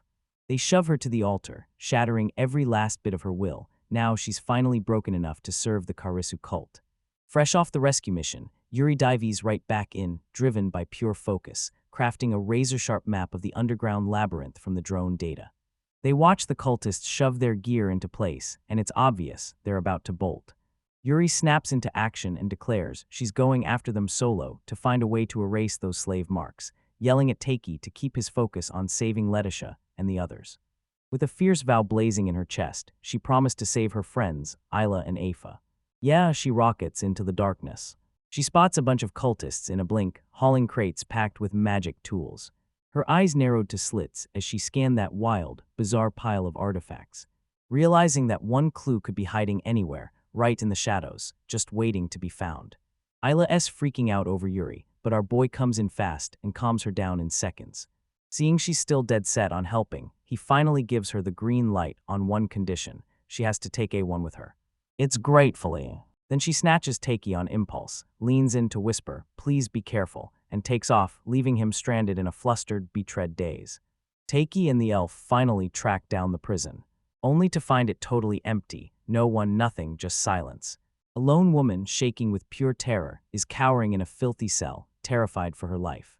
As she spits the horrifying news, the other prisoners don't even flinch, because the golems are already snapping them together into one fused monstrosity. A curtain gets yanked away in a violent snap, unveiling a nightmarish army of magical constructs, eyes blazing with pure menace. They're trapped. The woman shrieks in pure agony. My husband is trapped in one of those. Bro, our heroes are totally frozen in disbelief, staring down an entire army of their own people, twisted into monsters. Meanwhile, Yuri and the knight crouch in the shadows, watching the cult stuff their haul, stacking insane loot, rare materials, and a case packed with imperial slave seals. Yuri can't crack their methods for the life of her. Just then, ALA shows up and offers to unleash stealth drones, scanning for clues like a hunter in the dark. It's an emotional reunion. Two friends lock eyes and swear they'll rescue each other's comrades. As the cultists slam the last bundles shut and wrap everything up, ALA's drone locks onto a heavily guarded box, closing in like a hunter. The drone scan flashes, and there it is, a magic book hidden inside. The lead cultist nonchalantly snatches the money from the box, then flicks that ancient-looking tome to his subordinate like it's nothing. Yuri's eyes snap wide as the words hit her, written in ancient elven script, and right there on the page is the secret to the slave mark. They've got it. But their victory is short-lived. Then a chilling voice slices through the air. Raise your hands and kneel. The head priest is right behind them, and he's heard every single word. He jabs a finger at Yuri and demands, "So you're the princess from the Imperial Kingdom, right?" He bursts out this smug, unhinged laugh, and suddenly it hits. Her spies have been watching her since the day she joined. The priest drops a brutal ultimatum: surrender or become golem parts, and Allah absolutely shrieks for A1, who shoots forward without hesitation. But this villain's eyes lock onto Isla, the Azul princess. Then he yanks out a single glowing leaf. With a sharp snap of his wrist, he blasts out a brutal wave of energy that hurls them flying across the room. Is absolutely off the charts. Become a slave again, he roars, then dark, corrupting magic explodes from the leaf and swallows Allah whole, who lets out a scream so raw it sounds like agony itself is tearing through them. But A1's had enough. Then the robot flexes, its outer armor cracks apart and drops off, unveiling a way stronger form underneath. It slams into the attack head-on, taking the impact straight in its face. And then he unleashes a blinding counterattack that wipes out every last cultist around him. Yuri bolts to Ella's side, and fear makes her tremble like crazy. A1 keeps watch over them, pure, unshakable protection. The elf shows up at the last second, barking orders to A1 to get the girls out of danger, right now. And then Taiki bursts onto the scene, right in the middle of all this chaos, surrounded by a swirling storm of those same mysterious, glowing leaves. The chamber turns into a war zone as a blinding burst of light traps two women inside, one of them shrieking, begging for her life. "Please don't kill me," she gasps, as the power surges higher and higher until it hits a screaming fever pitch. Reality jerks, then a frantic voice screams that the Taiki is evolving, and nobody has any idea what's happening, and the drones they just deployed get yanked straight into the vortex, twisting and reshaping into something totally new. Dark-haired elf's eyes snap wide as the truth clicks. Taiki's man isn't human, he's not elvish, and whatever he is, it's something far stranger than anyone expected. A wild, supernatural nature. "You bet your ass it is," she cuts in, screaming that this isn't some half-baked power-up. Nah, this isn't just an upgrade, it's a whole new universe of power, and the moment the light flares, a figure steps out wearing spotless, angelic armor like it's god-tier destiny. Right then, boom, the scene snaps into place. Far above the clouds, a majestic castle hangs in the sky like it's waiting to be discovered, holding the key to a grand mystery about to explode wide open. World, our main man, just coming to, groggy as hell, blinking like he's lost, totally confused. He jolts upright, blinks hard, and finally realizes he's not stuck in the middle of a war zone at all, he's in his room inside the castle. Before he can even blink, his golem strides in, and Takei's jaw drops in pure confusion. A1, I swear, I was just in the car. Look, what is going on? Then A1 speaks and he goes, I'm glad you've awakened, but the voice that comes out is a girl's. Our boy's whole brain short-circuits and he scrambles away in full panic. Like he begged, calm down, lower your voice. His head suddenly flashes back to that ridiculously gorgeous winged goddess, who, in a cruel twist, somehow wound up accidentally killing him. He jabs an accusing finger at me, this goddess, a Wiguo killed, is it? Seriously, can you not say it another way? Through A1, the goddess shoots out another apology. You're right, I'm truly sorry. Then she hits you with the truth, but because I messed up, you got to come here and snatch the castle in the sky. She credits him with everything. Because of his help, the castle has been able to grow and flourish. You tapped into the spirit tree of Upper Sane's blessing, tightened your control, grabbed fresh gear, and even upgraded your defense shield. Yeah, you're barely keeping up, because the goddess still has one last, game-changing thing to reveal to you. She blasts a holographic image into the air, vivid and impossible to ignore. It's a towering ancient tree, yet its roots are chained to a sinister, glowing slave mark, and the goddess steps in to reveal the truth. This is the spirit tree Gradia, the second of three. She drops a massive lure bomb, and suddenly the whole world's origin hits. Three goddesses built it. First came Gradia, who gifted the elves their power. Then Upersine, who poured power into humans and even blessed them with bee skin. Last was Aglaia, the one who handed our boy his power. She points at the castle and tells me, yeah, this is your power, then explains it connects back to the spirit tree I asked about. The truth hits like a blade. Gradia, the elven spirit tree, has been dragged into slavery, and the slave marks rip her off from the elves, freezing her growth in its tracks. As long as she's still trapped in slavery, that sky castle can never unlock its real, unhinged power. Her voice turns soft with heartbreak, please, save my friend. And our totally unsuspecting hero gets knocked off his feet. He wants to help, but he's got no clue where to start, because the whole world hangs on one thing, the balance between the three goddesses. So the goddess drops the whole story Shibi style, telling us how eyes, humans, and elves went to war. In the crushing deadlock, humanity snapped into survival mode and forged a savage trump card, a disruption spell that wiped magic clean off the board. The elves' devastating spells fizzled out, turning power into nothing. The elves couldn't fight back, so humans snatched them up as slaves, and then corrupted the spirit tree's power for their own dark, shady schemes. They didn't just stop there, they pushed it even further. This brand new human-made magic is so advanced that the ancient elven disruption spells can't even scratch it. And then right before the goddess's voice drops like thunder, a fresh light blooms over our hero, and you arrive in this world. She explains that the power she gave him was actually his own disruption spell, one that can wipe out human magic. It slams into him like a freight train. If he can unlock it, he can wipe out that slave mark for good. Not quite. A1 breaks it down. Two kinds of slave marks exist, an ancient brand forged by elves and a newer one stamped by humans. He can only shut down the humans, but the elves, they've got it handled themselves. It's a flawless system, checks and balances working like clockwork. To supercharge him, she plucks a leaf straight from her own spirit tree and hands it over, so his mana surges even harder. So tell me, what are you gonna do with this, huh? The goddess spills her heart's worst regret. She's the one who taught humans the disruption spell, and she never in a million years thought they'd weaponize it to enslave a whole other race. If she'd only forged her own spirit tree and cast the castle back into place, then the balance of power would have held, no questions asked. Now she's got him cornered with this crushing burden, so go on, handle it for me. You look up, and just like that, reality comes crashing back hard. A massive explosion tears through the building where the elves are hiding. Panic detonates in their heads as they scramble to figure out where they're even supposed to go. Karluk rallies the group, shouting that he'll return for the rest, just as they sprint their way out and fight their escape. Then it all slams to a halt. Yuri is sprawled on the ground, hugging a collapsed Ala, and that golem just freezes dead in its tracks. Ala's slave mark blazes with a nasty, ominous glow, and Yuri's expression crumples under the crushing weight of what it means. Look, I was supposed to watch the castle, but hanging with my friends was way too fun. Tears spill down her face as she trembles and whispers, "I'm just too powerless." But Karluk isn't having any of that. He clamps onto her face and yanks her back to reality. "Where that confident, laid back you go, the one who saved me back then, right there beside Taiki Dono."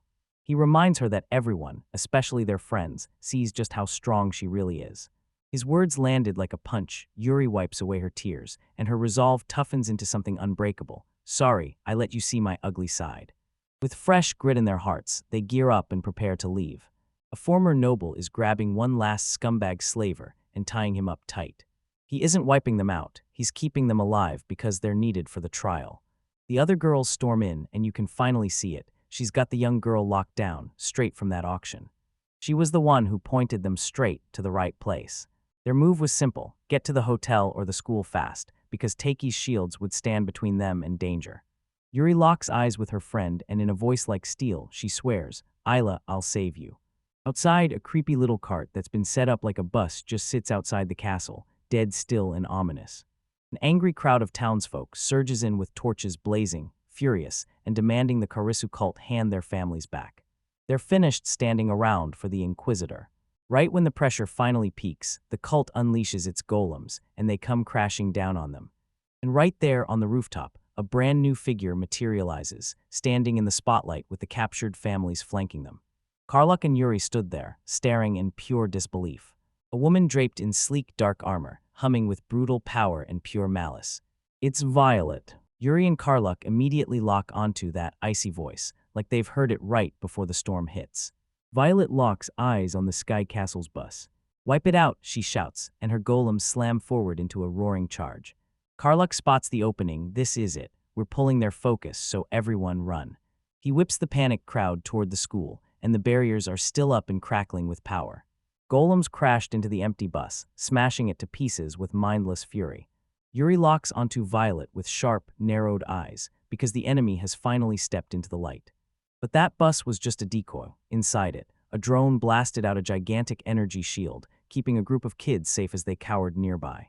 Tears flood the air as parents finally spot their kids, and the whole reunion explodes into emotion. But it's not a clean win. One girl is gone, and Isla is still knocked out cold, so she needs urgent medical help right now. They finally crash into the hotel's safe walls. But the terror isn't done. Golems are surging toward them, everyone stamped by slave marks and driven like a weapon.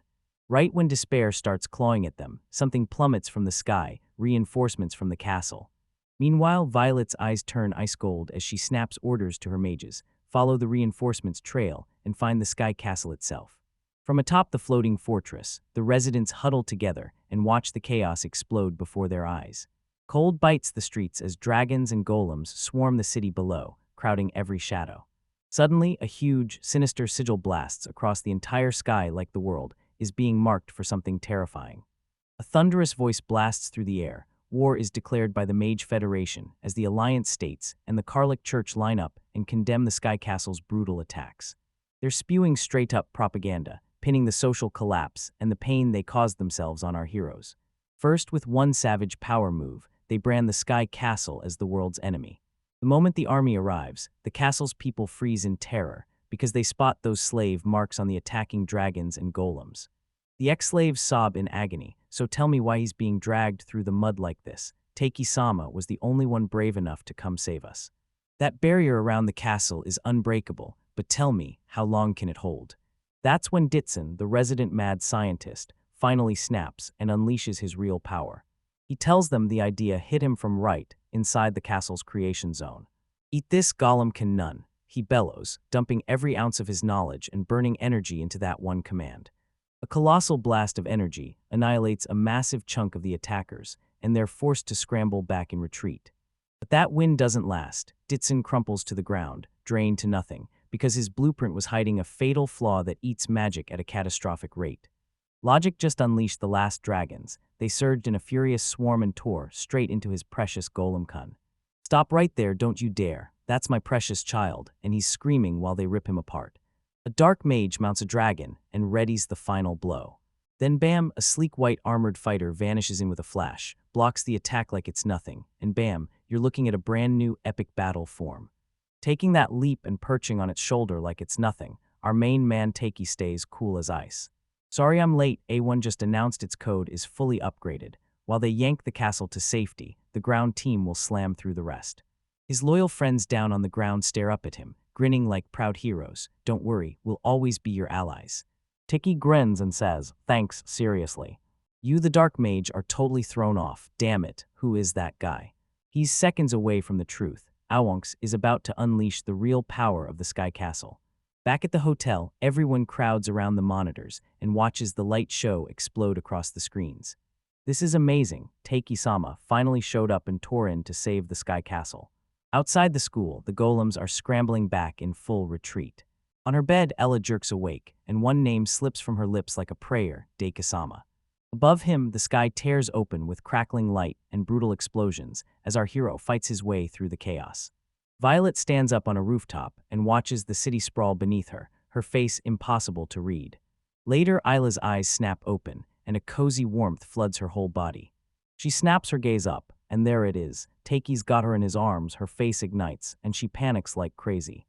He blurts out that he's just wiped out from carrying her to her room, then immediately drops and passes out, apologizing nonstop, until he tries to move and she murmurs, "Don't leave." He gazes down at her, his voice trembling, "Please stay with me. Just a little longer, I need us to be together." She shudders and shakes her head, replaying scraps of Yuri's healing in her mind. She looks up at him and her heart practically spills out of her eyes. "Thank you, you made me stronger. You gave everything to the weak me, the one who only knew how to run and hide, and you changed me. Me's thankful to you, Our hero stares at her, and just like that, every piece of the puzzle clicks into place. He finally admits to himself he's been lying, claiming his feelings were only guardian stuff, convincing himself he didn't have a right to want more, and I can't anymore.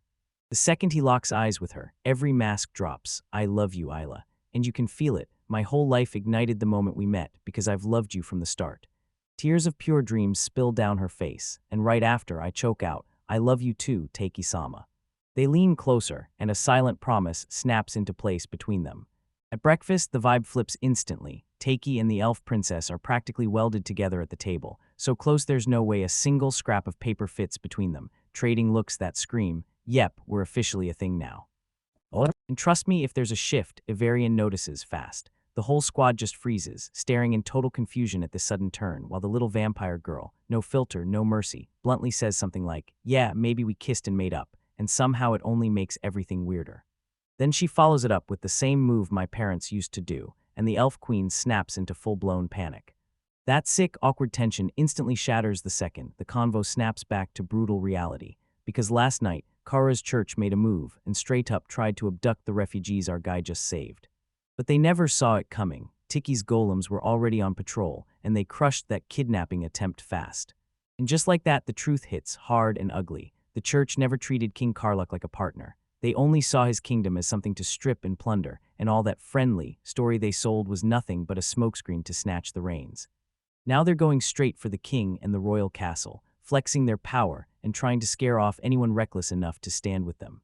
The air turns heavy like it's holding its breath. Wait, is this the moment everything snaps and war is about to erupt? All the kids from the magic school carry that crushing truth in their bones, because when war finally hits, it's always the slaves who get dragged to the front, and the slaves who don't come back. But one of them won't just stay put. He bursts in and vows he'll help Taiki evacuate the residents. His master lunges to shut him down, barking that he's too young, but the kid clenches his jaw and refuses to back off. He's a martial artist, and he's determined to prove he can be useful. The master finally gives in on one brutal condition. The kid stays within his line of sight at all times, because this isn't just a hero thing. The kid is hunting for his sister, Letitia, and he won't stop. With pure fire in his eyes, he vows he'll track her down, no matter what. Meanwhile, our unsuspecting lead barges into the War Council meeting, and boom, it turns into pure next-level sci-fi chaos. He outfitted the whole crew with VR headsets, launched drones, and conjured a hologram meeting space right in front of them. Half the room just froze, wide-eyed and speechless, like it was pure magic, even though nobody has a clue how any of it works. Totally, if you're not wearing the glasses, it just looks like they're flailing around in empty air, and that's insanely, objectively hilarious. Taiki doesn't waste a second. He goes straight for the heart of it. The enemy has seized the spirit tree, the very source of Agria's power. This is how they unleash that huge, worldwide illusion, twisting the Sky Castle into the ultimate villain, while Koenig's faction floods the world with lies, sparks chaos everywhere, and flips public opinion against them. Overnight, they got branded as the world's enemy, because our boy is fighting to free slaves and teach them to stand on their own feet, and that just wrecks the shady imperial government's profits. It's a full-blown smear campaign, taking all their good deeds and twisting them into a weapon meant to destroy them. But trust me, this panic isn't random. Something way bigger is driving it, because he finally decides the time has come to drop the biggest secret. He raises one glowing leaf in his hand and drops the real truth about his magic power. And he doesn't just have two kinds of magic, he's got a third, totally separate from both human and spirit magic, and it comes with one nightmare power. It can wipe out human magic completely. Finally, this power is on a whole other level, unprecedented, game-breaking, and so forbidden it could get someone executed, and the kicker, you need an insane amount of magic power just to even try. That's why the Mage Federation is spiraling, preaching humanity, with a straight face while their shadowy past is packed with enslaving elves and other races just to boost their own power. Maybe they're staring at Takei's power like it's a wrecking ball, because if it's strong enough, their whole shady setup collapses, and they can't bear the idea of a world where their magic is finally useless. So they've stitched together an unholy alliance, the Carey's Church, the Leftover Konigs, the Toglier Magic Nation, and the Beastmen, an unstoppable coalition with one mission: wipe out the Sky Castle. Now that the Spirit Tree's magic is in their grip, their military power could finally smash right through the old empires. The room goes deathly quiet, like the whole world just landed on their shoulders. Teiki-sama, what are we supposed to do now? Our boy doesn't even blink, his voice stays steady, but his words hit like thunder: we're gonna free the Spirit Tree. And he rushes in to save the slaves who have been twisted into golems. He tilts his gaze to the sky, swears to the heavens, and vows to crush slavery from the face of this world. Mic drop moment, he swears he'll never use his nullification to hurt a soul. One purpose only: to wipe away the slave marks that are chaining so many people in place. The rescue mission is already in motion. Now they've cracked the code to pull the trapped tribe out of the enemy golems, like prying apart a crab, totally gross and somehow insanely awesome. The victims stumble around in a daze, but Takei's futuristic medical pods kick in fast, and they start bouncing back in no time. Help is already racing in. King of the Blau Empire is going all in, and he's mobilized his forces so hard that the whole army is moving. He roars that he's kept his promise to King Karluk, bath time and table tennis together, and yeah, he always comes through, no excuses. He already launched the Absolute Unit A1, and a swarm of golems too, to smash the church's forces and hold the royal castle down. And Takei says it with iron confidence: we're going to win. Golems are monsters of strength, wrecking the enemy's models with brutal, no-effort efficiency. Down on the ground, King Karluk himself calls down a blinding storm of holy magic, ready to settle this face-to-face.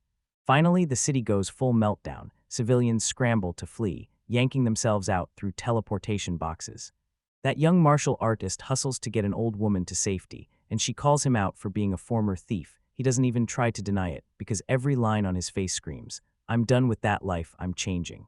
But their way gets slammed shut when enemy golems rain down from the sky. His master doesn't even blink. He rockets straight into the fray, mowing through everything and splitting a golem clean in two. These are the very same berserk golems that tore through the school attack. With another one closing in fast, he roars at the top of his lungs, telling the kids to sprint and get out of there. Suddenly the world flips, and we're inside the mind of a church knight sealed inside a golem, his control snapping as he rips through his own thoughts. I don't want this, stop, enough. The golem moves like it's got a mind of its own, clamps down on another knight by the throat, and the poor guy can't do a thing, just pleads with the machine not to kill him. As the blade crashes down, back at the castle, our main man is locked in a tense talk with A1, and he's admitting the truth. He knows the golem had to kill a human just to protect his friends. Takei stares at his creation and doesn't judge it. He understands it, because he knows that brutal power is exactly what he needs to keep everyone safe. Instead of barking an order, he lays out a choice, like, you decide. I'm putting my faith in you, partner, so when you've got to use that feature, you'll know exactly when. A1 reaches out with trembling hands, as if this crushing responsibility might shatter them. So tell me, do they really have a heart? The focus snaps straight to Violet, the enemy mastermind, hooked up and drowning in a grotesque life support tank.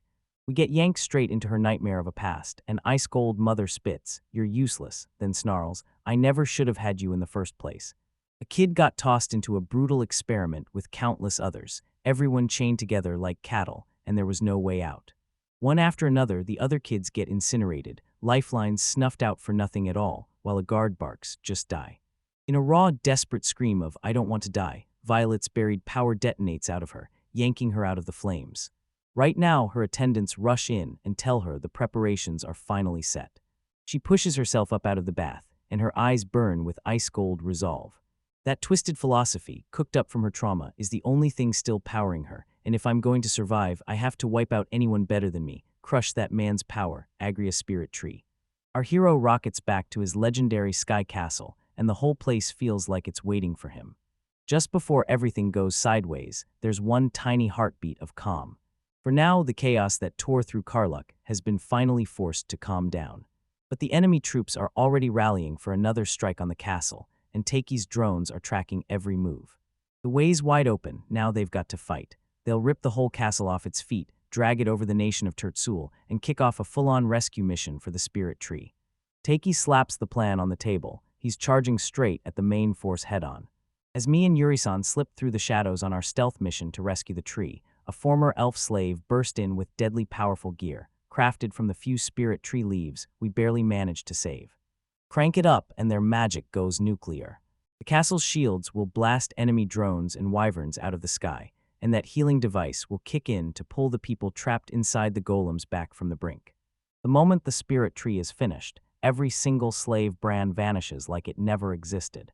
The whole crew turns to him at once, eyes blazing with hope, hands steady with belief, and they're sure, 100% sure, that he's got this. With a roaring shout, Takei rallies everyone. Come on, we're freeing the Spirit Tree and every person trapped inside. But when he strides through those halls, fighting makes his skin crawl, yet he'll still throw down, because if it means tearing off those slave brands, he'll do whatever it takes. But then comes the gut punch question: what happens to the world when it all goes quiet? For some people, the Elf King's slavery didn't just haunt them, it rewired their entire lives. Some people, crushed by the system, end up believing their chains are a home. This isn't about dragging freedom into their lives, it's about rescuing the ones who truly want it and making sure everyone gets a real choice. Even now, the Elf Queen can't stop worrying about Letitia and the kids. But our boy digs in, clutches that promise tight, and swears he'll save them. Right in the middle of all that tension, a tiny, joyful miracle crashes the scene. One of the slimes waddles in, carrying a food tray like it owns the place.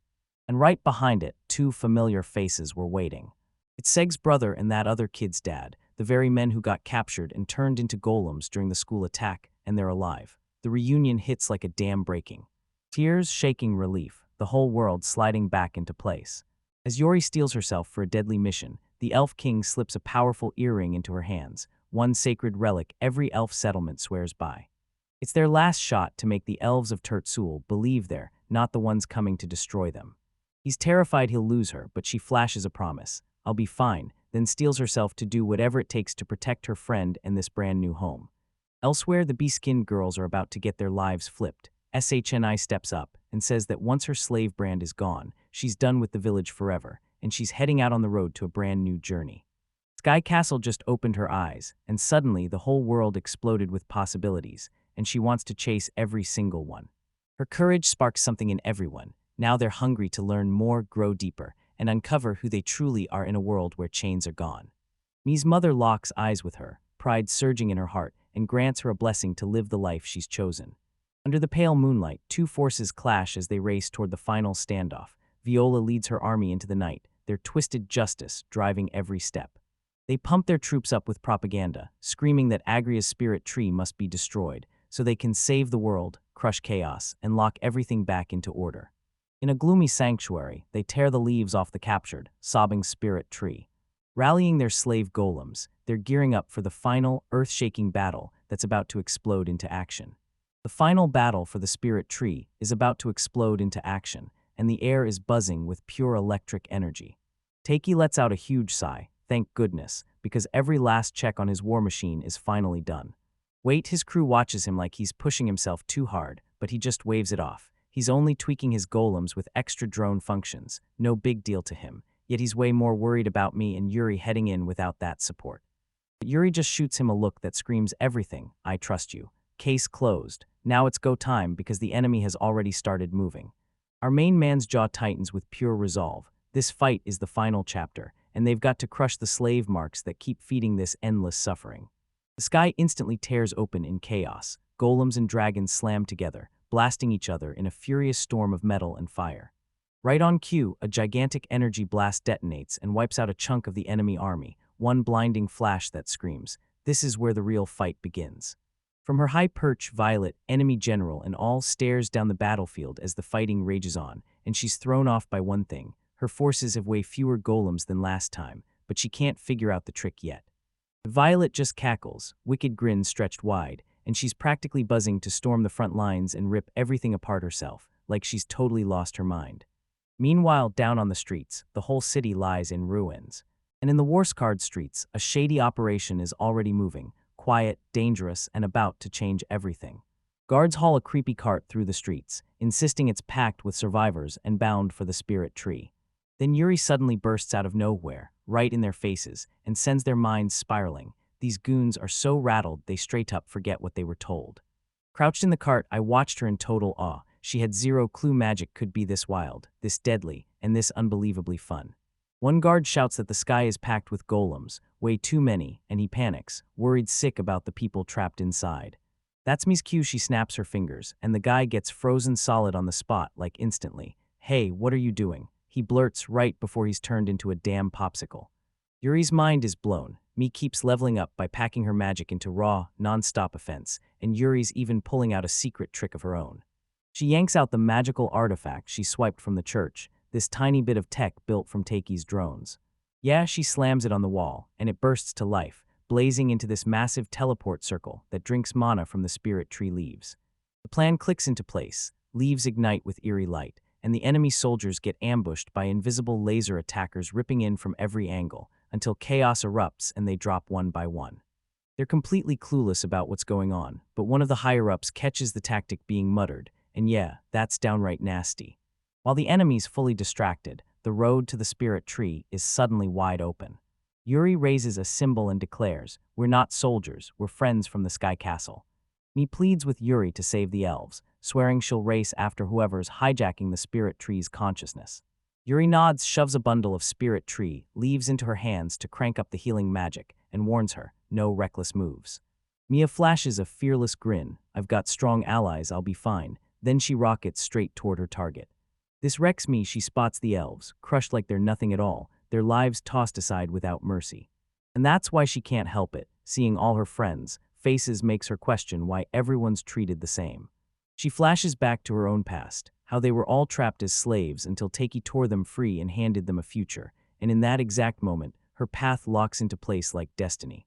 She's dead set on becoming a magician, right there, just like Takei. A total hero, someone who steps in to help people when they need it most. She's begging for the kind of power that could shield every single person she cares about. The power to save people, the power to believe in herself, and now she's hungry for it all. Right when she's about to strike, an enemy ambush slams down out of nowhere. But hold up, those aren't enemy drones at all. They're Takei's golems, ready to tear things apart.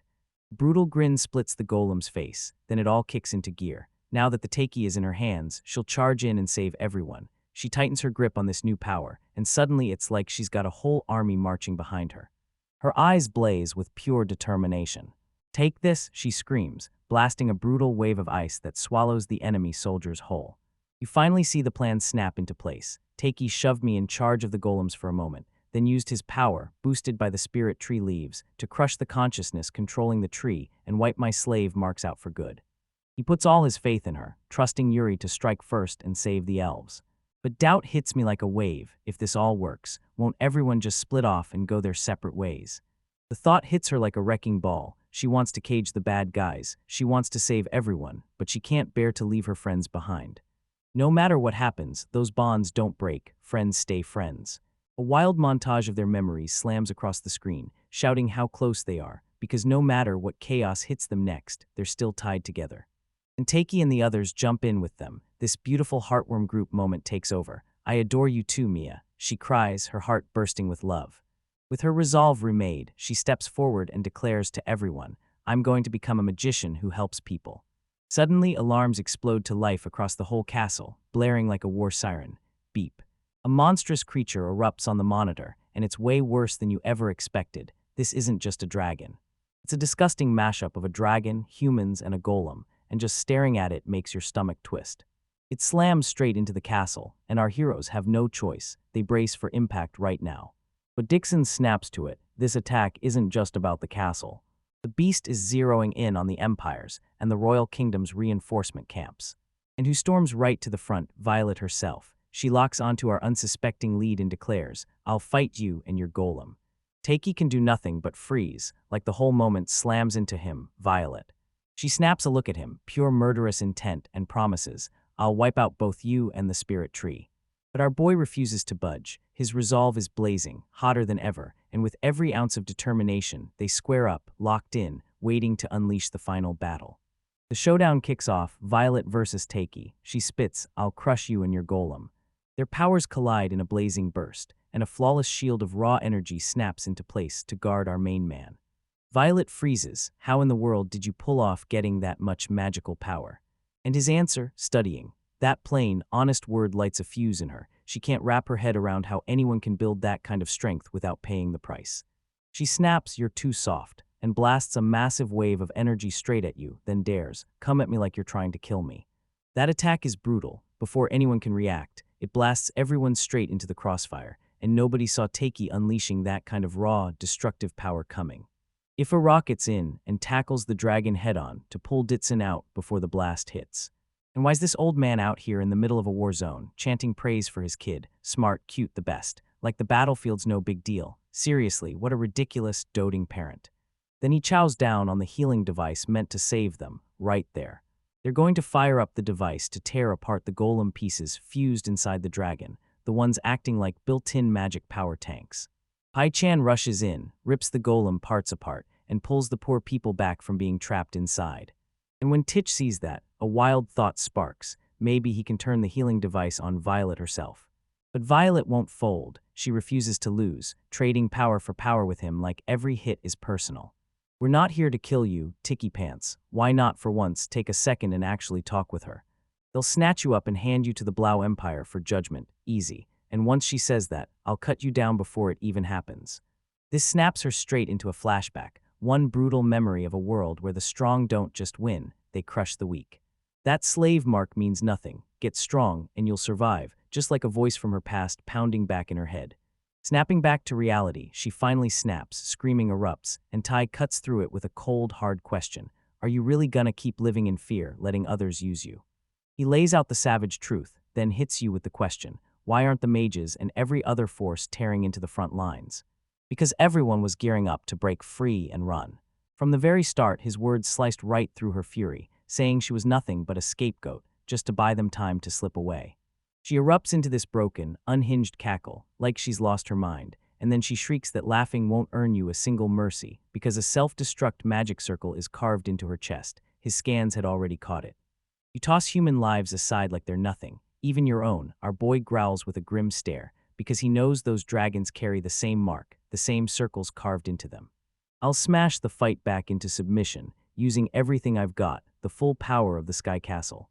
Meanwhile, Mia bursts into the spirit tree's core and finds enslaved elves chained in place. Their captor goes berserk, screaming at her to leave them. "Intruders," he roars. "Attack them, do exactly what I say, slaves." Mia keeps it cool as she declares, the base is surrounded, and you can practically feel it totter on the brink of collapse. "Stop fighting it, don't hurt the elves anymore. I'm done with this cruelty. I'm only here to free the spirit tree." The elves recoil in terror. One of them is shaking so hard, whispering, Don't come any closer." They're scared out of their minds, convinced she's just another master looking to use them.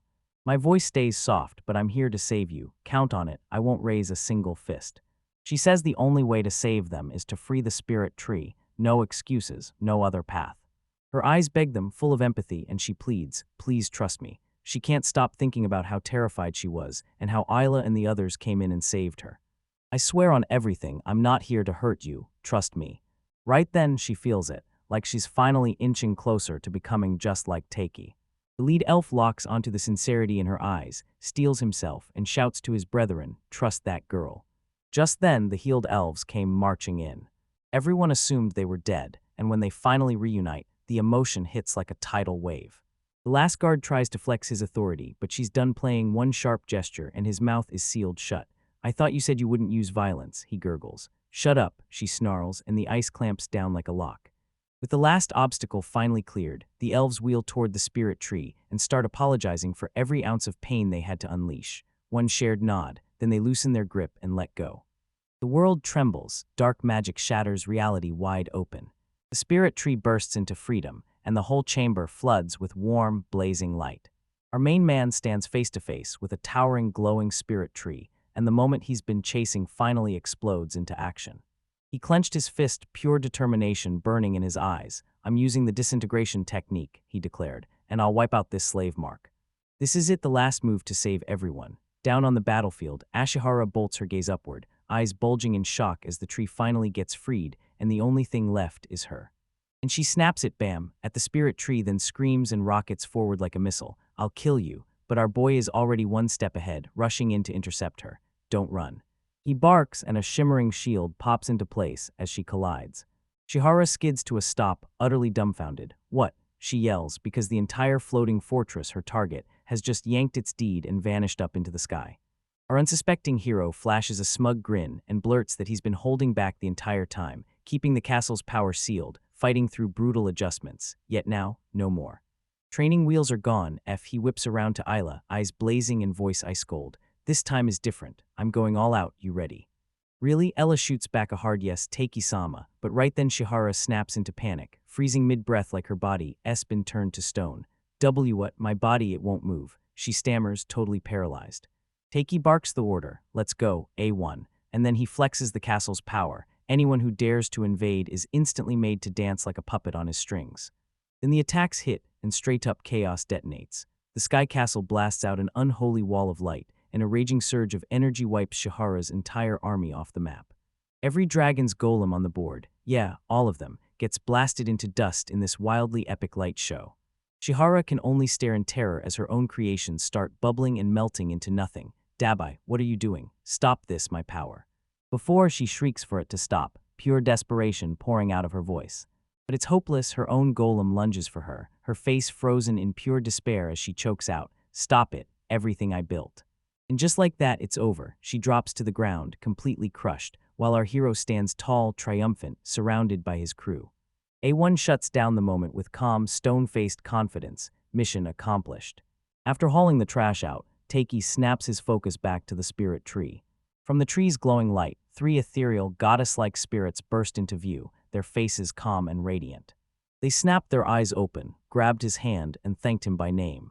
He smiles softly. "Yeah, you knew." Our boy grins back, a little shy. "If there were slave marks, I wouldn't be able to laugh and play with everyone," he admits. "All this guy craves is to live free and lighthearted in this world, and the spirits grant it." The spirit tree crashes into the castle and starts growing like a living miracle, stretching, swelling, and finally locking into one towering, magnificent structure, a real castle in the sky.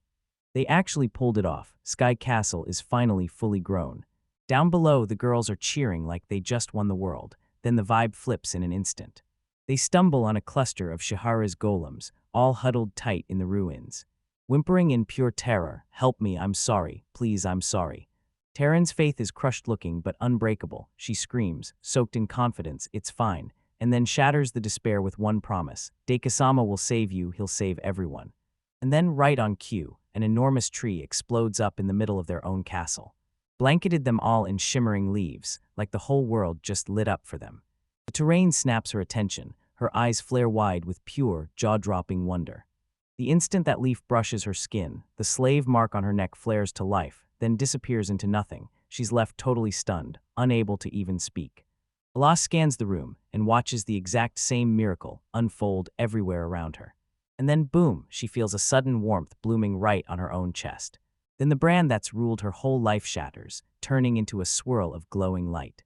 The whole weight of it crashes down on her in an instant, and she drops to her knees, completely shattered and breathless. Right then, our boy bursts into view right in front of her. But she lifts her gaze, and tears pour down her face in raw, unstoppable streams, while he just stands there with a soft, gentle look burning in his eyes. He shoots his hand out and yanks her into a fierce embrace. A whole year slips by, and the Sky Castle keeps floating in calm silence, shining like a beacon of hope. In the towns beneath, a brand new era just burst into the world. Ifasen, now the Sky Castle's messenger, presses his fingers to the former elven slave's cheek, and the mark crumbles away like it never existed. "You're free now," he says, smiling kindly. Thanks to the castle's blessing, slavery got banned everywhere, and right now, everyone's being freed. Tears pour out as pure gratitude hits like a wave. And they lead him to a shelter where he can finally restart his life, straight there with a golem escort, no less. A-Facin grins, like the job's sealed and there's nothing left to do. His ride rips up like a miracle. It's a literal tour bus coming to scoop him up. He grumbles that he could have just flown, but the girls shut that down fast, because they're not risking him being late for the next stop on their freedom tour. Rushing into the Beastman village to pick up his family. It's a wild road trip, packed with joyful reunions and brand new adventures waiting around every bend. But even with Afusan still standing guard, trouble erupts when one of the guys gets a little too handsy.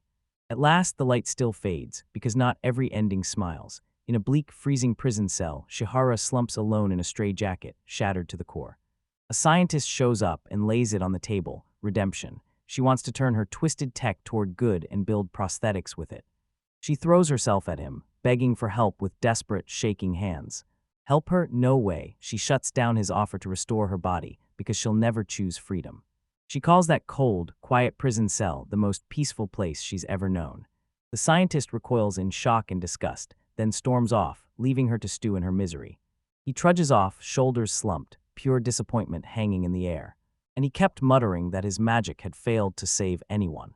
Then a burst of light reveals another scientist's projection, and it offers him the one thing he thought was gone forever, his hidden workshop, every research note, and a fresh second chance from a truly unexpected ally.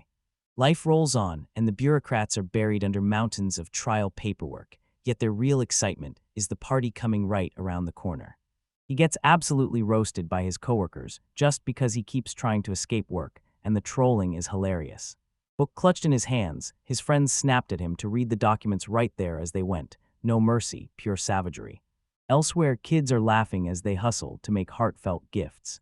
Their creativity is on full throttle. You even had that little sibling rivalry fueling the tension. Her friends nudge the shy school teacher to jump into the fun, cheering her on by reminding her just how much she's already given to everyone. It's Takei's birthday, and with everyone hyping her up, she finally gives in and agrees to go. A young girl gets lost in her daydream, buzzing with excitement to see our hero again and to finally taste Isla's cooking. Up in the Sky Castle, the birthday boy himself is wrecking the kitchen, pure chaos, right on schedule. Alarms scream nonstop as he tries to cram way too many dishes into one pan, and A1 has to jump in fast to stop a full-on 5-alarm fire. Isla steps in, grinning like nothing can touch her, and surveys the chaos. Relax, the hall's all set, she murmurs. They'll all be here soon. She leans in close, eyes blazing like the lights are on her soul, because it's your birthday, and everyone's coming to pack the room and celebrate you. And seriously, what a celebration this is. The hall is jam-packed with every friend and ally they picked up along the way, because it's a giant found family party. Everyone's laughing, stuffing their faces, and trading stories like they're never gonna run out of memories. Right in the middle of it all stands our guy, this huge, real smile blazing across his face, surrounded by the very people he fought tooth and nail to protect. As the party fades and the noise finally dies down, he and Alas steal a quiet moment together, staring out at the world they've built, then dreaming of a future packed with peace and love.